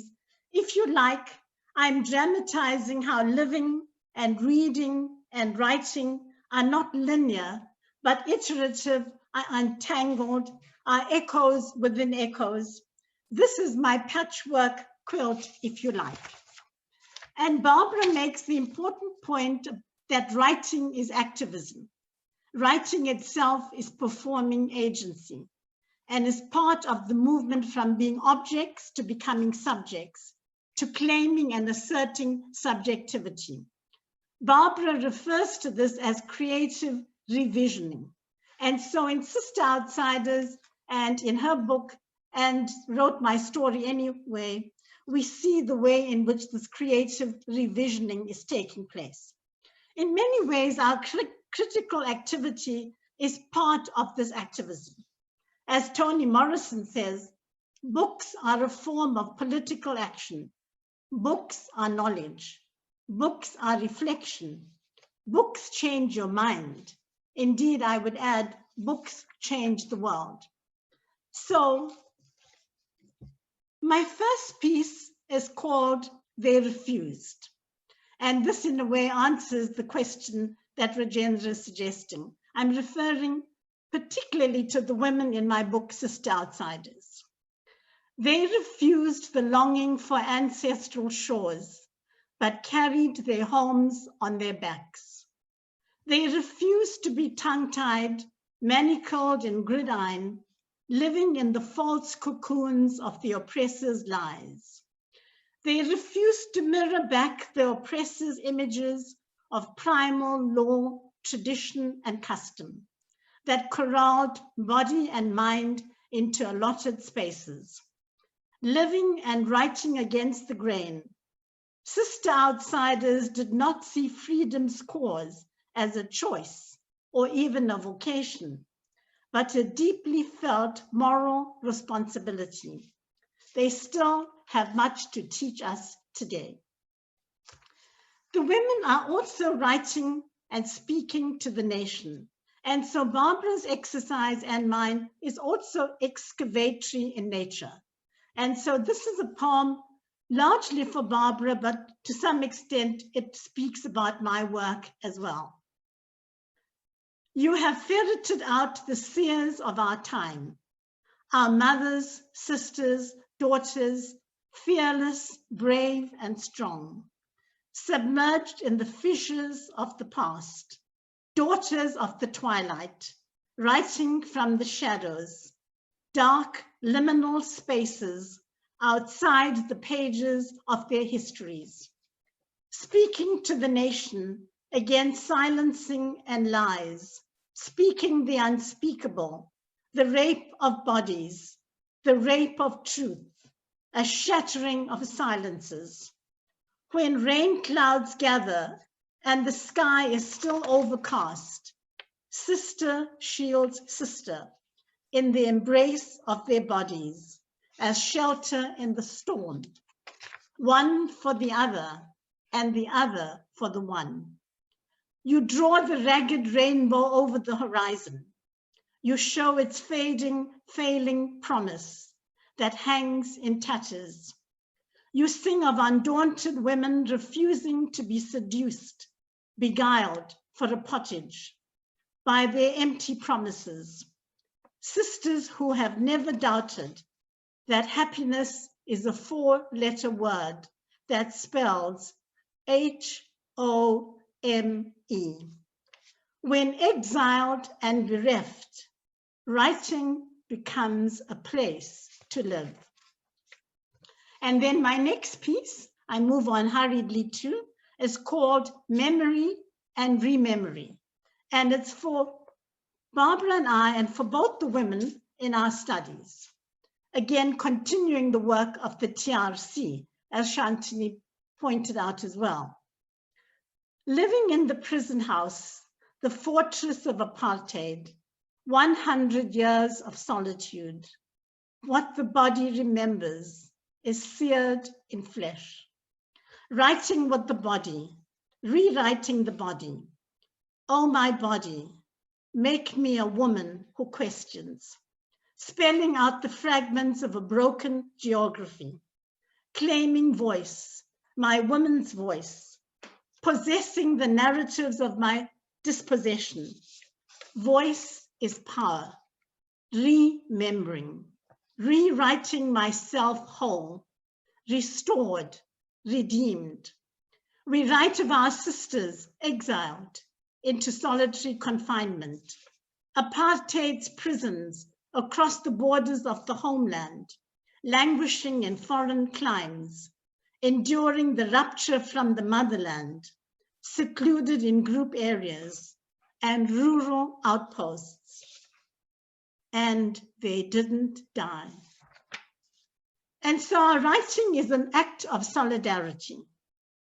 In an act of solidarity, Black women writers and critics like Barbara and myself are joining sisters in creating home in different senses of the word and the concept. This is precisely what our sister Diana Ferris is doing for one of our foremothers, Saki Botman, in her hallowed poem, I Have Come to Take You Home. And I'm so glad that she was mentioned earlier this morning, and she will appear later in the program. I have come to take you home. I have come to wrench you away from the poking eyes of the man-made monster who lives in the dark with his clutches of imperialism. I have come to take you home, where the ancient mountains shout your name. I have made your bed at the foot of the hill. Your blankets are covered in buku and mint. The proteas stand in yellow and white. I have come to take you home, where I will sing for you have brought me peace. And finally, I'd like to say, why do we write? Why do we do critical writing? And so I'd like to conclude with the poem by Grada Kilomba, decolonial feminist, writing about decolonizing knowledge, performing knowledge. In some ways, this is what I'm doing in Sister Outsiders. This is what Shantini Naidu is doing, Barbara Boswell, and all the other women who have lived their lives, writing it with their bodies and with their blood. And so the poem from Kilomba. Sometimes I fear writing. Writing turns into fear, for I cannot escape so many colonizing constructions.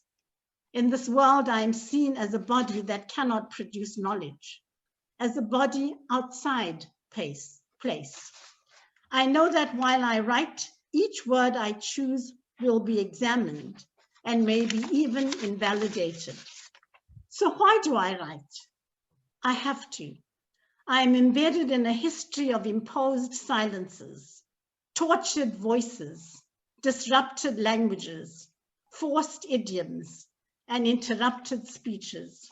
And I'm surrounded by white spaces I can hardly enter or stay. So why do I write? I write almost Betty, as an obligation. Betty, sorry. If I can just say, we're running to the end of the session. So I've come to the end. Okay. While I write, I'm not the other, but the self, not the object, but the subject. I become the describer, not the described. I become the author and the authority of my own history. I become the absolute opposition of what the colonial project has predetermined. I become me. And so, family and friends, brothers and sisters, I conclude, straddling nothingness and infinity, I begin to weep. I begin to sing. I begin to write. Thank you. Thank you for a brilliant presentation, as usual, Betty. Most enjoyable. There's a question for Barbara. Barbara, how did you choose the writers? You know, it's quite an interesting choice you made there, the selection. How did you choose those specific texts?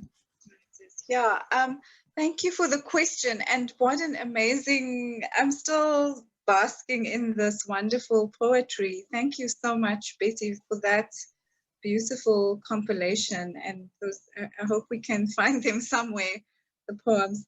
You know, the choices, they were very difficult. When I started this project, this was a PhD, there were quite very few Black women writers who had really published in the form of the novel.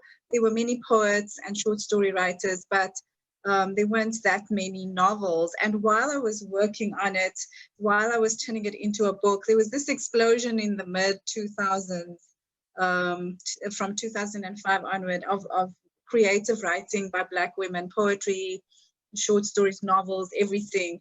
And so towards the, you know, the trajectory that I follow is quite chronological. So I start with Miriam Tladi and Loretta Nobo as the first women writers in South Africa to publish novels in English or in exile in Nobo's case. But towards the end of the novel, I started to look at themes that I thought were feminist, like Kagiso Molope writes about queer identity and how it is inserted in the new nation. Also Zukiswa Wana, for example, in Men of the South, has a queer character, and I think she references, I thought some of these writers were all in conversation with national discourses that were being produced historically or at the time of their writing. So for example, when President Jacob Zuma said, if I was a child, or if in my younger days, if I had been confronted with a gay man, I would have struck him down, you know, and he apologized for those statements later, but it was quite a strong and important message that he sent, a homophobic message. And I think in Zukiswa Wana's novel, for example, Men of the South, she very cleverly writes against that moment. And so I chose texts that I thought were addressing key moments in South African history, especially in the transition also. So for example, the TRC has been mentioned quite a bit in this panel. Zoe Wickham's David's story, I think, is in conversation with the TRC as a critical text, I think, as is Sindiwe Magona's text, Mother to Mother. So I chose these texts which I thought were speaking to political and historical moments in the formation of the history of South Africa, and especially what I call rainbow nationalism, the ideology of building one nation without a substantive reckoning of the injustices of the past. So that was part of my motivation. Of course, there are omissions that I feel immediately I want to write a second volume to address them, but those were some of the choices that informed me. Thank you, Daryl. Thanks so much, Barbara. Betty, a short question to you. We got limited time. Are you finding any differences in the writings of new South African women's writings?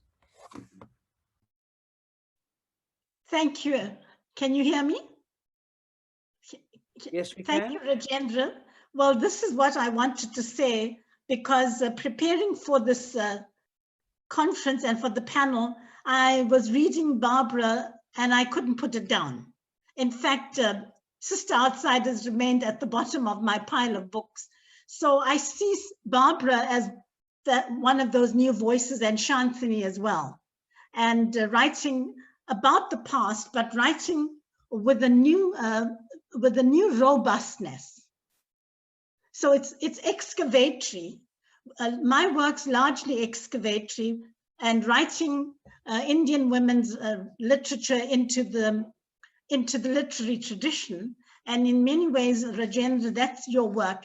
But work like Barbara's and Shantini's as well is speaking very much to the contemporary time and to the challenges of the present time. So there's a great deal of hope for where the writing is going, the robustness of it. Thanks, Betty. This was a real treat, I must say, with both Barbara and Betty, two real stalwarts and brilliant scholars on South African women's writings. Thank you, Daryl, for giving me this opportunity to share this session, and all the best for the rest of the festival. I'm not sure, I think we got 3 minutes. Does anybody got any pressing question that they want to ask or comment? Rajendra, can I abuse my power? Not that I'm going to listen to you, but anyway. Can I ask, I've got a controversial question for Barbara. Barbara, you are now professor and you are head of department of UCT, English department. But if you were not professor and if you were not head of department, do you think English departments in South Africa would study texts like the ones you have in your book? Thank you, Daryl, for that question. It's not really that controversial a question. I don't know. I mean, you're also embedded in an institution and in a department. I taught at Wits before I came to UCT in the English department there. And I think, I give a lot of credit to the student movements at UCT 2015 Roads Must Fall. And then the Fees Must Fall movement also related to that. I think, especially at UCT, because that's where the Roads Must Fall movement occurred. In a way, I am there because of that movement, because it has actually forced institutions like ours to consider and reconsider what it is that we produce as curricula, what we produce as literary canons. And there has been a huge push across the university, and especially in the humanities. So at UCT, when I came in, I was not the head of department, but I think I was hired for my expertise in this area. I don't know if I would have been hired 5 years ago.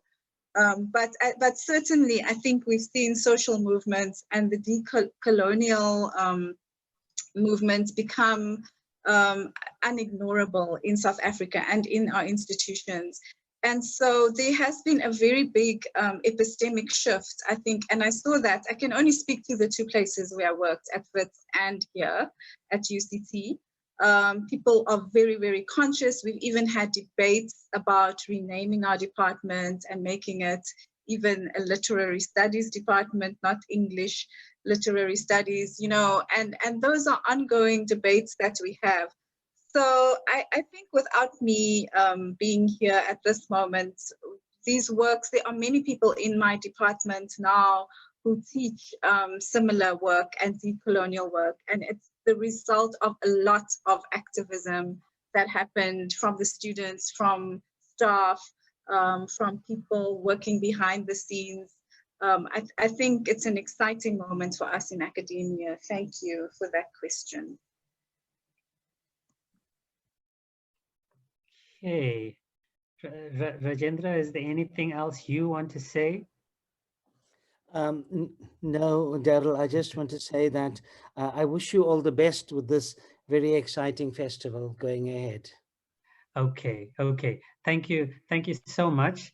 And thanks to Barbara, and thanks to Betty. And I think that Betty, one of these days you must come out with a poetry anthology. I think it's long overdue. So I want to put a bit of pressure on you to do that. You are a woman of leisure now, so you do have time to yourself. Okay, okay. Ladies and gentlemen, we've got a short break now, and then we go into the 4 to 5 o'clock session with Raji Taj, and then Haria Fredericks, Jadrick, Pedro, and Dwayne Miller. So rest a bit and then come back for that session before we go into the official opening at 6 o'clock. Okay, thank you once again. We'll see you shortly. Thank you, Daryl. Thank you. Bye. Thank you. Bye-bye. Bye. Bye-bye. Once again, welcome back to the inaugural Madibaland World Literary Festival. It's been a wonderful day so far. Absolutely fantastic talks, none better so than this last session. For those of us who stayed, we were really treated to a magnificent session, as we were throughout the day. Really talks of a high standard. Next up, we have Raji Taj, and Raji Taj is going to be speaking on her book, Teaching the Canna Bush. Well, that's not exactly the title as I've got it in the program, but you'll begin to see the reason for it as we go through the interview. So I'd like to welcome Raji Taj to the festival. And Raji, are you there? Have you unmuted yourself?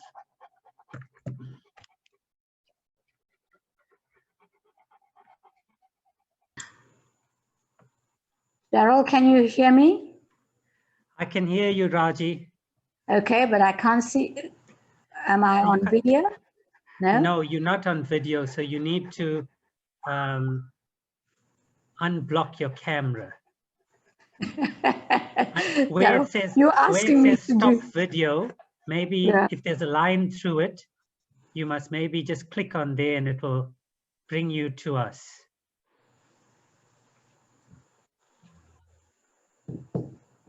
Gosh, what? Okay, I've got it. You got it. There you go.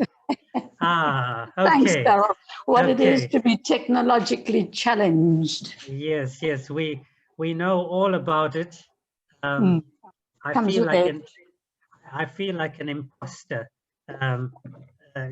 championing the cause of virtual book festivals when I'm probably one of the worst people. But thanks once again to Graham Julies and Umesh Bawa and Melody and everyone in the team who you don't see. It's been running smoothly so far. I'm about to plan my speech about how smoothly it's gone, but let me not put the curse on them. So Raji, welcome. It's so lovely to see you. I can see by the color of your walls, you are in Durban. Yes. Yes, I am. Okay.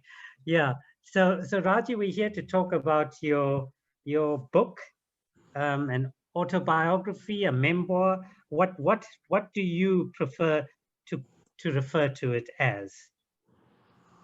It is simply the story of a girl that grew up, born in 1952, and grew up in apartheid South Africa, and the experiences, her experiences of growing up in South Africa during that difficult time. Okay. If you don't mind, just to give readers, listeners, a bit of context, can I just read a few quotes that people have written about your book? And I think it will give people a good sense of the book. So Yes. I want to start off with Betty Govenden, and she says, controlled and carefully paced, yet impassioned and deeply incisive, teaching the Canna Bush shows that the archives of memory are a living, breathing storehouse. Raji Taj's offering is a riveting, polyphonic testimony of the contours of a woman's life lived under the shadow of apartheid, of patriarchy, prejudice, and penury in its different manifestations. Both eulogy and love song, teaching the Canna Bush, is a celebration of tenacity and resilience, of perpetual homecoming, of the still center that holds when things fall apart. Ashwin Desai says, there are powerful emotions that run through this book. There is wisdom and pain, deep wounds, and an indomitable spirit. But above all, a raw, mesmerizing honesty. This book, like Raji Taj, is unputdownable. And then a last quote, Dorian Haroff says, Raji artfully arranges her material in variegated colors, sometimes funny, often poignant and insightful. For me, it's an inspirational story of courage, perseverance, and self-belief against all odds, passion tinged. Okay, some kind words that people have written about your book. I wanted to ask you, maybe in a normal society, your life wouldn't be considered extraordinary, but there's something about your life in South Africa that makes this a compelling read. What was different about you? You look at you, you look at me, we're pretty same. What did you do differently? I don't think I did anything differently, Daryl. I just think that there are many other South Africans like me who experienced the harshness of the apartheid era, but particularly because I had married an Englishman as an Hindu woman, and I was trying to shield my son from the harshness of apartheid. And I think that, and perhaps the fact that I grew up in Clearwood, an area where we were forcefully removed by the Group Areas Act in the 60s. And I think all of these elements, the growing up in a family of 14 siblings, in an area that was relocated and disrupted, a community that was disrupted, and marrying a man with whom I couldn't choose to live where I wanted to live, where we had difficulty in our courtship. All of these things, I think, made me who I am and made me write a story the way I have written the story. Yeah. And Raji, I just wanted to, for readers who have, thinking of buying it, and I just want to sensitize people. Nowadays, when people think of the Indian community, they think of well-off families, living in the lap of luxury, those kind of things. But the one thing that struck me when I read your book was the absolute poverty, if I can put it that way. And you mentioned 14 children.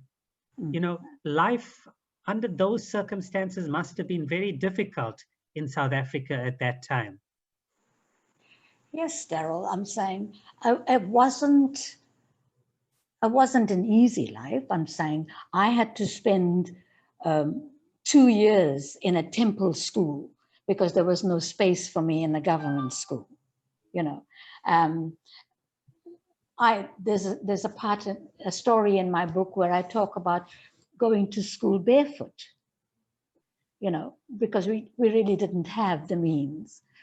But this book, Teaching the Kannabush, does not bemoan poverty, and it does not bemoan the lack of opportunity.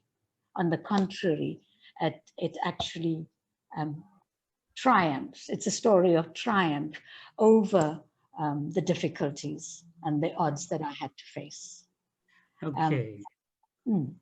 And Raji, you know, I didn't introduce you because I want to give people, I want you to tell people in a way, you know, like when people hear what I do, they say, oh, that's a very unique job you had. But you had it before me. Would you like to tell people what was your daytime job before you retired? Yes, well, as I said, we couldn't afford tertiary education. I was the first of my 14 siblings to go to college. And we got a bursary from the Department of Education. And you didn't have a choice, really. If you wanted to teach English, you had to do Afrikaans as well, you know. And so I trained in both English and Afrikaans and ended up teaching Afrikaans. And the irony is that I was sent in my first year of teaching to Cape Town, where many of the students are mother tongue speakers of Afrikaans, to go and head the Afrikaans department. And I had to teach Afrikaans. So that set me on that trajectory. And I ended up lecturing in Afrikaans at the University of Durban-Westville. Okay. And for people listening over there, Raji was actually my lecturer when I was a student at UDW. So we come a long way. That is why I even know the color of her walls in her home. So that is a bit of our history. Raji, I wanted to talk a bit about the Rainbow Nation. A lot has been made during this festival about the Rainbow Nation, and your talk is entitled Teaching the Kannabush About the Rainbow Nation. What are your views on the Rainbow Nation? You know, the issue of the complex issue of identity in South Africa is close to my heart. And in 1994, when we had our first democratic elections, we had great jubilation that at last we had scrapped the apartheid system, that at last we are no longer going to be Indian and colored and African and white. We're going to be South African. We're going to be a rainbow, naive perhaps, but we looked forward to being the Rainbow Nation. But that didn't happen. And why it was so close to my heart, Daryl, is because I was bringing up my son. And when he was about 8 or 9, he came home from school one day and asked me, "What am I, Ma?" And I had no answer. Obviously, his classmates tried to put him into one of the race boxes. He had a white father who came to pick him up on some days, and he had a brown mother who came to pick him up on other days. And so the children were asking him, and you know, children can be very cruel in their innocence. And my little boy wanted an answer from me, and I had no answer. And I didn't want to put him in a box labeled Indian. Neither did I want to put him in a box labeled white. And so I copped out, and I said to him, "You are Hindu." And years later, the son would come back to me and say, Mom, I don't want to be a Hindu. You know, but I'm saying that's the dilemma of race classification. And sadly, Daryl, 26 years after this apartheid was scrapped, we're still using apartheid's race classification to mark our identity. Now this year, this month actually, November, marks 160 years since the first indentured laborers came to South Africa. And I'm a descendant of an indentured laborer. My great-grandparents came in 1865 when my grandfather was 3 years old on the ship Mzinto from Madras. And in my book, I tell the story of how I went in search of my roots to an area called Vandavasi in Tamil Nadu. I did not find my roots. I have no links to India. I am very proud of my ancestry. I'm proud of my culture, but I really don't have any links to India. So when some political party threatens to chase me to where I came from, I've got to turn around and say, I didn't come from India. I came from Clearwood, where the government relocated me or displaced me by the Group Areas Act. So what I'm saying is I'm proud of who I am and my religion and my culture, but I'm South African. And how we have to, what measures we have to take and what instruments we have to use to define that identity, I have no answers, but I do know that I want to be South African and not Indian. Okay.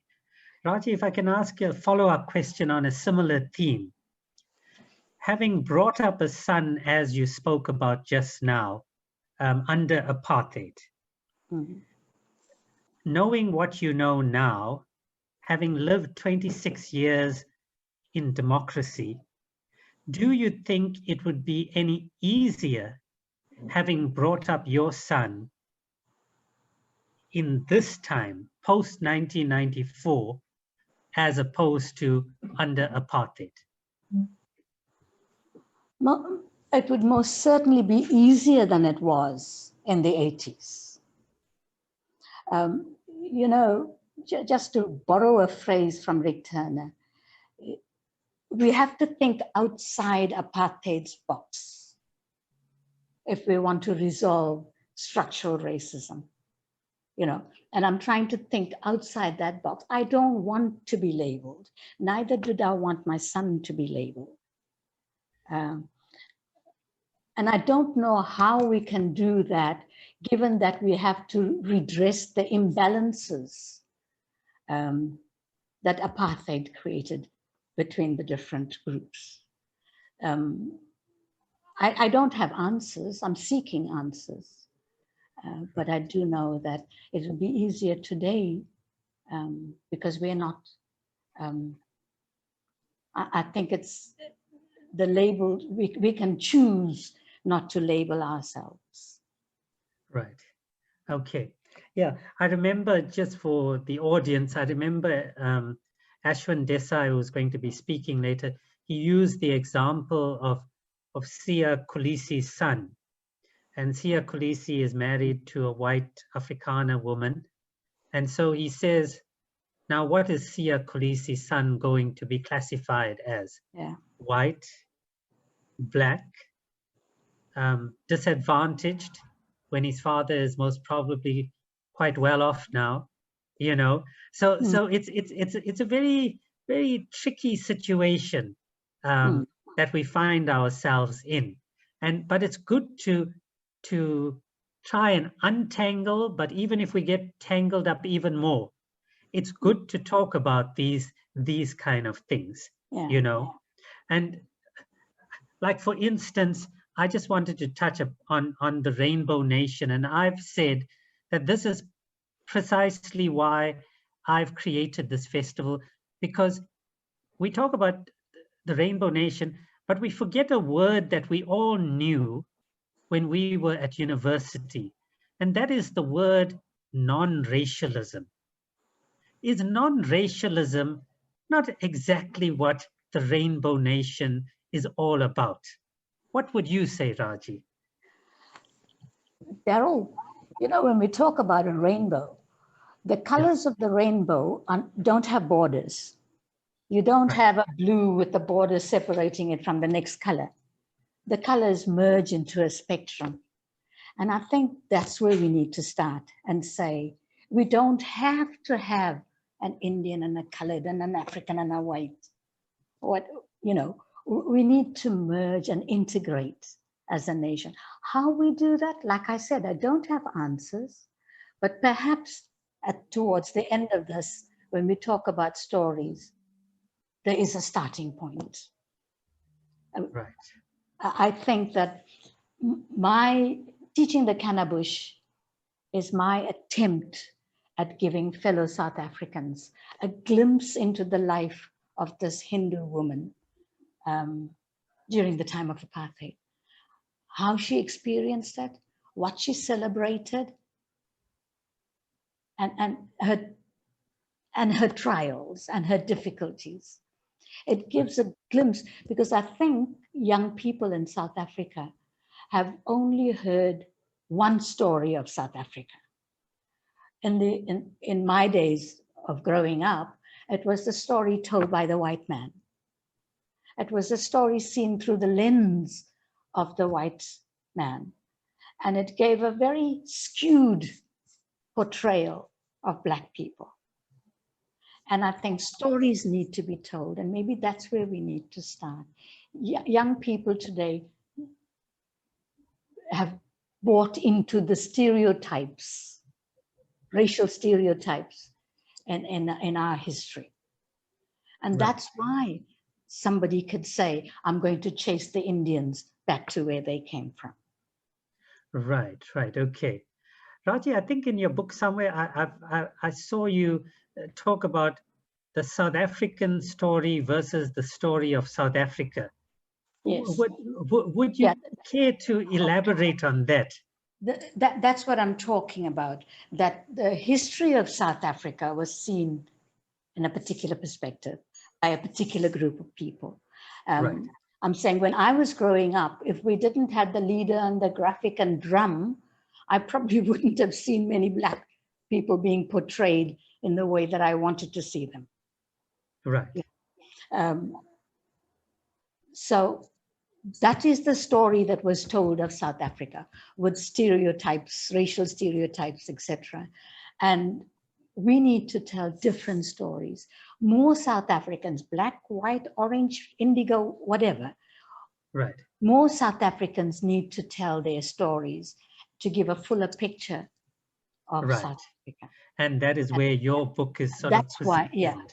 And right. Okay. And you know, Daryl, the world is impressed by the written word. The world is impressed by writing.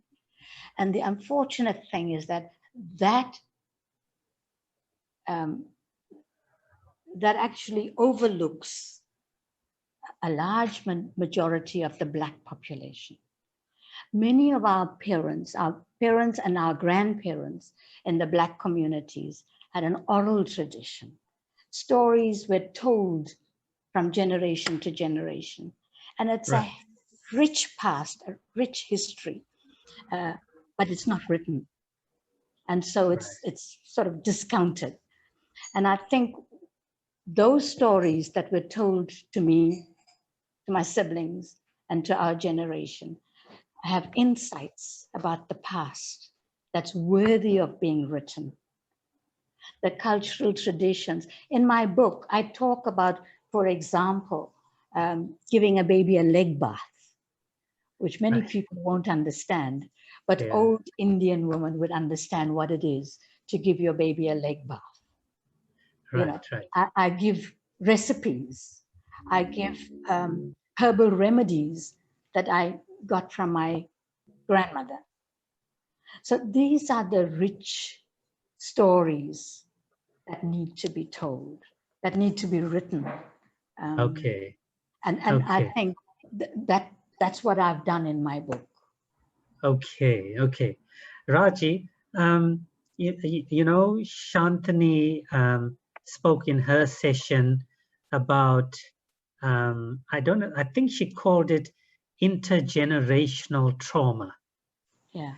And I want to ask you, I want to weave it into your book, because in your book, you talk about going to the temple and the predictions.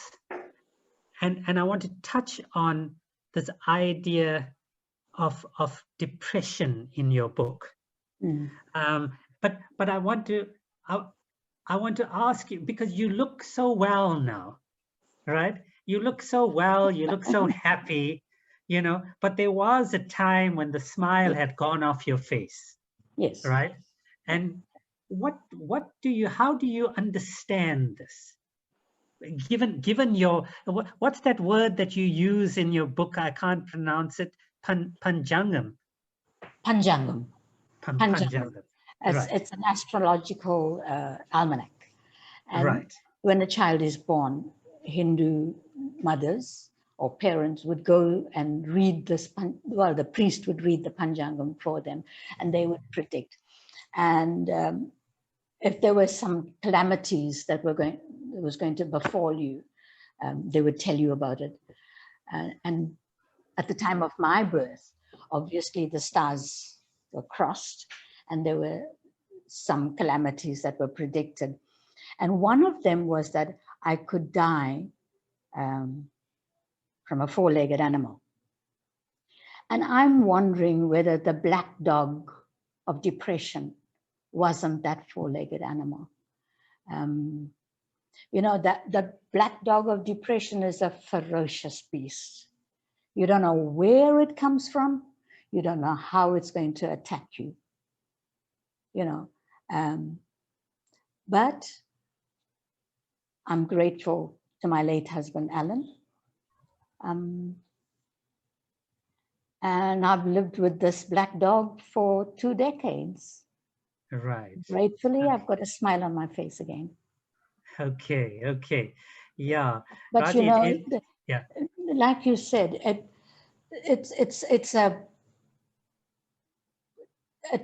all of the things that have happened. It could have been trauma that I've carried from my childhood. It could have been the trauma of being married to Alan during apartheid. It could have been all kinds of trauma. But I think what was the tipping point was when I was in university management. You know, I think trying to deal with the apartheid in the home situation, dealing with patriarchy at the workplace, a glass ceiling, all of these things, I think, built up. And the tipping point, of course, was the sexual harassment that landed me in hospital. Yeah, Raji, it's, you know, I'd really like you. I know you may be tired, etc. But I can see on the chat, Karia is talking about that black dog will sleep, she says, you know, and later on in our session at 6 o'clock, even John Connell in his book, The Cow Book, speaks about the black dog. So, you know, it's a lovely thread. I mean, not a lovely, but it's a thread that's going to be going through quite a few talks today. And I must say that I found your book absolutely fascinating. But I'm going to leave you with one last question, because I think people must be having it at the back of their mind. Where did that title come from, the Canna Bush? Well, like I said, I had 14 siblings, not much toys, not much, well, we didn't have video games and cell phones, obviously. So I used to entertain myself by teaching, playing a school game. So we had a canna bush on the path towards our long drop toilet. And I used to stand there with a ruler in my hand and teach this Kannabush all the lessons that I'd learned in primary school. So I would teach them the cities, capital cities of the world, for example, you know, very exciting, Tananarive, Timbuktu, and Lorenzo Marx, which all sounded very exotic. And I used to teach the Kannabush. And that helped me be the top student in school. And as I was growing up, this teaching that started with the Kannabush followed me.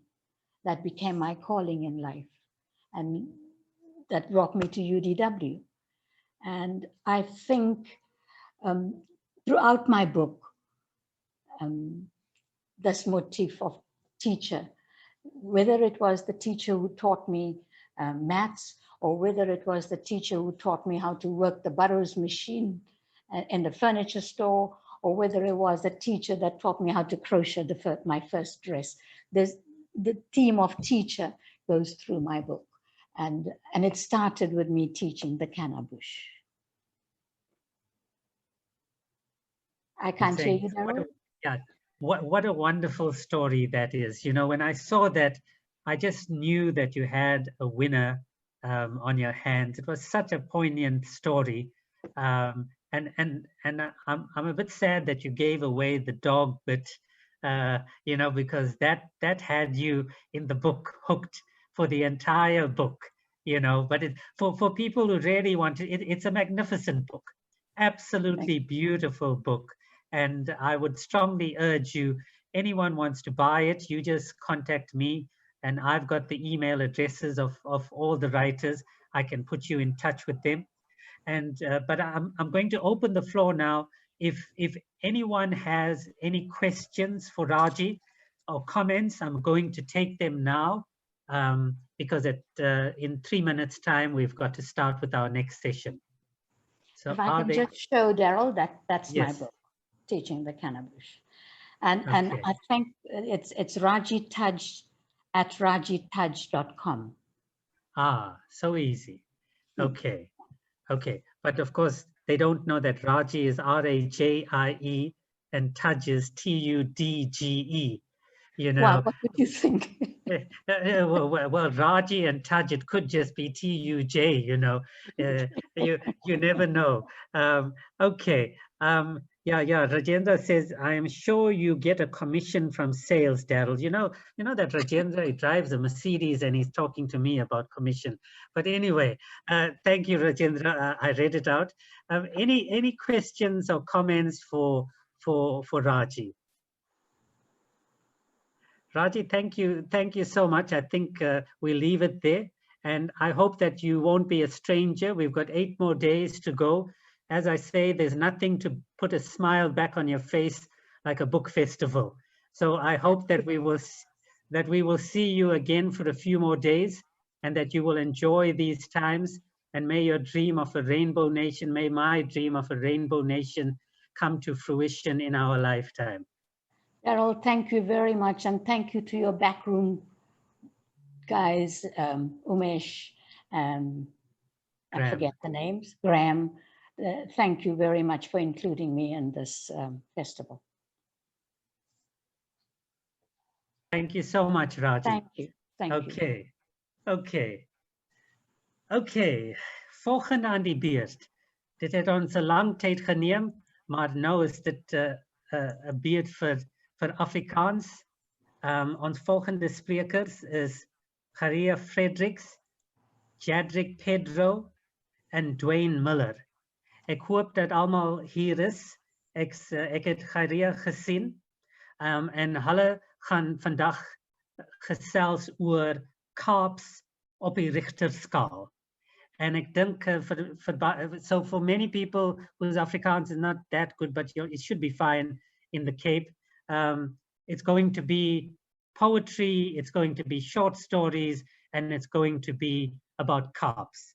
So Garia and Pedro and Dwayne, welcome to the inaugural Madibaland World Literary Festival.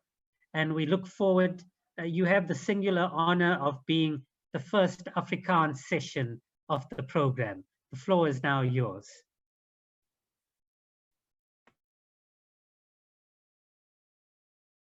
just unmute. Hi. Hi, Kharia. Is your camera, if you can just Yeah, I unblock your seem camera. to see that it's not. It told me that you killed the camera when I, yeah, the host has also, yeah, you actually disabled the video. Oh, okay, Graham. Me, if on my no, side. Oh, Graham, if you could see if you blocked this troublesome lady.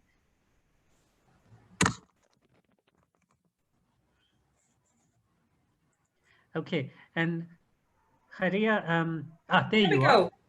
There you are. And who's there with you? I can see someone there. Is everyone with you? Okay. Yes. Okay. Okay. Do I move this way? This way. Yeah. Okay. We can see you guys perfectly. Okay.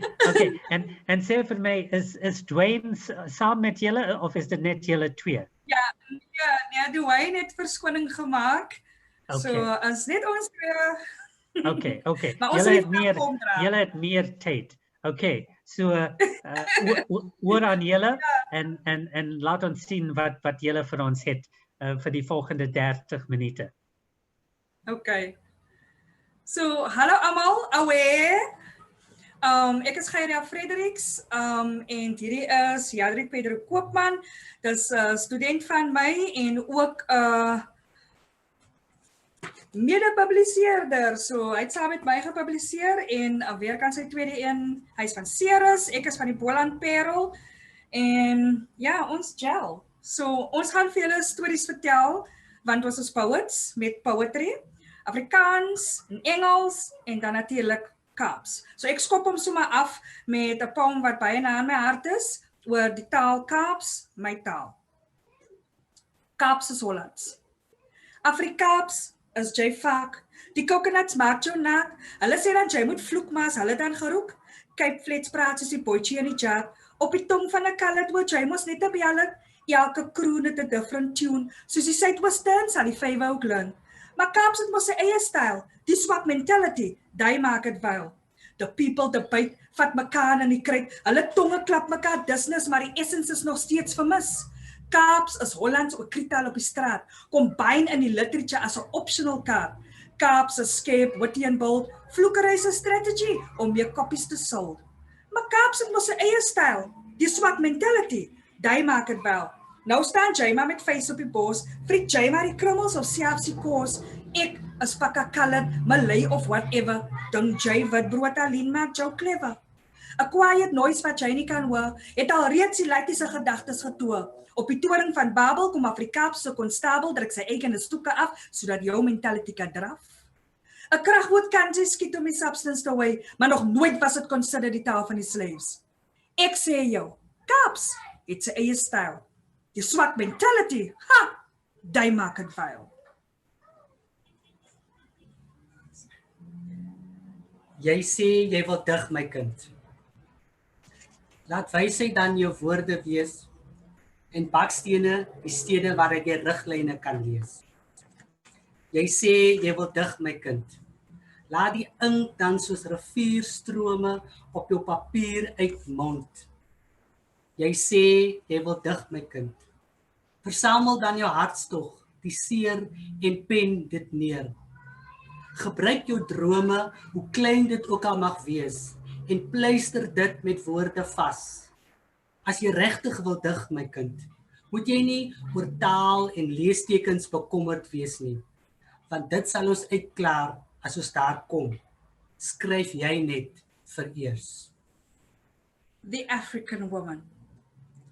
Under this African sun, beyond the African plains and over rivers and mountains lies creation of magnificence and grandeur. A simple-minded being with many shades, diverse colors, and she speaks in many tongues. Her heart beats to the ancient drums, keeping the beat with customs and culture. She walks bare feet on the gravel roads of life and carry her loved ones' burdens beautifully balanced on her head. She washes the misunderstandings and underappreciation in the crystal clear waters flowing steadily from the waterfalls. She covers her chastity in the lush green elephant leaves and paints her face white. She lifts her chin and basks in the long-awaited rain to quench the dry mentality of past oppression. Who is she? She's the womb of freedom, liberty, and independence. She is an African woman. Rooi kappie. As die anties met 'n liter squalet die plaaspad afgeloop kom en begin stille nag sing, moet jy weet, dis Vrydag, dis Pydag, en niks kan hulle ontstel. Eers as hulle dop begin trek, sal hulle begin skel. Dat nigster skryf op en dronk lees af. Dronk verdriet. Vars, gepars, na die kerk losbars, vloei die gars deur die keelgat pas uit 'n blink gevryfde glas. Vuil of in 'n das, in enige ras, is daar 'n bottelkas vir elk vriend en gas wat dink oor sy las, staande of op sy bas, geskei of vas, dra hul die sware lewensjas. Met sy liewe in 'n tas en geheue aangelas, sit hy in sak en as en spoeg woorde kras, wat sy gewete was en sy sorge pas, want saam babbelas kom egter 'n gelapte klas. Beloftes.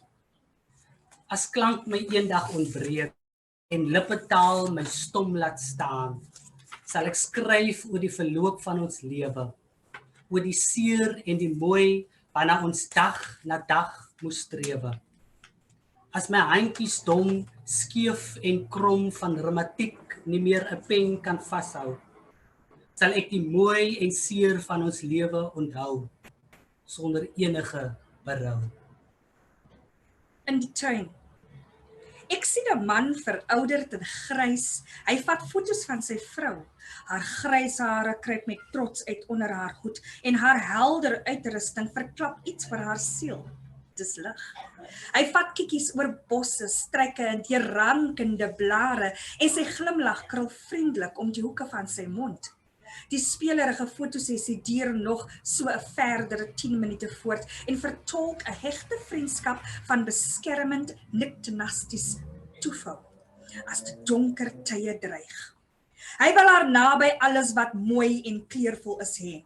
Sy oog flits elke 6 sekondes en hy snap al haar laglyne, plooie en sy blik gly oor haar goed versorgde gladde vel wat die klein kussies van kielerige sonstrale waardeer. Haar ken, wat op hierdie ouderdom bly grond toe kyk, versterk 'n skamerige jeugdigheid wat deur sy lens en sy hart self ook dit van 'n tiener weerspieël. Die wip van haar neus lig hoog, saklaag, swaai links en regs, soos sy hom met haar statige gees verlei. Hulle oë bly gefestig op mekaar en blink met borrelende emosie van eeue op die moudera. Tans is 2020 vreemd, maar hulle is nie. Hulle is tydloos vir mekaar. Ons is tuis. Met arms wyd nooi jy my in, jy lyk rustig en geseënd. Jou hart klop op jou mou en jy skink vir my diep woorde met gevoel. Ek sug diep, ek's tuis.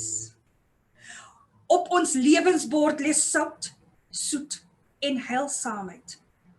Ons sal dit saam verteer en alhoewel ons smake verskil, deel ons die geselligheid. Ek sug diep. Hy's tuis. Ons lewe lê ongekrikkel, maar begin die gevoel van neskrop en nespil kry, klere meng en spasies oorvleuel, koue voete kry sokkies en warm handjies dwaal rond. Ons sug. Dis nou ons huis. Ek wag. Die nag word stil en ligte doof en ek wag vir jou tassende hande teen my wil. Ek wag in die donker nag op jou wat plunder en roof, op jou wat my skeer en saggies troos. Ek wag op jou greep, heftig en liefdeloos. Ek wag op die dwang van jou liggaam. Ek wag op jou manlikheid, die doodsvonnis wat oor my hang. Ek wag op jou belofte om in vervulling te kom. Die belofte dat jy weer sal kom. In die kringspier, indringer, Judas. Jy het met pompies gekil en gesê het gaat lekker wies, lekker Peru. Jy het saam ons cricket gespeel en touch rugby. My as 'n baby sien lykie word en jou knie onder my ma se tafel gesit. Aan 'n mammie se tafel gesit. En wat van die times wat jy skouer teen skouer saam ons kop op die grond gesit het? Was dat jou plan all along? Infiltrate, kind relate en dan desecrate. Jy het my met pompies gekil en gesê het gaat lekker wies, lekker Peru.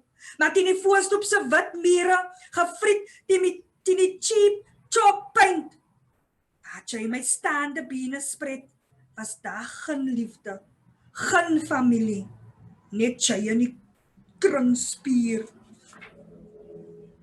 Onthou, ons bære nou jou foto's in 'n wit koevert van herinnering en herinneringe maak nog te seer. Jou as is begrawe in die mik van ons nou verwronge vuurherd. En met jou lomp woorde speel jy konsert in teaters van ons geheue. Die tyding. Klankgolwe, flat lines, soos ek die boodskap oor jou passing ontvang. Ons wêreld is geskei, die worst van reality and currently exist ons in different time zones. My môre, next week en toekoms word voor my oë opgevou en weggepak. Jou omhelsende stem opgerol en op die kas bo my kop gebeere. Ek luister na my moe hart wat bly asem skep en my sadness wat choke oor die sure promises wat ons mekaar beloof het. Die kinders maak lawaai in die kamer langsaan en soon sal ek hulle ook moet inlaat in die stilte wat ons nou moet face. Maar al wat ek nou op fokus is jou doodse stilte en die echo van my silent noise. Gestolde bloed drup onwillekeurig soet, totdat dit borrel en ek korrel tussen trane deur en beklemtoon dit weer. Deur my are vloei ook bloed. Dood is daarom vir jou 'n snaakse ding. Hy sal op die messe lemmeres saam die vuur dans, soos 'n bullet op jou afpyl of simply sy hand deur jou hare streel. Som tart hom en klim hange met kaal hande, spring uit aeroplanes en swem saam die sharks. Som tel af die ure en dosages van morfine en stap saam om parallel sign sealed but not yet delivered. So mense nooi hom in, maar laat hulle nie voorsê oor die laaste asem sal blaas nie. Vir hom is dit gewoonlik 'n private show of 'n tribute. Soms sal hom dead in die oë kyk, maar weier om sy hand te vat. Not yet my time, sê hulle. Dood infiltreer jou tempel en knoop die naaldstring styf sonne enige vraag. Sis jou baba aan die slaap, soeter as die môre son en stiller, despite die haan wat soggens kry. Kruip saam in snoesige beddens en borsel lang grys hare netjies agter die ore. Baarde opgeborsel, sodat die wysheid nog skyn, gooi die handdoek in en lê met krulvoete en tone wat op na die hemel point. Dood sal hom wegstiek en jou hart agter die kop klap. Laat jou nies in 'n stryd wip en jou common sense eers bykom by die begrafnis. Soms sal vir hulle klere stryk, hy beste taai uithaal, die mooi dier lipstiek wat almal sê is net haar kalle opsit en in die lounge met 'n swaar boek op die skoot gaan sit. 'n Open sign met God se wil invite mee in die postbreek en met contentment hulle beurt afwag.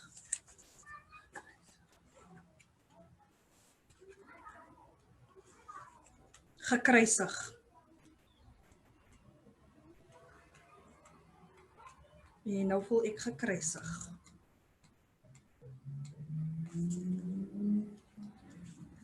Ek moet die kruis dra.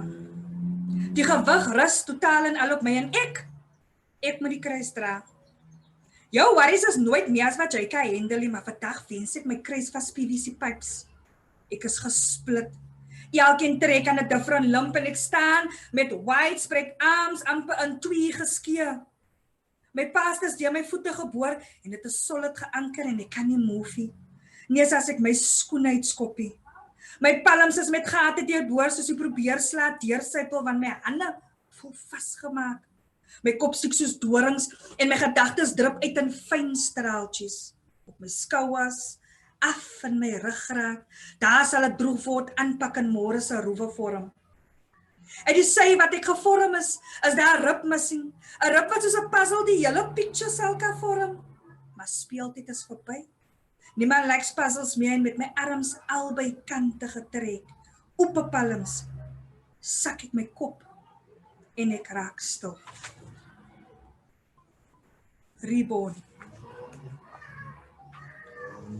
Hier deur die oude glas van die sandjies van die lewe. Ek weet nie of ek moet celebrate om in reality moet bewe. Ek is aan 'n nobody wat God se lippe prys. 'n letdown slave wat sy skaal nog moet face. Wie's die reflection wat daar staan in die spieël? Die vuilgat wat voel daar's 'n kans om te appeal na die grace of God en na soveel transgression. Seems die lewe het my nommer met elke lesson.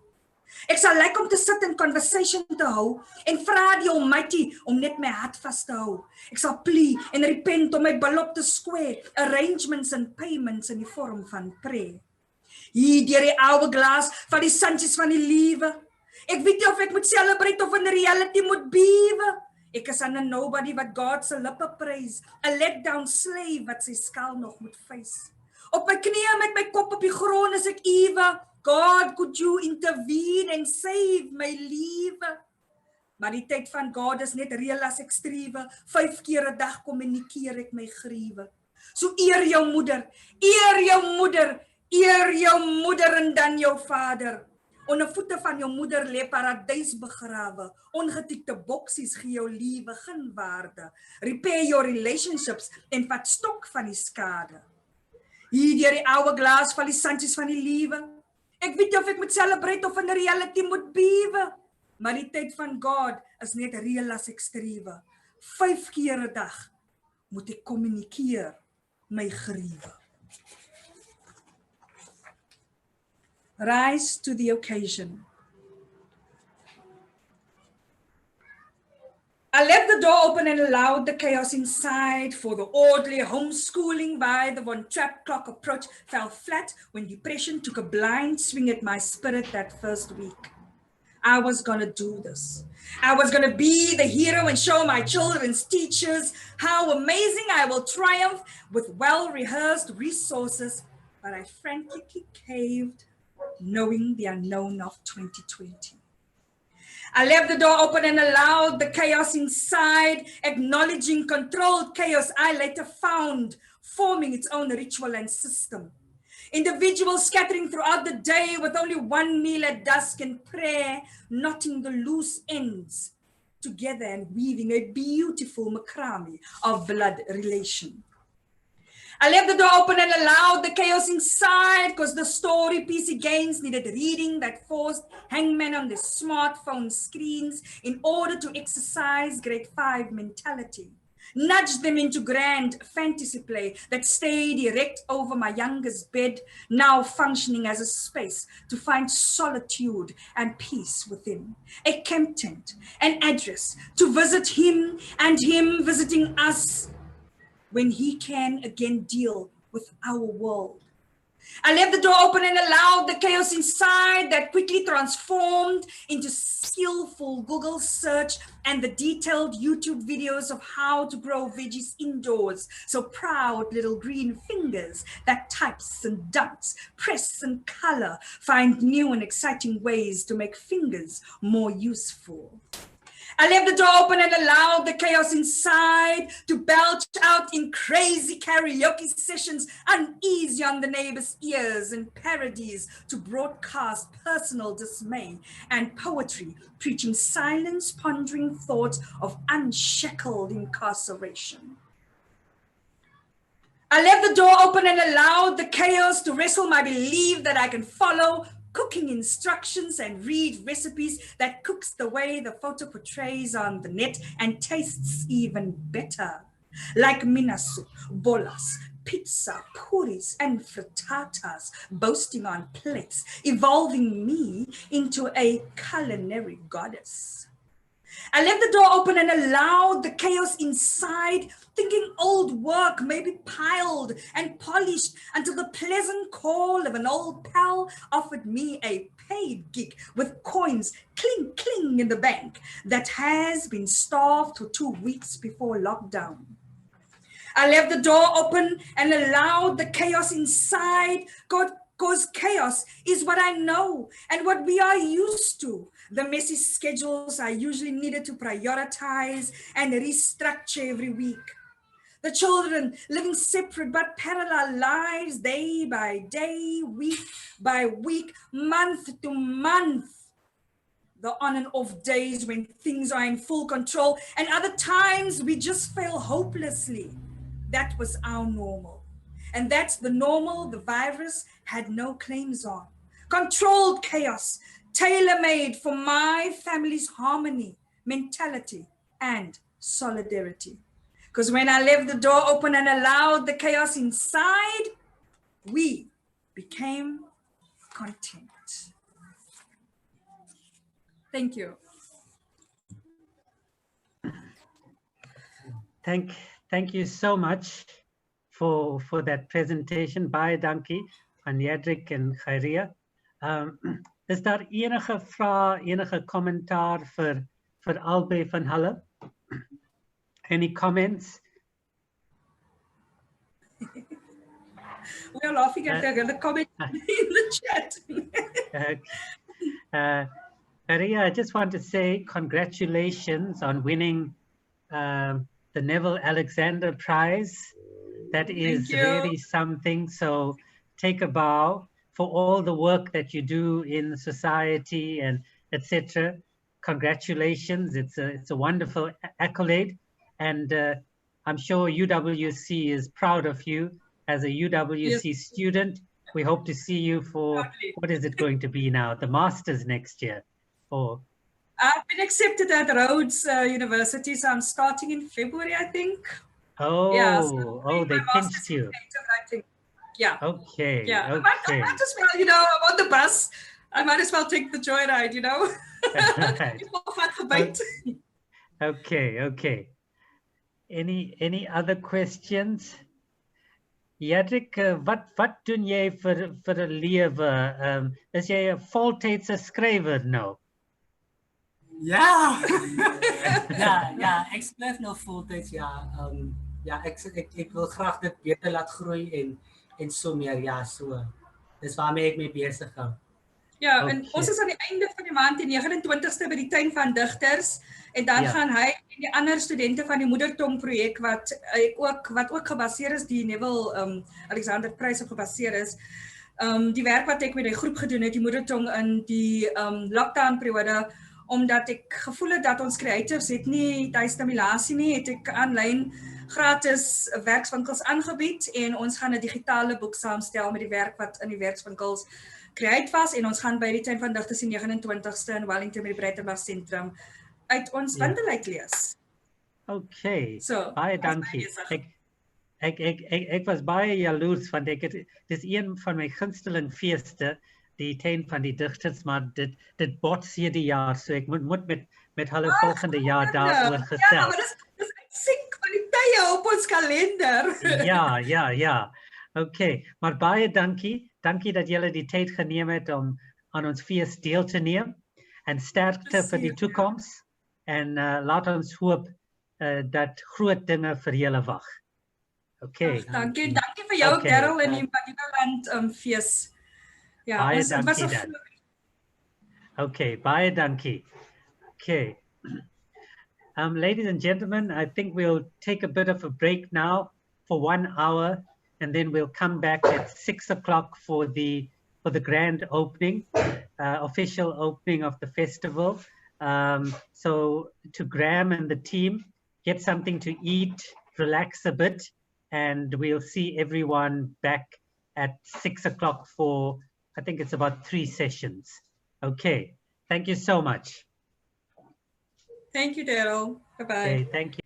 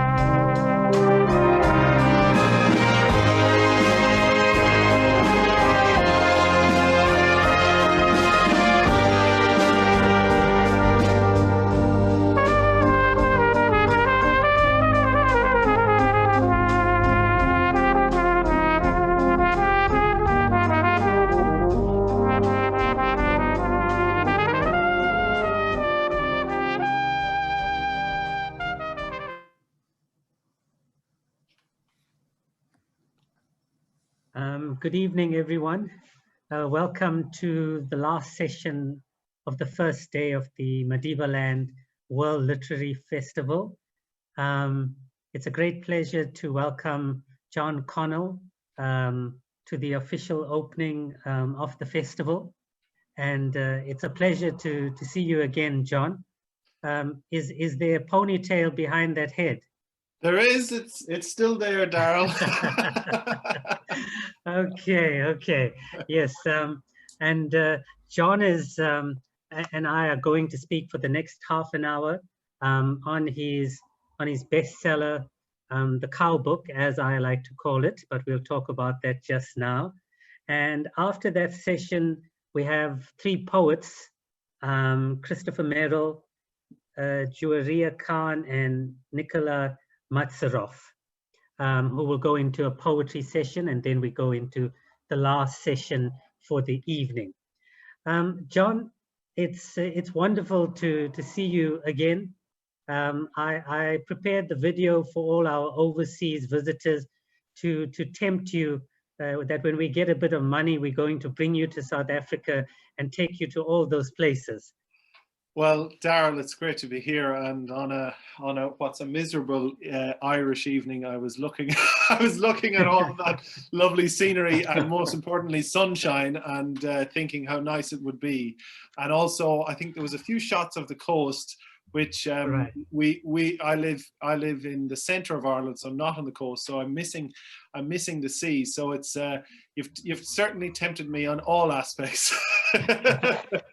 I'm just going to turn it. I don't know if you can see the sea a bit over there. Oh, through the wow, window. yes. Yes. Very So close. Wow, so we'd love to have you, and it's a pleasure to have you at the official opening. But let's get down to your book now. Yes. I wanted to ask, it's a strange one. You've actually got, your book has got 2 titles, but in a way it goes to the heart of the book. Would you like to comment on that to give people an entry point into the book? Sure. Well, I suppose the book, as people in the UK and the Commonwealth and South Africa as well, would know it as The Cow Book. And that title actually there was 3 titles of the book, would you believe, Daryl? The first title was Birchview, which was the name of our farm. And my agent at the time recommended that that sounded more like a novel. So he said, have a think about the title. And my parish priest, I sound very Irish now, my parish priest is a very good friend of mine. And he had always referred to the book as the cow book. He said, how's that old cow book doing? And in the end, the cow book was really my last attempt at being a writer. So I kind of said, sod it all, I'll put that name down. I know it's a joke, but it turned out that that Granta actually loved the name, and my agent couldn't really believe that. But I suppose it was such a simple title that it stuck. But when it went to the US, it was referred to as The Farmer's Son. And really, that title is just as apt, because the book is about being a farmer's son. And I suppose both titles work. The Americans had felt that they might alienate some readers by calling it the cow book, because people would think it was all about cows, which, you know, it's not. So, but yes, a tale of 3 titles. Okay, I must say, I love the phrase that you coined while you're talking about your priest. You said the tiller of souls. What a lovely phrase that was to describe a priest, you know, in farming imagery. Yeah, so, he is a tiller of souls, you know. And I suppose, yes, it was the concept of land runs through most of the stuff that I talk about. So yeah. Yeah, okay. And I wanted to say, you know, the theme of the farmer's son, or the father and the son, is as old as literature itself. You know, those themes, the son doesn't want to farm, follow in the father's footsteps. In South Africa, it's a well-known genre. They call it the farm novel. In South Africa, right? Yeah. And but it just goes to show, if done well, it can really be a bestseller. And the last time I checked, you had sold millions of copies. Am I right? Well, not millions, but certainly thousands and thousands. And it's done. It's done very well. And I suppose it's given me a freedom to write what I want to write. And ultimately, yeah, I suppose, you know, you said, Daryl, that it's an old story. It is. It's not a new story. I suppose I was living this story, which was interesting in itself.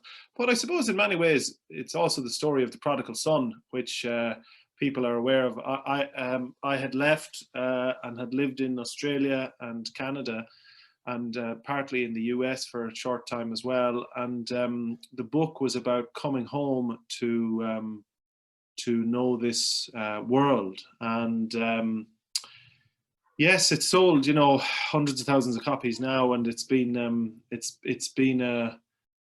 I suppose what amazed me, Daryl, was that there was a universality in it, and that people who were not even from farms or rural backgrounds connected to it, because, well, we all have parents that we don't get along with, and then we have to eventually come to terms with. And I suppose I was 29 when I wrote the book, and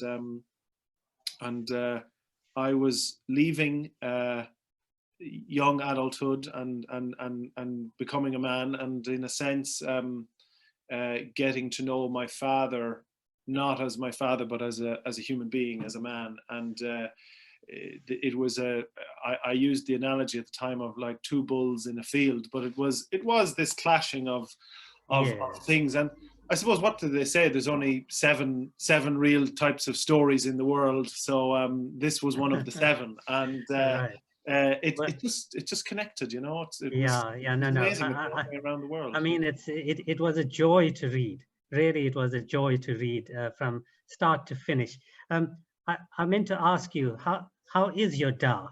Is he still alive and well? He's alive and well. There was a film crew here about 2 weeks ago, and he was on TV again, and he's gotten used to the newfound fame, and he it's been 2 years since the book came out, and still people talk to him about it, and I suppose in a way, which is interesting, he's become a bit of a literary let me see, snob in a sense. He discusses with me about when new books come out, and do you think they're going to be a success? And that's, I suppose, really interesting, that he's taken this whole new lease of life in the literary world, and reads many books now, and gives me his thoughts on them. So really isn't fun. that wonderful to hear? Isn't that really, I mean, if you read the book and from what you're telling us now, it's like two different worlds. Yeah. You know? Oh, absolutely. Yeah. Absolutely. Yeah. It's as bad as saying you gave up writing and went full time into farming. Yeah. Yes. Yeah. Exactly. So, it's been, things have changed since the book was wrote, I suppose. For me, dramatically, I've got married, and congratulations. Yes, thank you. And I don't live on the farm. I live down the road from the farm, which is good, because you're not in on top of each other. And it's kind of I suppose the book allowed me to become a professional writer, and that's something that I spent today writing an essay about Eliud Kipchoge, the Kenyan marathon runner, and it was I was just remarking that it was wonderful that I could spend a day working on an essay on an obscure topic. So okay, John, I wanted to ask you, how did you stumble upon weaving the theme of the cow into the, I know you're a farmer, etc. But I mean, it was unique, the way you introduced or you threaded the idea of the cow throughout the book. Yeah, it's funny, Darryl. People always ask me that, and I was interviewed by a book club for Irish Radio here last week, and the same question came up. Initially, I had actually read H is for Hawk by Helen Macdonald, another famous nature book, and there was bits in it where she broke away from the text, from her story, and I thought, oh, that's interesting. I hadn't really seen that done in a book before. And then as I was writing the cow book, I started to think that that in a sense, I'm just looking through the book here, I started to think in a sense that perhaps there was a way to break up the farm story and provide the reader with a little break from in a sense, what was happening in my life. And then I suppose, to be honest, Darryl, the thing that hit me, which was the most interesting, was that here was a story that had never been told before, the history of the cow, from mythology to the modern day. And as I began to dig into it, I started to uncover, in a sense, this untold story of the history of humanity.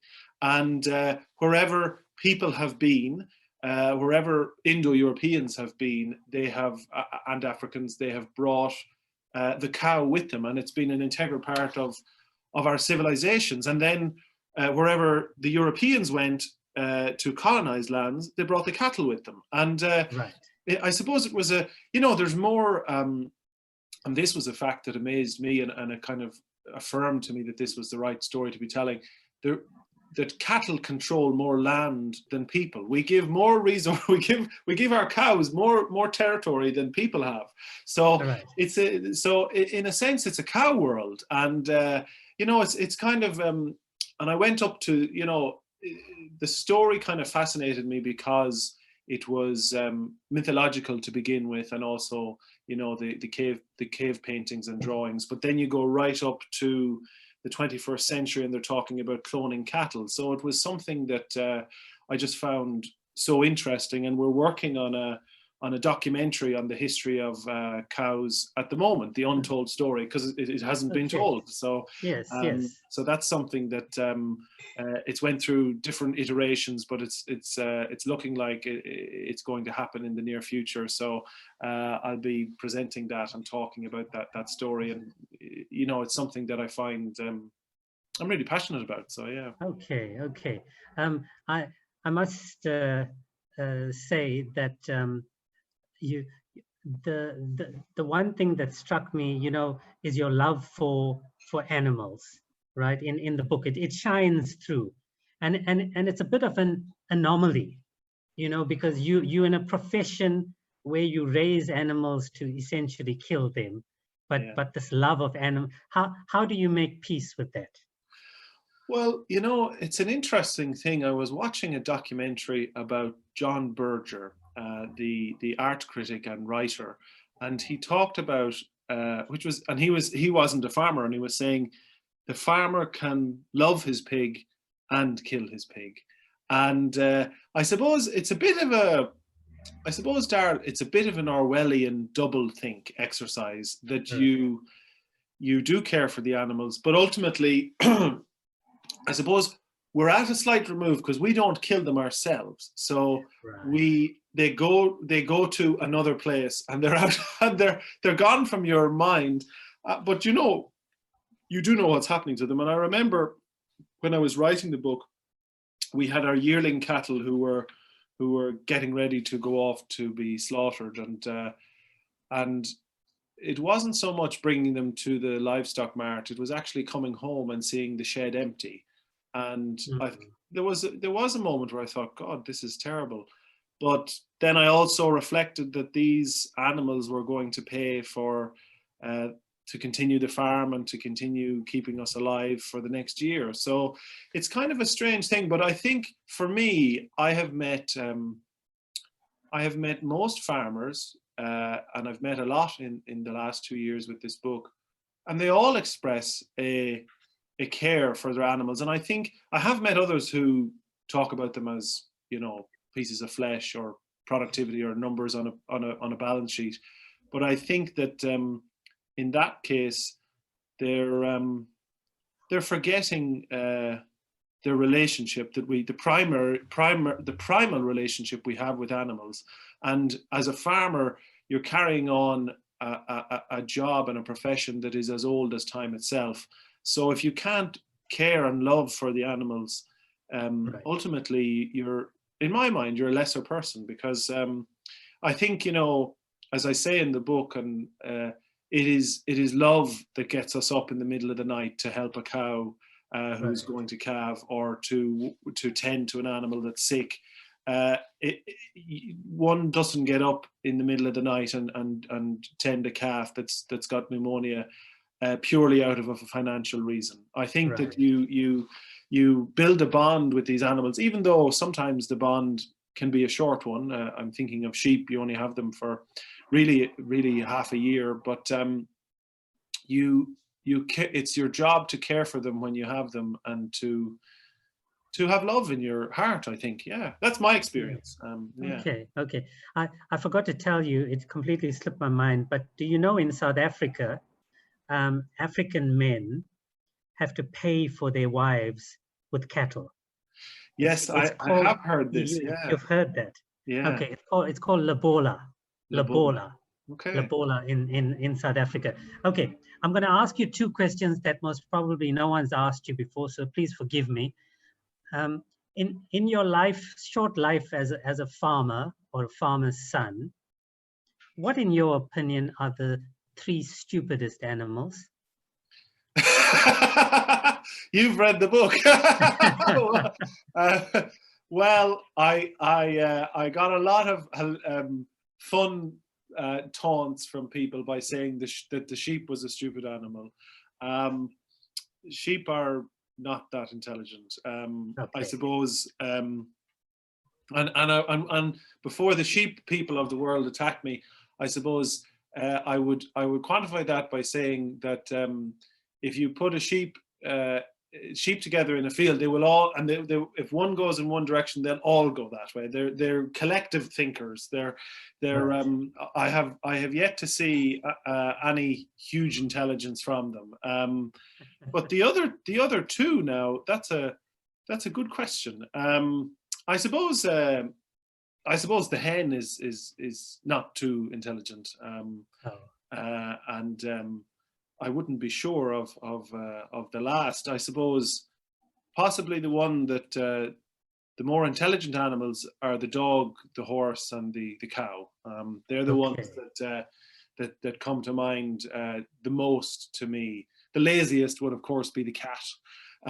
And I think, you know, people you know, you do have loads of different species living on a farm, and right. But yes, the sheep, unfortunately, to me, it's not got a whole lot going on upstairs. They're a lovely animal, and I love them, and I love the lambs. Right. But there's not much happening, you know.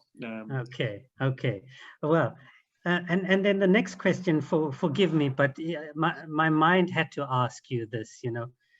So you talk about how farming has changed and the artificial insemination, and so I wanted to know now.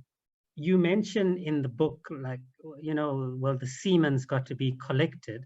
Yes. So now is that like a profession? Does someone have to go around collecting this? Yes, actually, yeah. So what would happen is that there are AI services, not artificial intelligence, but artificial insemination companies who would buy purebred prize-winning bulls. And then what they would do, it's a similar thing in some other industries too. But so what happens is the bull will be brought before. It depends, either a real cow in heat or another bull or a artificial cow, and essentially. The bull's, I don't want to be rude, but the bull's penis will be the bull will be pulled back before he ejaculates, and it'll be collected into a sheath, and there'll be obviously millions of sperms, and this has to be done by hand. The thing is, these bulls are purebred prize-winning bulls, so they've been haltered and led their whole life. They're very used to people. It's quite safe. It's not like trying to attempt it with a wild bull or a bull that isn't used to people. These animals are very used to it. So unfortunately for the bull in question, he never gets to actually do his job. He never gets to actually inseminate a cow. He will be the father of possibly thousands of bulls, cattle, but he won't ever get to do it himself. But interestingly, recently I spent the summer waiting for. Speaking of sperm, I spent the summer waiting for a number of straws from an English Longhorn bull, which had come from Britain, but because of COVID, but also because of multiple legalities and DNA tests that had to happen, it took a number of months for the bull straws to be released. And finally, about a month ago, my father and I went and finally got these straws. And it took so long because there are no English Longhorn bulls in Ireland that we could find. So we'll have one of the few herds. So it's quite exciting, actually. So I suppose I was never more excited to see a straw of frozen semen in my life. Okay. Now, I must say, when I read the book and I read the incident of you seeing the black dog in the book. Yes. And then I thought, oh, you sneaky bugger, you know.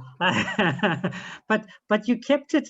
It was almost as if it was a real dog. So I have to ask you, did you want to plant the image in our minds for later on in the book, or was this really a black dog? Well, actually, it really was a black dog, and. But of course, you know, you're alluding to me talking about mental health and depression. And I suppose art was imitating life in a sense. but it was a Right. real dog. And, you know, I'll be honest, Daryl, when I wrote the book, I was daydreaming about it being a success. And I thought that I would write this chapter and not give away what happened to the dog. And that I in my wildest fantasies, I said, people are going to ask me about this at festivals, and I can be really I can be really naughty and say that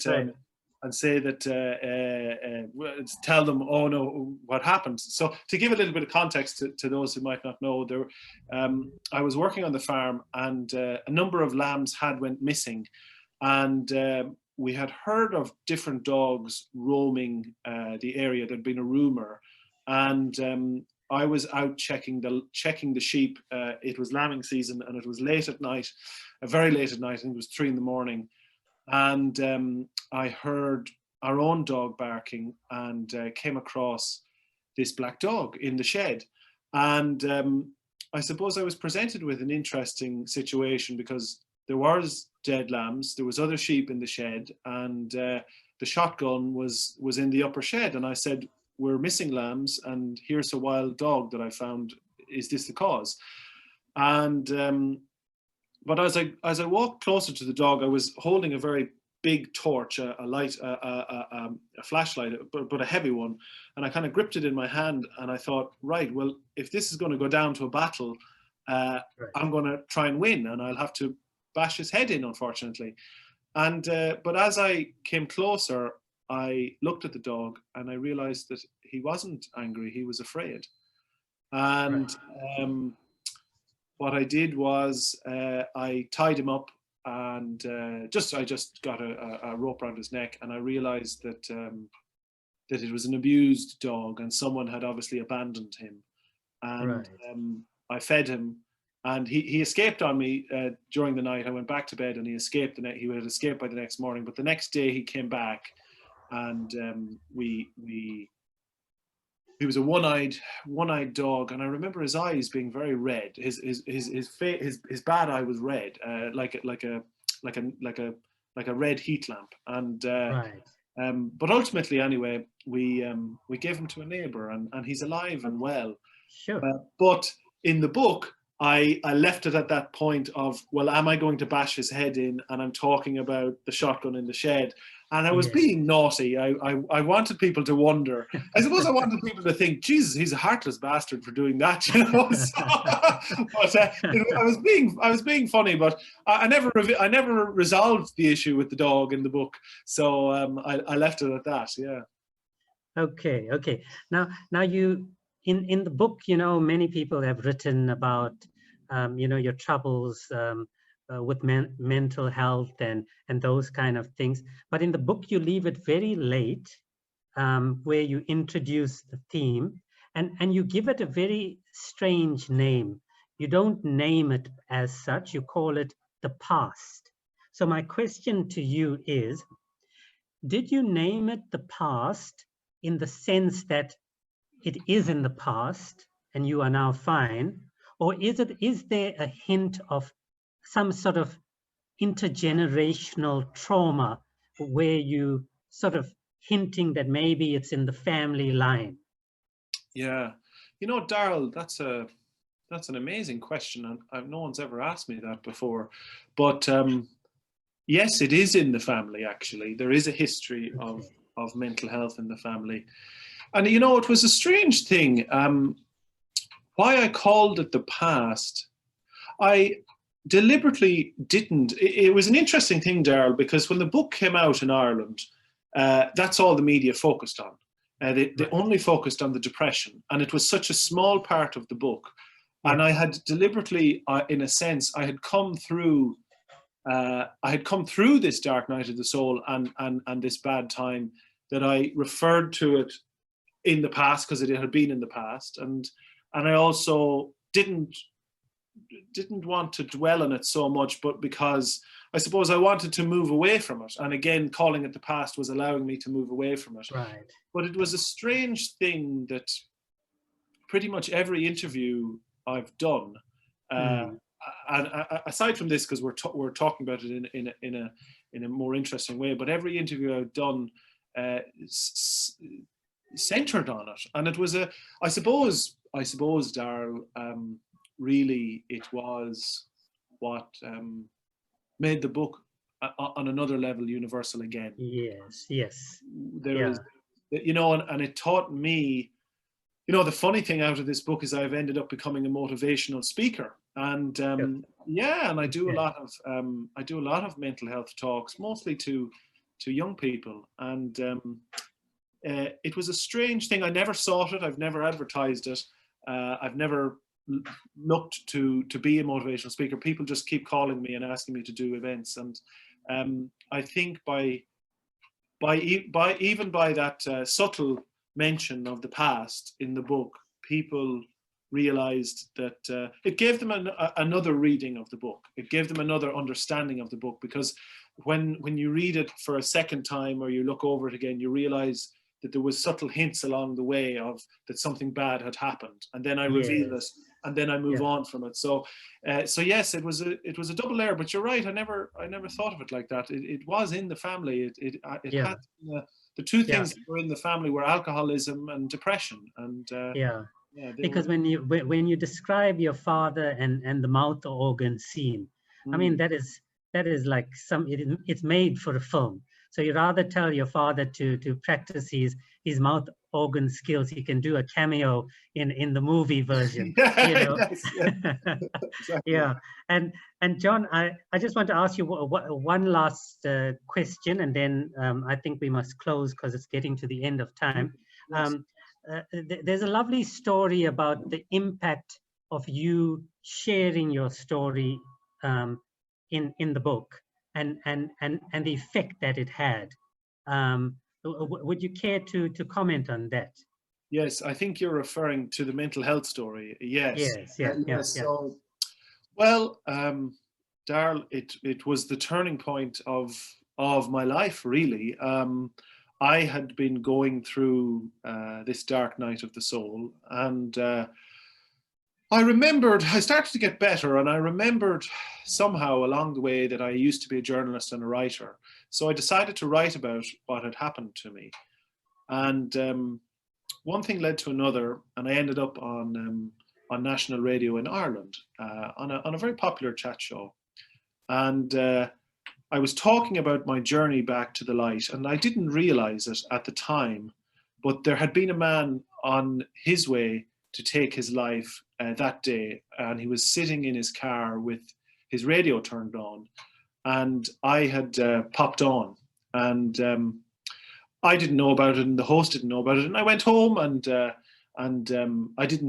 I knew that I'd done something special that day, but I didn't really know. I said, for me, I've put the past in the past, and this story is out there now. And it wasn't until the following day, till I was out working on the farm, that my sister rang me, and she said, turn on the radio straight away. And we have a radio with the sheep in winter time, so it was on. So I tuned into the station, and this particular man had wrote in, and he said I had had a rope and tablets with me, and I was on my way to take my life. And he said, I heard you speak, and I decided not to.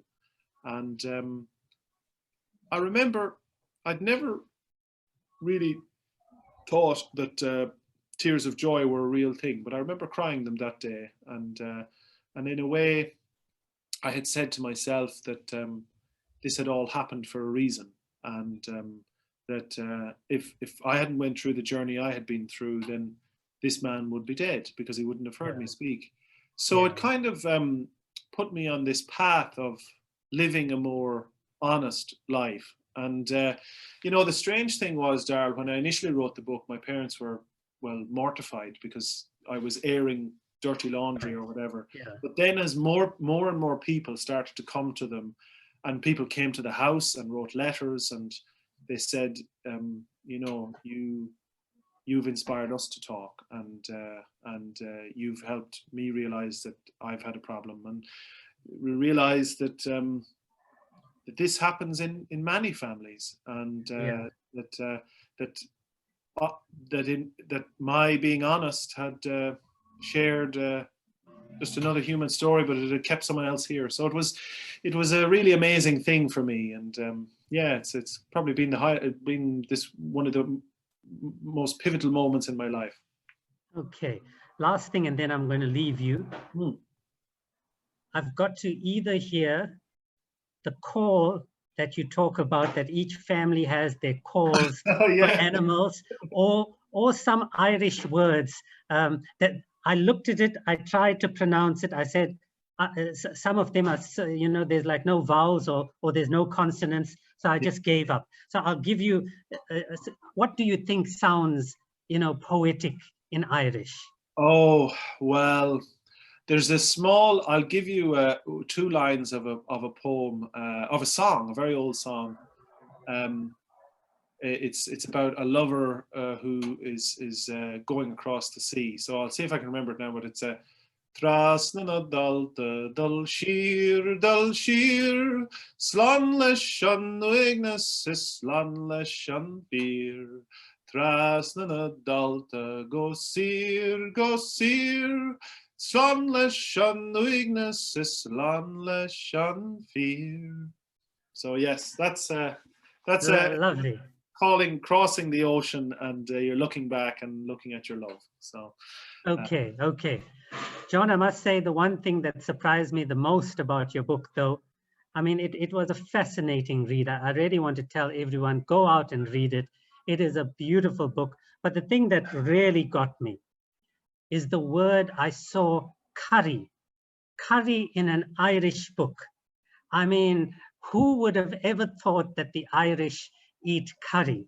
And there you have it. John Connell was eating curry at one of these events. So you know, when I saw that, I said, you know, most probably the book is meant for me, because I sort of eat curry for breakfast. So well, the power of the South Asian, they're everywhere, and the Indians have infiltrated every society, and Bangladeshis and Pakistani people too. So and it's funny, my father has a Pakistani friend now who he does sheep dealing with. So we're getting new recipes and new ideas all the time.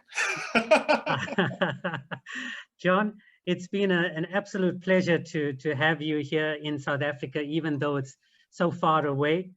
We must make a plan to get you to Booktown, Richmond, if not UWC. There's some influential people with big purse strings sitting in the background, so I'm saying it especially to them. But we must try and get you here, because I think by that time, you know, your cow book will be a real hit in South Africa. And it's been a pleasure talking to you. From the moment I met you in Scotland, I knew you were a special writer. I knew if ever I did an international festival, who I would invite. Thank you so much. Thank you, Darrell, and thank you to everyone, and the best of luck to the festival. It's a wonderful idea, and I'll be tuning in. Okay, thank you so much, John. You keep well, and regards to your family and regards to your da and your mother. Okay. Take care. Slán. Okay, Slán. thank you then. Bye-bye. Okay. I hope that you enjoyed that, ladies and gentlemen, as much as I have. It's time to move on to the next session. The next session, I'll be keeping my nose out of it pretty much. I'm going to leave it in the hands of the 3 poets, Christopher Merrill, Nicola Matsaroff, and Juwareya Khan. And just to introduce them briefly before they move on to their poems. Christopher Merrill, I'm just summarizing 6 collections of poetry, 6 books of non-fiction, most importantly known as the director of the Iowa International Writing Program, been on cultural diplomacy missions to over 50 countries, served on US National Commission for UNESCO from 2011 to 2018, and in April 2012, President Obama appointed him National Council on the National Council of Humanities. Nicola Matsaroff is actually the first Macedonian writer, to my knowledge, that we have invited to South Africa. His poems have been translated into more than 30 languages. One of his most famous anthologies is Relocated Stone, published in 2007, which won the most prestigious Macedonian Poetry Award. And one of the critics had a beautiful line about his poetry. They said, Matsarov's poetry is like discovering a new planet in the solar system of the imagination. And I thought, what a lovely way to describe someone's poetry. And then in between that, sandwiched in between, is Juwaria Khan, an unknown student from my old university, the University of KwaZulu-Natal. I know her mother, Rueda Khan. We were in school together. Rueda delivered my daughter, and so I suppose I'm repaying the favor by delivering her daughter into the literary world, so to speak. But she's a great poet, and her poetry will stand up to scratch against these two giants of poetry before us. So, Chris, if I can leave it up to you, you can decide how you want to do it, but I would say maybe 2 poems at a time, go around, or 2 to 3 poems and go around the table. And let's do it like that. And Chris, I was thinking about you when Iowa was going Trump's way, and I said, as a man who got appointed by Obama, it must have been a real slap in the face for you, but we're glad that you are here, and all's well that ends well, I suppose. Exactly. Thank you, Daryl, and greetings to everybody out there, including my old friend Nicola, who was in the International Writing Program now quite a while ago, but we have very fond memories of your time here. Like John Connell, who just spoke, I live in an agricultural state of Iowa. We have, I like to tell the visiting writers, we have about 5 times as many hogs in Iowa as people, but we also have a lot of cattle and a lot of corn and soy. And unfortunately, my state voted for Donald Trump, but my country has voted for Joe Biden. So we have some hope that in a couple of months, we might start to right ourselves as a country. So maybe I'll begin with a poem that's in 3 parts titled Politics, which at least from my perspective, perhaps speaks to the moment. The girl is playing dress up, and the boy hides in the fort he dug around the dogwood, examining the sandwich board his neighbor sliced up with a knife, the photographs cut out of look and life, then taped below the slogans, printed aslant in large block letters, Goldwater 64 and put your money where your faith is. He doesn't understand what the words shredded by the older boy mean, nor what spurred this hatred for a man his parents praise at dinner. From his lookout in the woods between the neighbor's house and theirs, he sees his sister in the picture window, poised in a wedding dress, and the other boy guarding the hill he marched across all morning, proclaiming in cardboard his faith in signs that only the adults seem to understand. The sky is overcast, no one is safe. The boy has inventoried the bomb shelter, sand, cinder blocks, and rats, discarded planks of wood and 2x4s, a set of hinges, and enough rusted nails to start a new fort in the ashes, and has surveyed the fallout from the storm, books and cardboard boxes floating in ankle-deep water, a burned out light bulb unscrewed from the socket in the ceiling, the warped head of his wooden tennis racket. His sister dances on the ping pong table, singing, "Poor boy, you're bound to die," and swings a plastic jug of Clorox that she will drink from if he will wade in bare feet through the water and, rising on his toes, stick his finger into the empty socket, which he does against his better instincts. His eyes widen and swirl, his body quivers, he can't let go.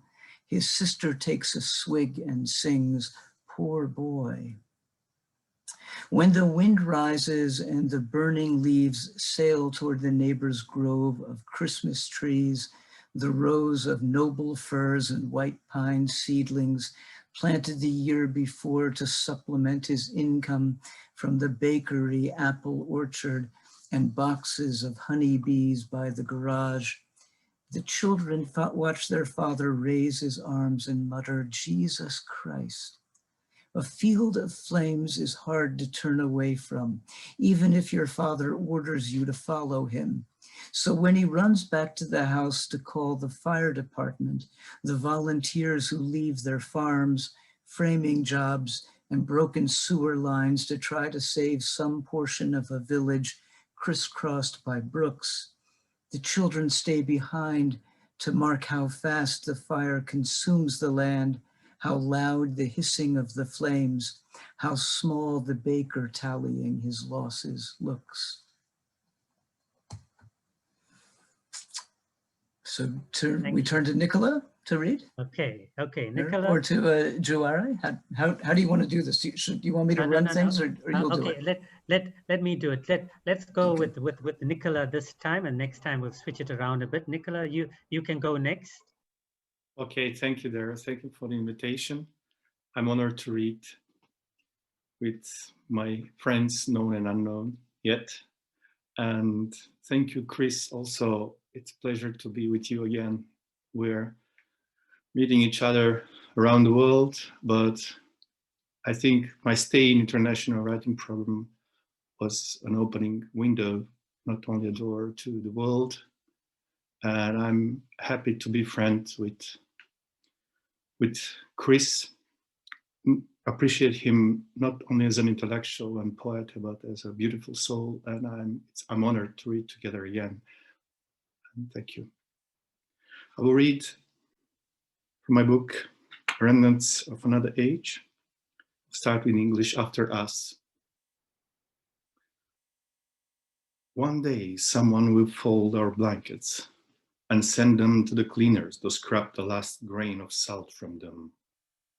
We'll open our letters and sort them out by date, instead of by how often they've been read. One day, someone will rearrange the room's furniture like chessmen at the start of a new game. We'll open the old shoebox where we hoard pajama buttons, not quite dead batteries, and hunger. One day, the ache will return to our backs from the weight of hotel room keys and the receptionist's suspicion as he hands over the TV remote control. Others' pity will set out after us, like the moon after some wandering child. And one poem in which I think the Balkans, coming from Balkans, I think one has to say it's dead if it doesn't talk about history and all this mythomania on this region. So I included some lines in the poem Usual Summer Nightfall about it. This is what summer nightfall is like. The adulteress comes onto the balcony in a silk nightgown that leads through the trembling of the stars. A twig drops from the beak of a bird that falls asleep before it has built its home. A soldier lowers the flag of the state with a letter from his mother in his pocket. And atomic tests in the womb of the earth secretly revive the dead. At the moment, someone quietly interprets Byzantine notes. Someone else falsifies the exoduses of the Balkan and the civil wars in the name of universal truth. In the factory yards, the statues of participants in fake revolutions sleep. On the symmetrical graves, plastic flowers lose their color, and ordinary ones their shape. but this piece of the dead we have parted from is not ours. In the village with 3 lit windows, a fortune teller foresees only recoveries and not illnesses. The waves throw up bottles enough to hold the whole sea. The arrow on the one-way road sign points to God. A fisherman rips off a bit of the sky as he casts his baited line into the river. Some poor child searches for the little bear and the planet he would like to come from. In front of the doorstep of the killer with an alibi, a feather attempts to fly. This is what usual summer nightfall is like. The town combusts in the redness of the moon, and the fire brigade ladders seem to lead to heaven. Even then, when everyone is climbing down them. Thank you. Thank you, Nicola. Okay, next up. Julia, are you there? Yes, I'm here. Okay. Thank you so much for having me. It's so good to meet everyone. I'm very honored to be on this panel with you both. Okay, so the first poem I have is called Bloody Eulogy. It's based on the gender-based violence protests we had last year, this year, here in South Africa. And I'll just start with that one. Dearly beloved, we are gathered here today in the sight of God and in the face of the world to join together the brute force of this man and the screaming body of this woman, an unholy, unjust, unclean union, which is condemned to be dishonorable among all men. Dearly beloved, we are gathered here today to honor the memory of the fallen women whose lives were cut short tragically, who were born bloody, full of hope and vigor, momentum. It grieves me to say they will never see the sun shine again, or live long enough to see their daughters bleed into womanhood is threatened when a man looks at you with eyes that twist a knot in your gut, nauseous from the acid he poured over her face, distortion. You don't know what is right and what is wrong. Do you trust yourself? Didn't you trust him enough? Womanhood is threatened when a man walks behind you on the street on the way home. You do not feel safe here. How can you feel safe here? Dearly beloved, you are a woman, swallowed her voice, in case her parents woke up to find blood-soaked sheets and an uncle with his crotch drenched in tortured red. You are not safe here. You were a virgin until you were not, until he forced himself into that room where you locked the door, pushed yourself against it, tried to look for exits, until he forced himself into that diaper that learned the meaning of intrusion, and into that sacred altar, pure holy grail. Dearly beloved, I am so sorry for what happened to you. Honey sweet, I wish I was not crying for you.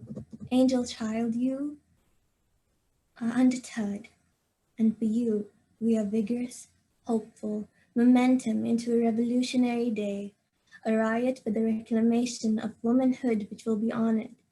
We will paint this world red like the blood you shed, like the color you saw behind your eyes when you screamed, "It is not safe here, it is not safe here." And I will make it safe here in the face of the world in the sign of God. Dearly beloved, we have gathered here today to remember the fallen whose lives were cut short, tragically, who died bloody, bruised, broken. To honor the victims whose lives were disrupted, destroyed, devastated, are we, their sisters, who will not remain silent, who will be loud like thunder, like an avalanche, like the rock he struck when he touched you, loud like a riot, like the undeniable, demanding, commanding gavel against the wooden plate. Dearly beloved, he is guilty for the invasion of your privacy, for the colonization of your body.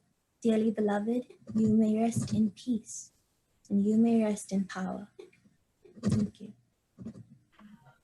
Thank you so much, everyone, for that first round. Chris, let's go back to you.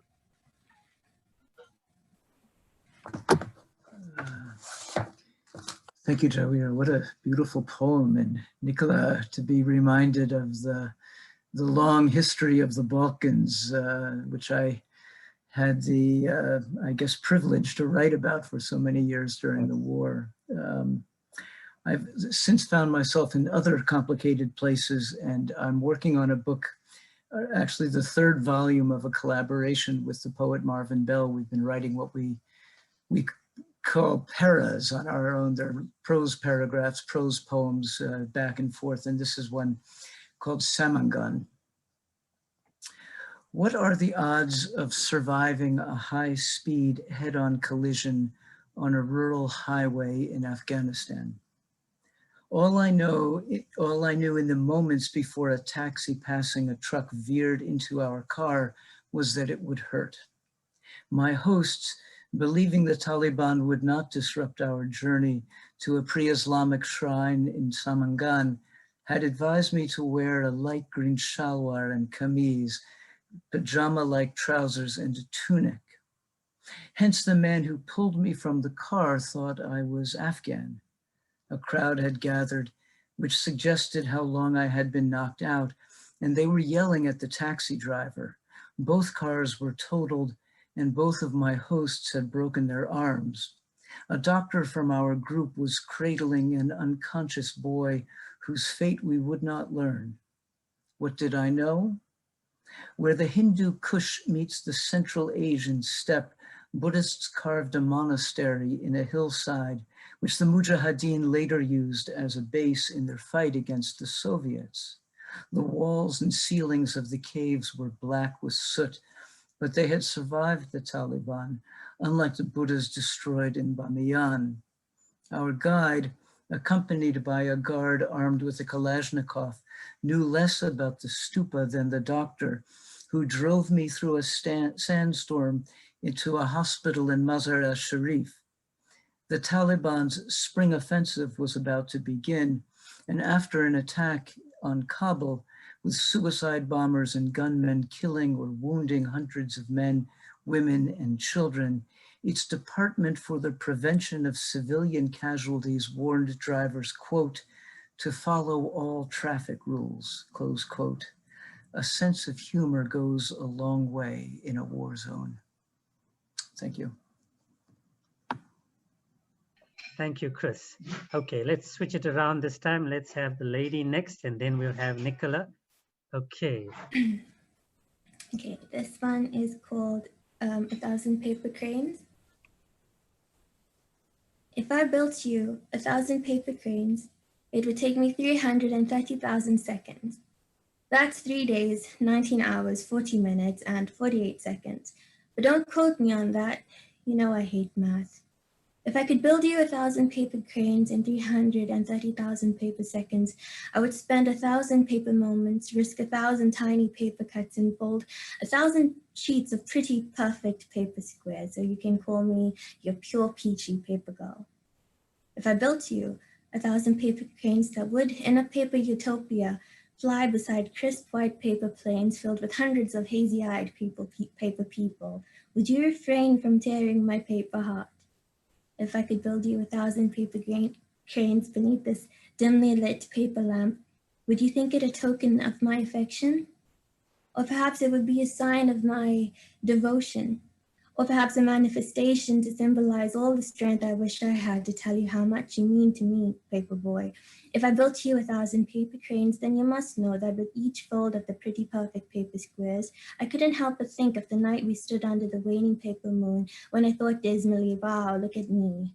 And I thought fondly, wow, look at you. And in amazement, wow, look at me, looking at you, looking at me, wondering how you could possibly feel the same way.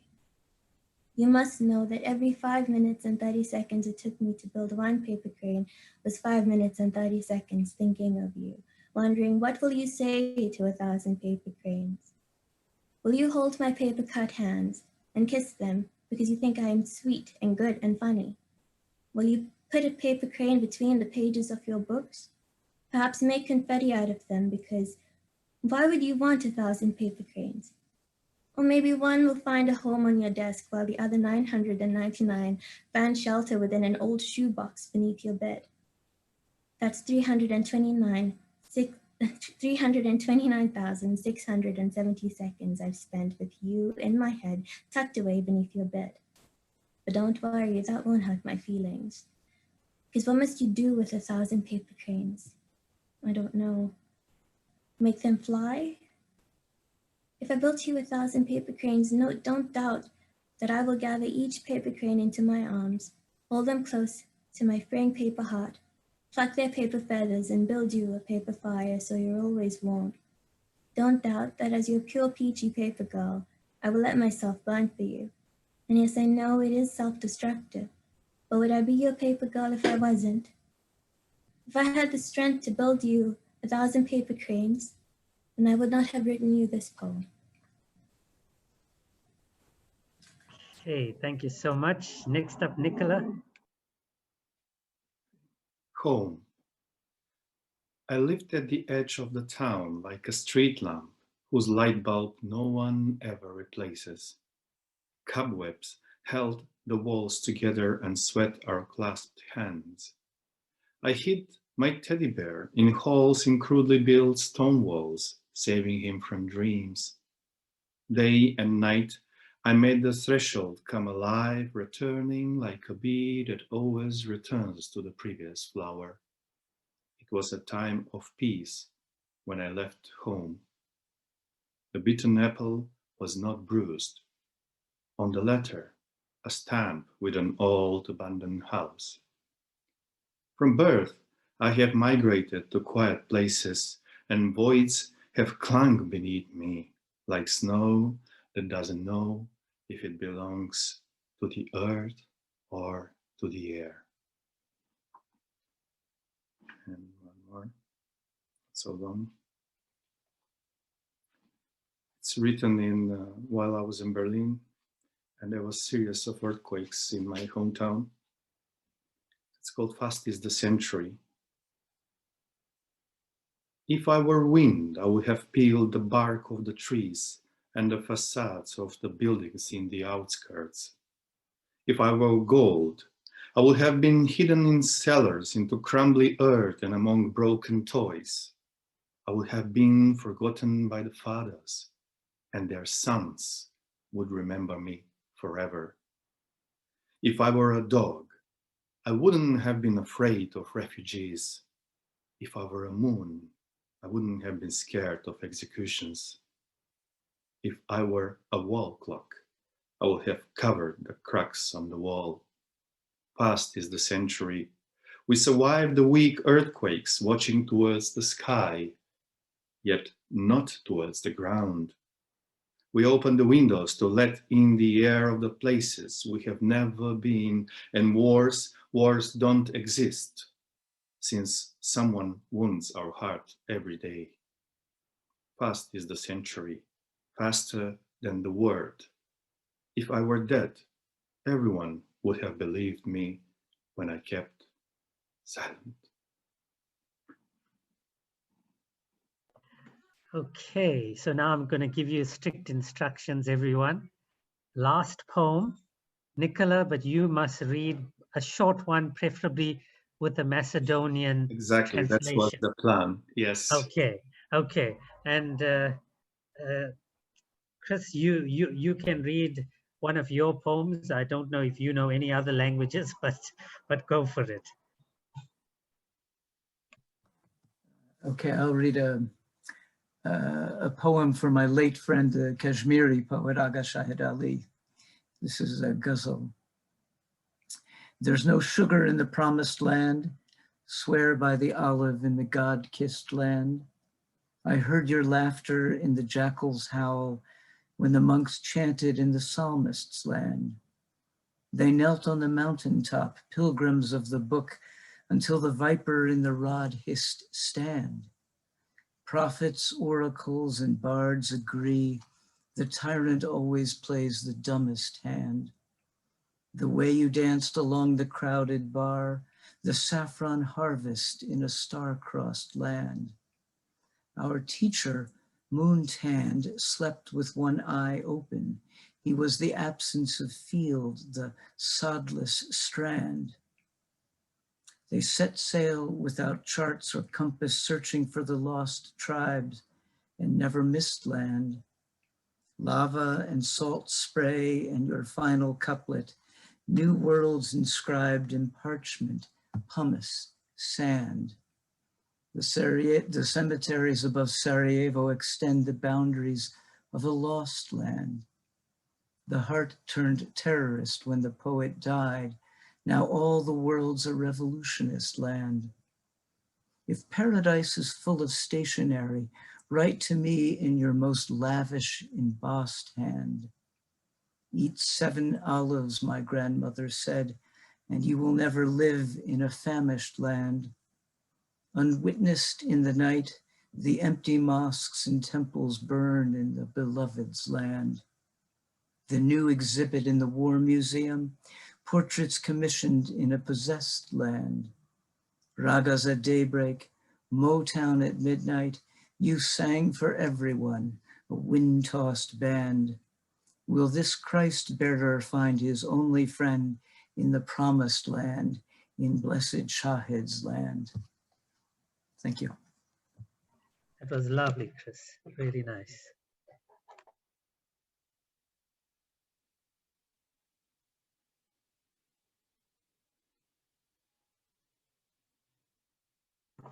So, Nicola, I think you can go next. Okay. Let me, very short one dedicated to Vasco Popa. It's not in the book. It's called The Eye, to Vasco Popa. Open one eye only. The horizon is in the closed eye. Open the seashell. No solitude will escape. The stones on the riverbed drink up time. The dead fish swim towards the sun. Open one eye only. The world is a young tree on a building site. Windows are rivers of our uncertainty. Open the sky. In my hands, I keep a home, a prayer room in a hospital garden. And in the shorter one, I saw dreams. I read both in Macedonian and English. Видов сонови. Видов сонови на кои никој не се сеќава и плачење на погрешни гробови. Видов прегратки во авион што паѓа и улици со отворени артерии. Видов вулкани што спијат подолго од коренот на семеното стебло. Едно дете кое не се плаши од дождот. Само мене никој не ме виде. Само мене никој не ме виде. I saw dreams.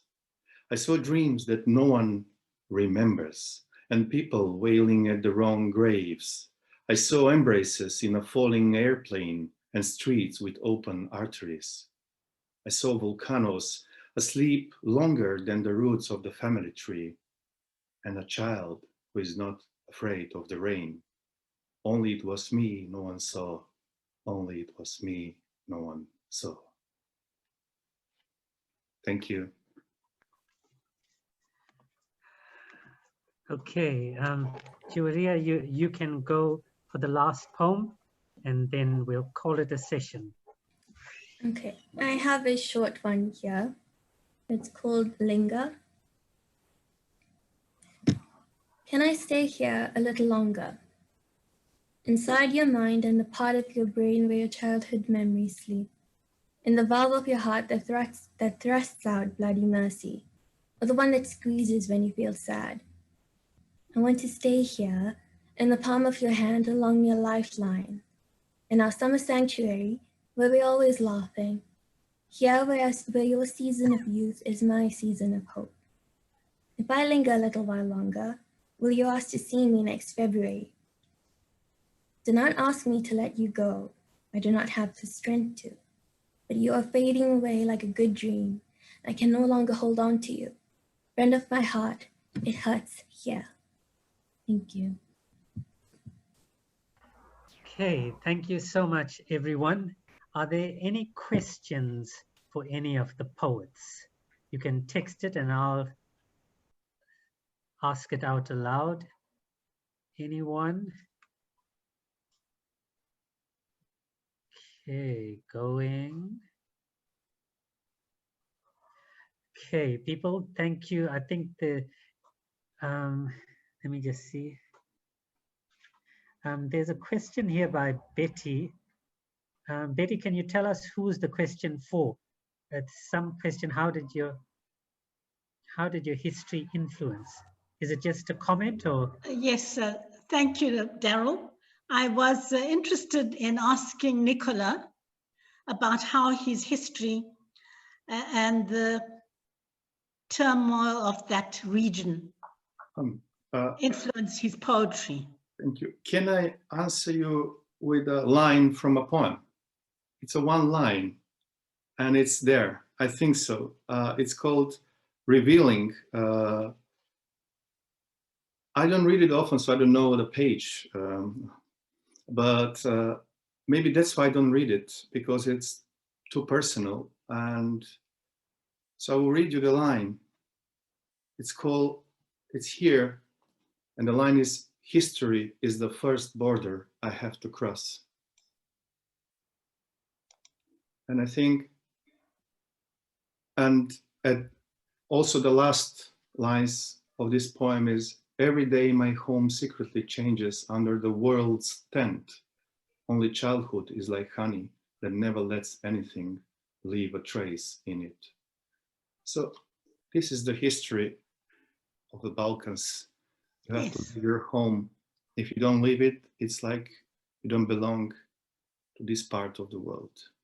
Yes, thank you. And I think all your contexts influence your writing, and we in South Africa, as you know, our poetry is churned out of our life. And there's one of our poets, Wally Siroti, has written the poem called History is the Home Address. Yeah, and he was at Struga Poetry Evenings. Siroti. Yes. Yeah, in Macedonia. Yeah, I remember when he was a guest. And we. Yes. It is like this. But we have to cross this border because it never ends. Yes. Yes, even future becomes history here. Yes. Chris, if I could just ask you and be devil's advocate, there's a question here. Can you teach one to be a poet? That's the question that's always saved for the guy from Iowa, right? I always answer that by thinking of something that Ellis Marsalis, the great jazz musician who was the father of Wynton and Branford and Doc Ellis, three of our greatest jazz musicians in America. He was asked if his kids had become such great musicians, was it a genetic thing? And Ellis said that in his family, there was nobody on either his side or his wife's side who was a musician, maybe one uncle on his wife's side who had played a little bit. He said, but what the three kids had was they had an interest in music, and an interest to him suggests a talent for music. So if you have an interest in poetry, then you probably have a talent for poetry. And then the whole issue is whether you can cultivate that talent. And there are ways to do it by reading a lot of poetry and memorizing poems and trying to write in different forms and different styles and sharing your work with other poets, which is pretty much what we do in writing programs in the United States. But without that interest, which is to say without that talent, you could probably only be taught to produce sterile kinds of poems. But if you have the talent like my two colleagues on this panel do, then you cultivate it and you make poetry out of it. Thanks, Chris. Janet, can you actually ask the question? Let's see if you come on. Yes, okay. Let me just open up my camera here.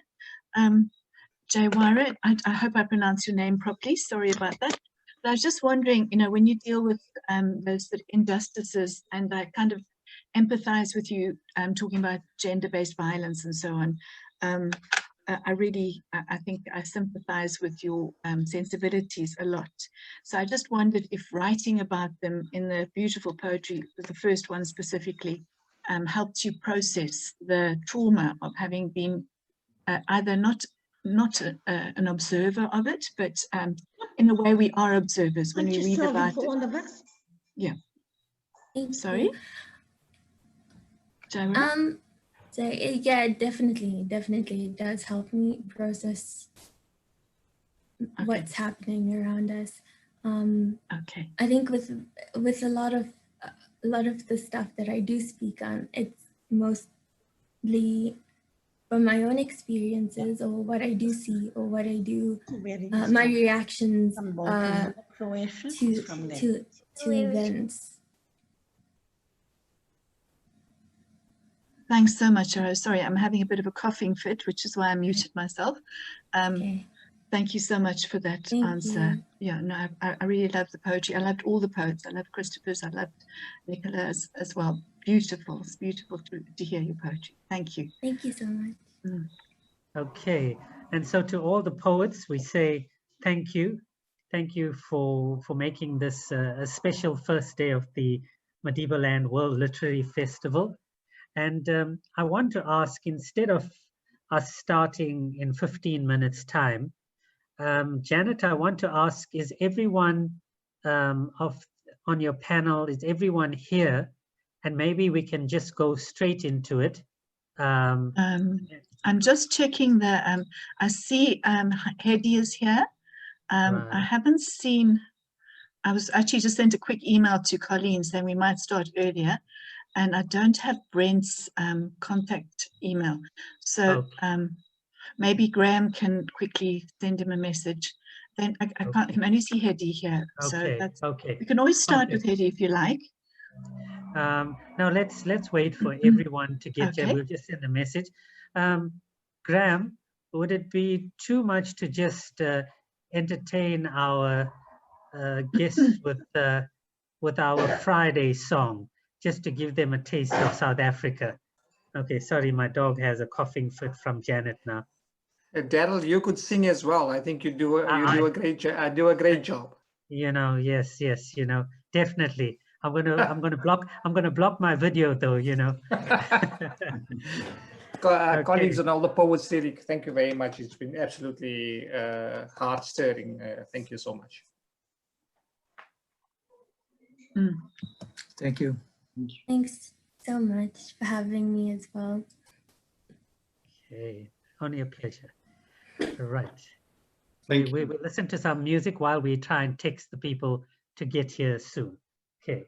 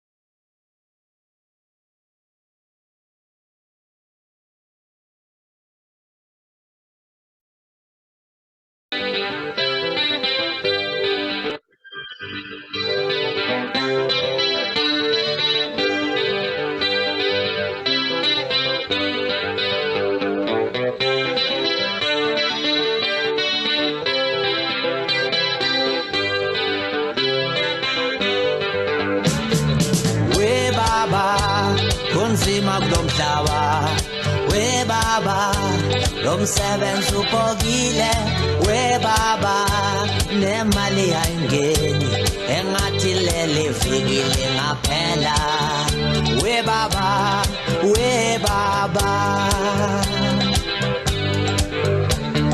we baba kunzima kulomhlaba we baba lomsebenzi upokile we baba nemali ayingeni engathi lele fikile ngaphela we baba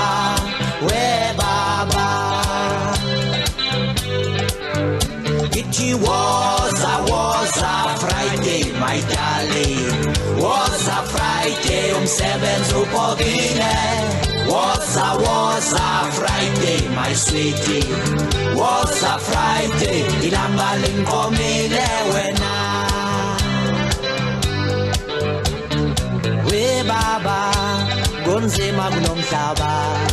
We baba, nomsebenzi ubogile. We baba, nemali ayingeni. Awungathi leli vekile ngaphela. We baba, we baba. We baba, kunzima kulomhlaba. We baba, lomsebenzi ubogile. We baba, nemali ayingeni. Sengathi leli vekile ngaphela. We baba, we baba. Awungithi woza Friday, my darling. Woza Friday, umsebenzi ubogile. Woza Friday, my sweetie. Woza Friday, ilanga linkomile wena. Awungithi woza Friday, my darling. Woza Friday, umsebenzi ubogile.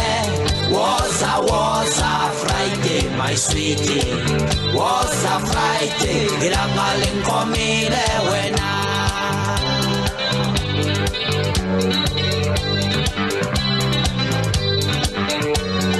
Goodbye, I'm going now.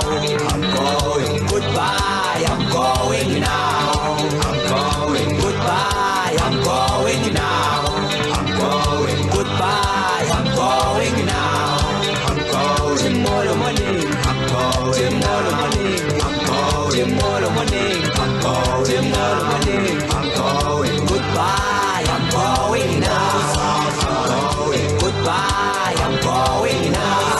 I'm going. Goodbye, I'm going now. I'm going. Goodbye, I'm going now. I'm going. Goodbye, I'm going now. I'm going. Goodbye, I'm going now. I'm going. Goodbye, I'm going now. I'm going. Goodbye, I'm going now. I'm going. Goodbye, I'm going now. I'm going. Goodbye, I'm going now.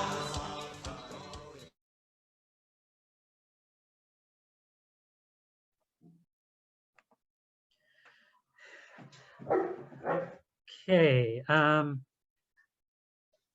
Janet, I see Brent is here, and I think Hedy is here. Yeah. So it's just checking to see if Colleen is here. Yeah. Quick look. Yeah.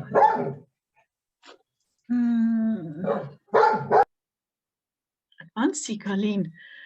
Oh dear.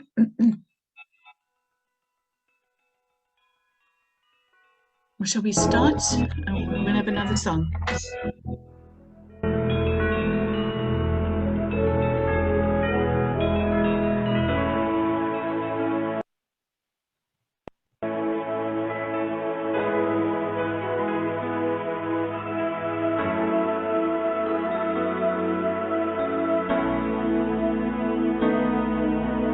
There comes a time when we hear a certain call, when the world must come together as one. There are people dying, and it's time to lend a hand to life. The greatest gift of all. We can go on pretending day by day that someone somewhere will soon make a change. We are all a part of God's great big family, and the truth, you know, love is all we need. We are the world, we are the children, we are the ones to make a brighter day, so let's start giving. There's a choice making, we're saving our lives. It's true, we'll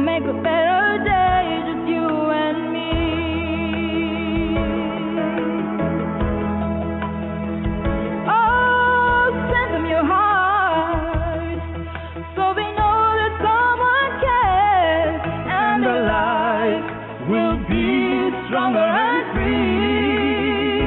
Oh, as God has shown us by turning stones to bread, and so we must lend a helping hand.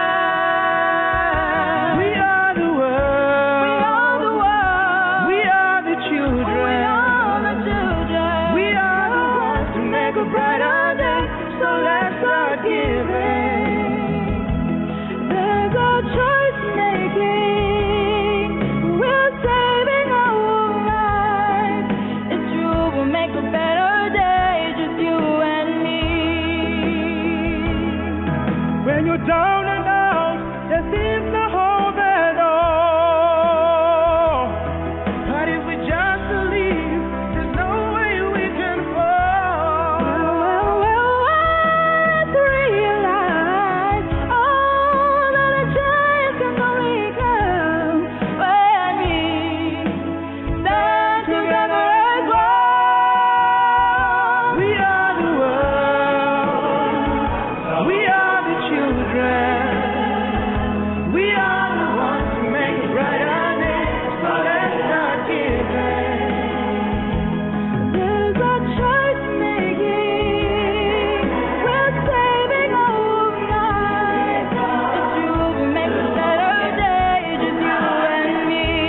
So yeah, we are the world. So we are the children. We are the ones who make a brighter day. So let's start giving. There's a choice making. We're saving our lives. It's true, we'll make a better day, just you and me. We are the world. We are the children. We are the ones who make a brighter day. So let's start giving. There's a choice making. We're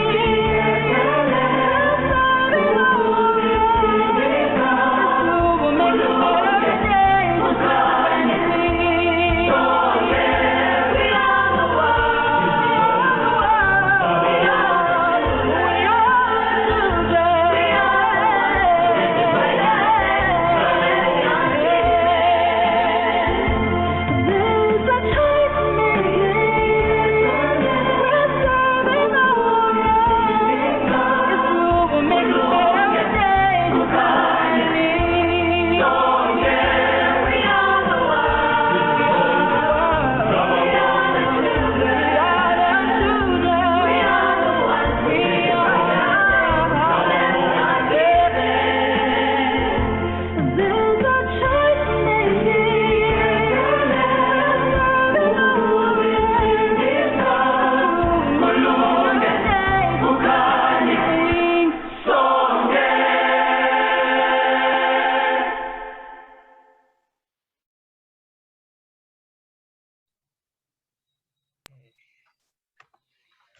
Okay, thank you, Umesh.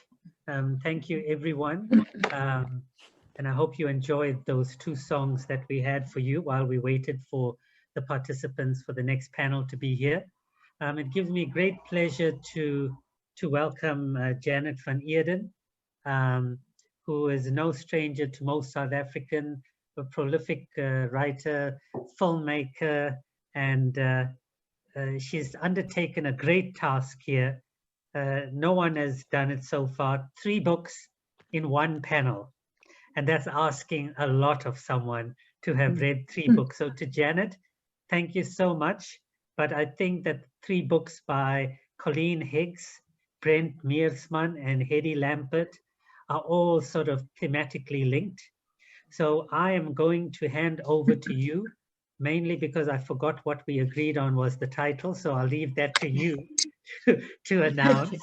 And to the panelists, to Colleen, Brent, and Hedy, thank you so much for agreeing to be part of the Madibaland Book Festival. And I leave you now in the capable hands of Janet, and I will put my legs up, pet the dog, and be back at the end. Okay, thank you so much. Thank you so much, Daryl. And we've known each other for a very long time, which is lovely too. Daryl and I go back to Pietermaritzburg days, and I know his nephew so well, and they're best friend. He's best friends with my son, so it's nice to. I feel like we're part of the family. So welcome to the three authors we've got here tonight. Yes, I have a very busy job, and I don't have much time for reading, but it's been a really nice duty this last week, especially, to read two books. I read Colleen's a while ago, and I did an interview, full disclosure, on LitNet with her. But the other two books were only given to me literally a few days ago.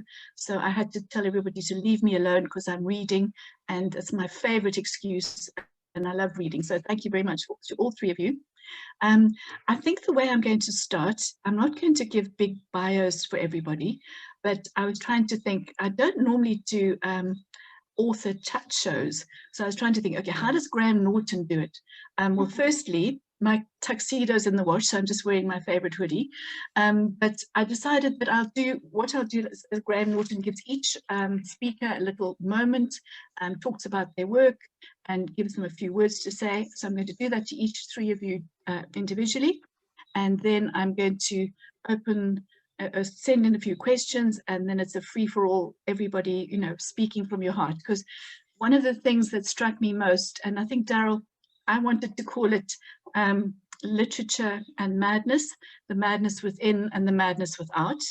And I've felt very strongly that each of these works speaks about dealing with a person who is disadvantaged by either mental illness or mental impairment.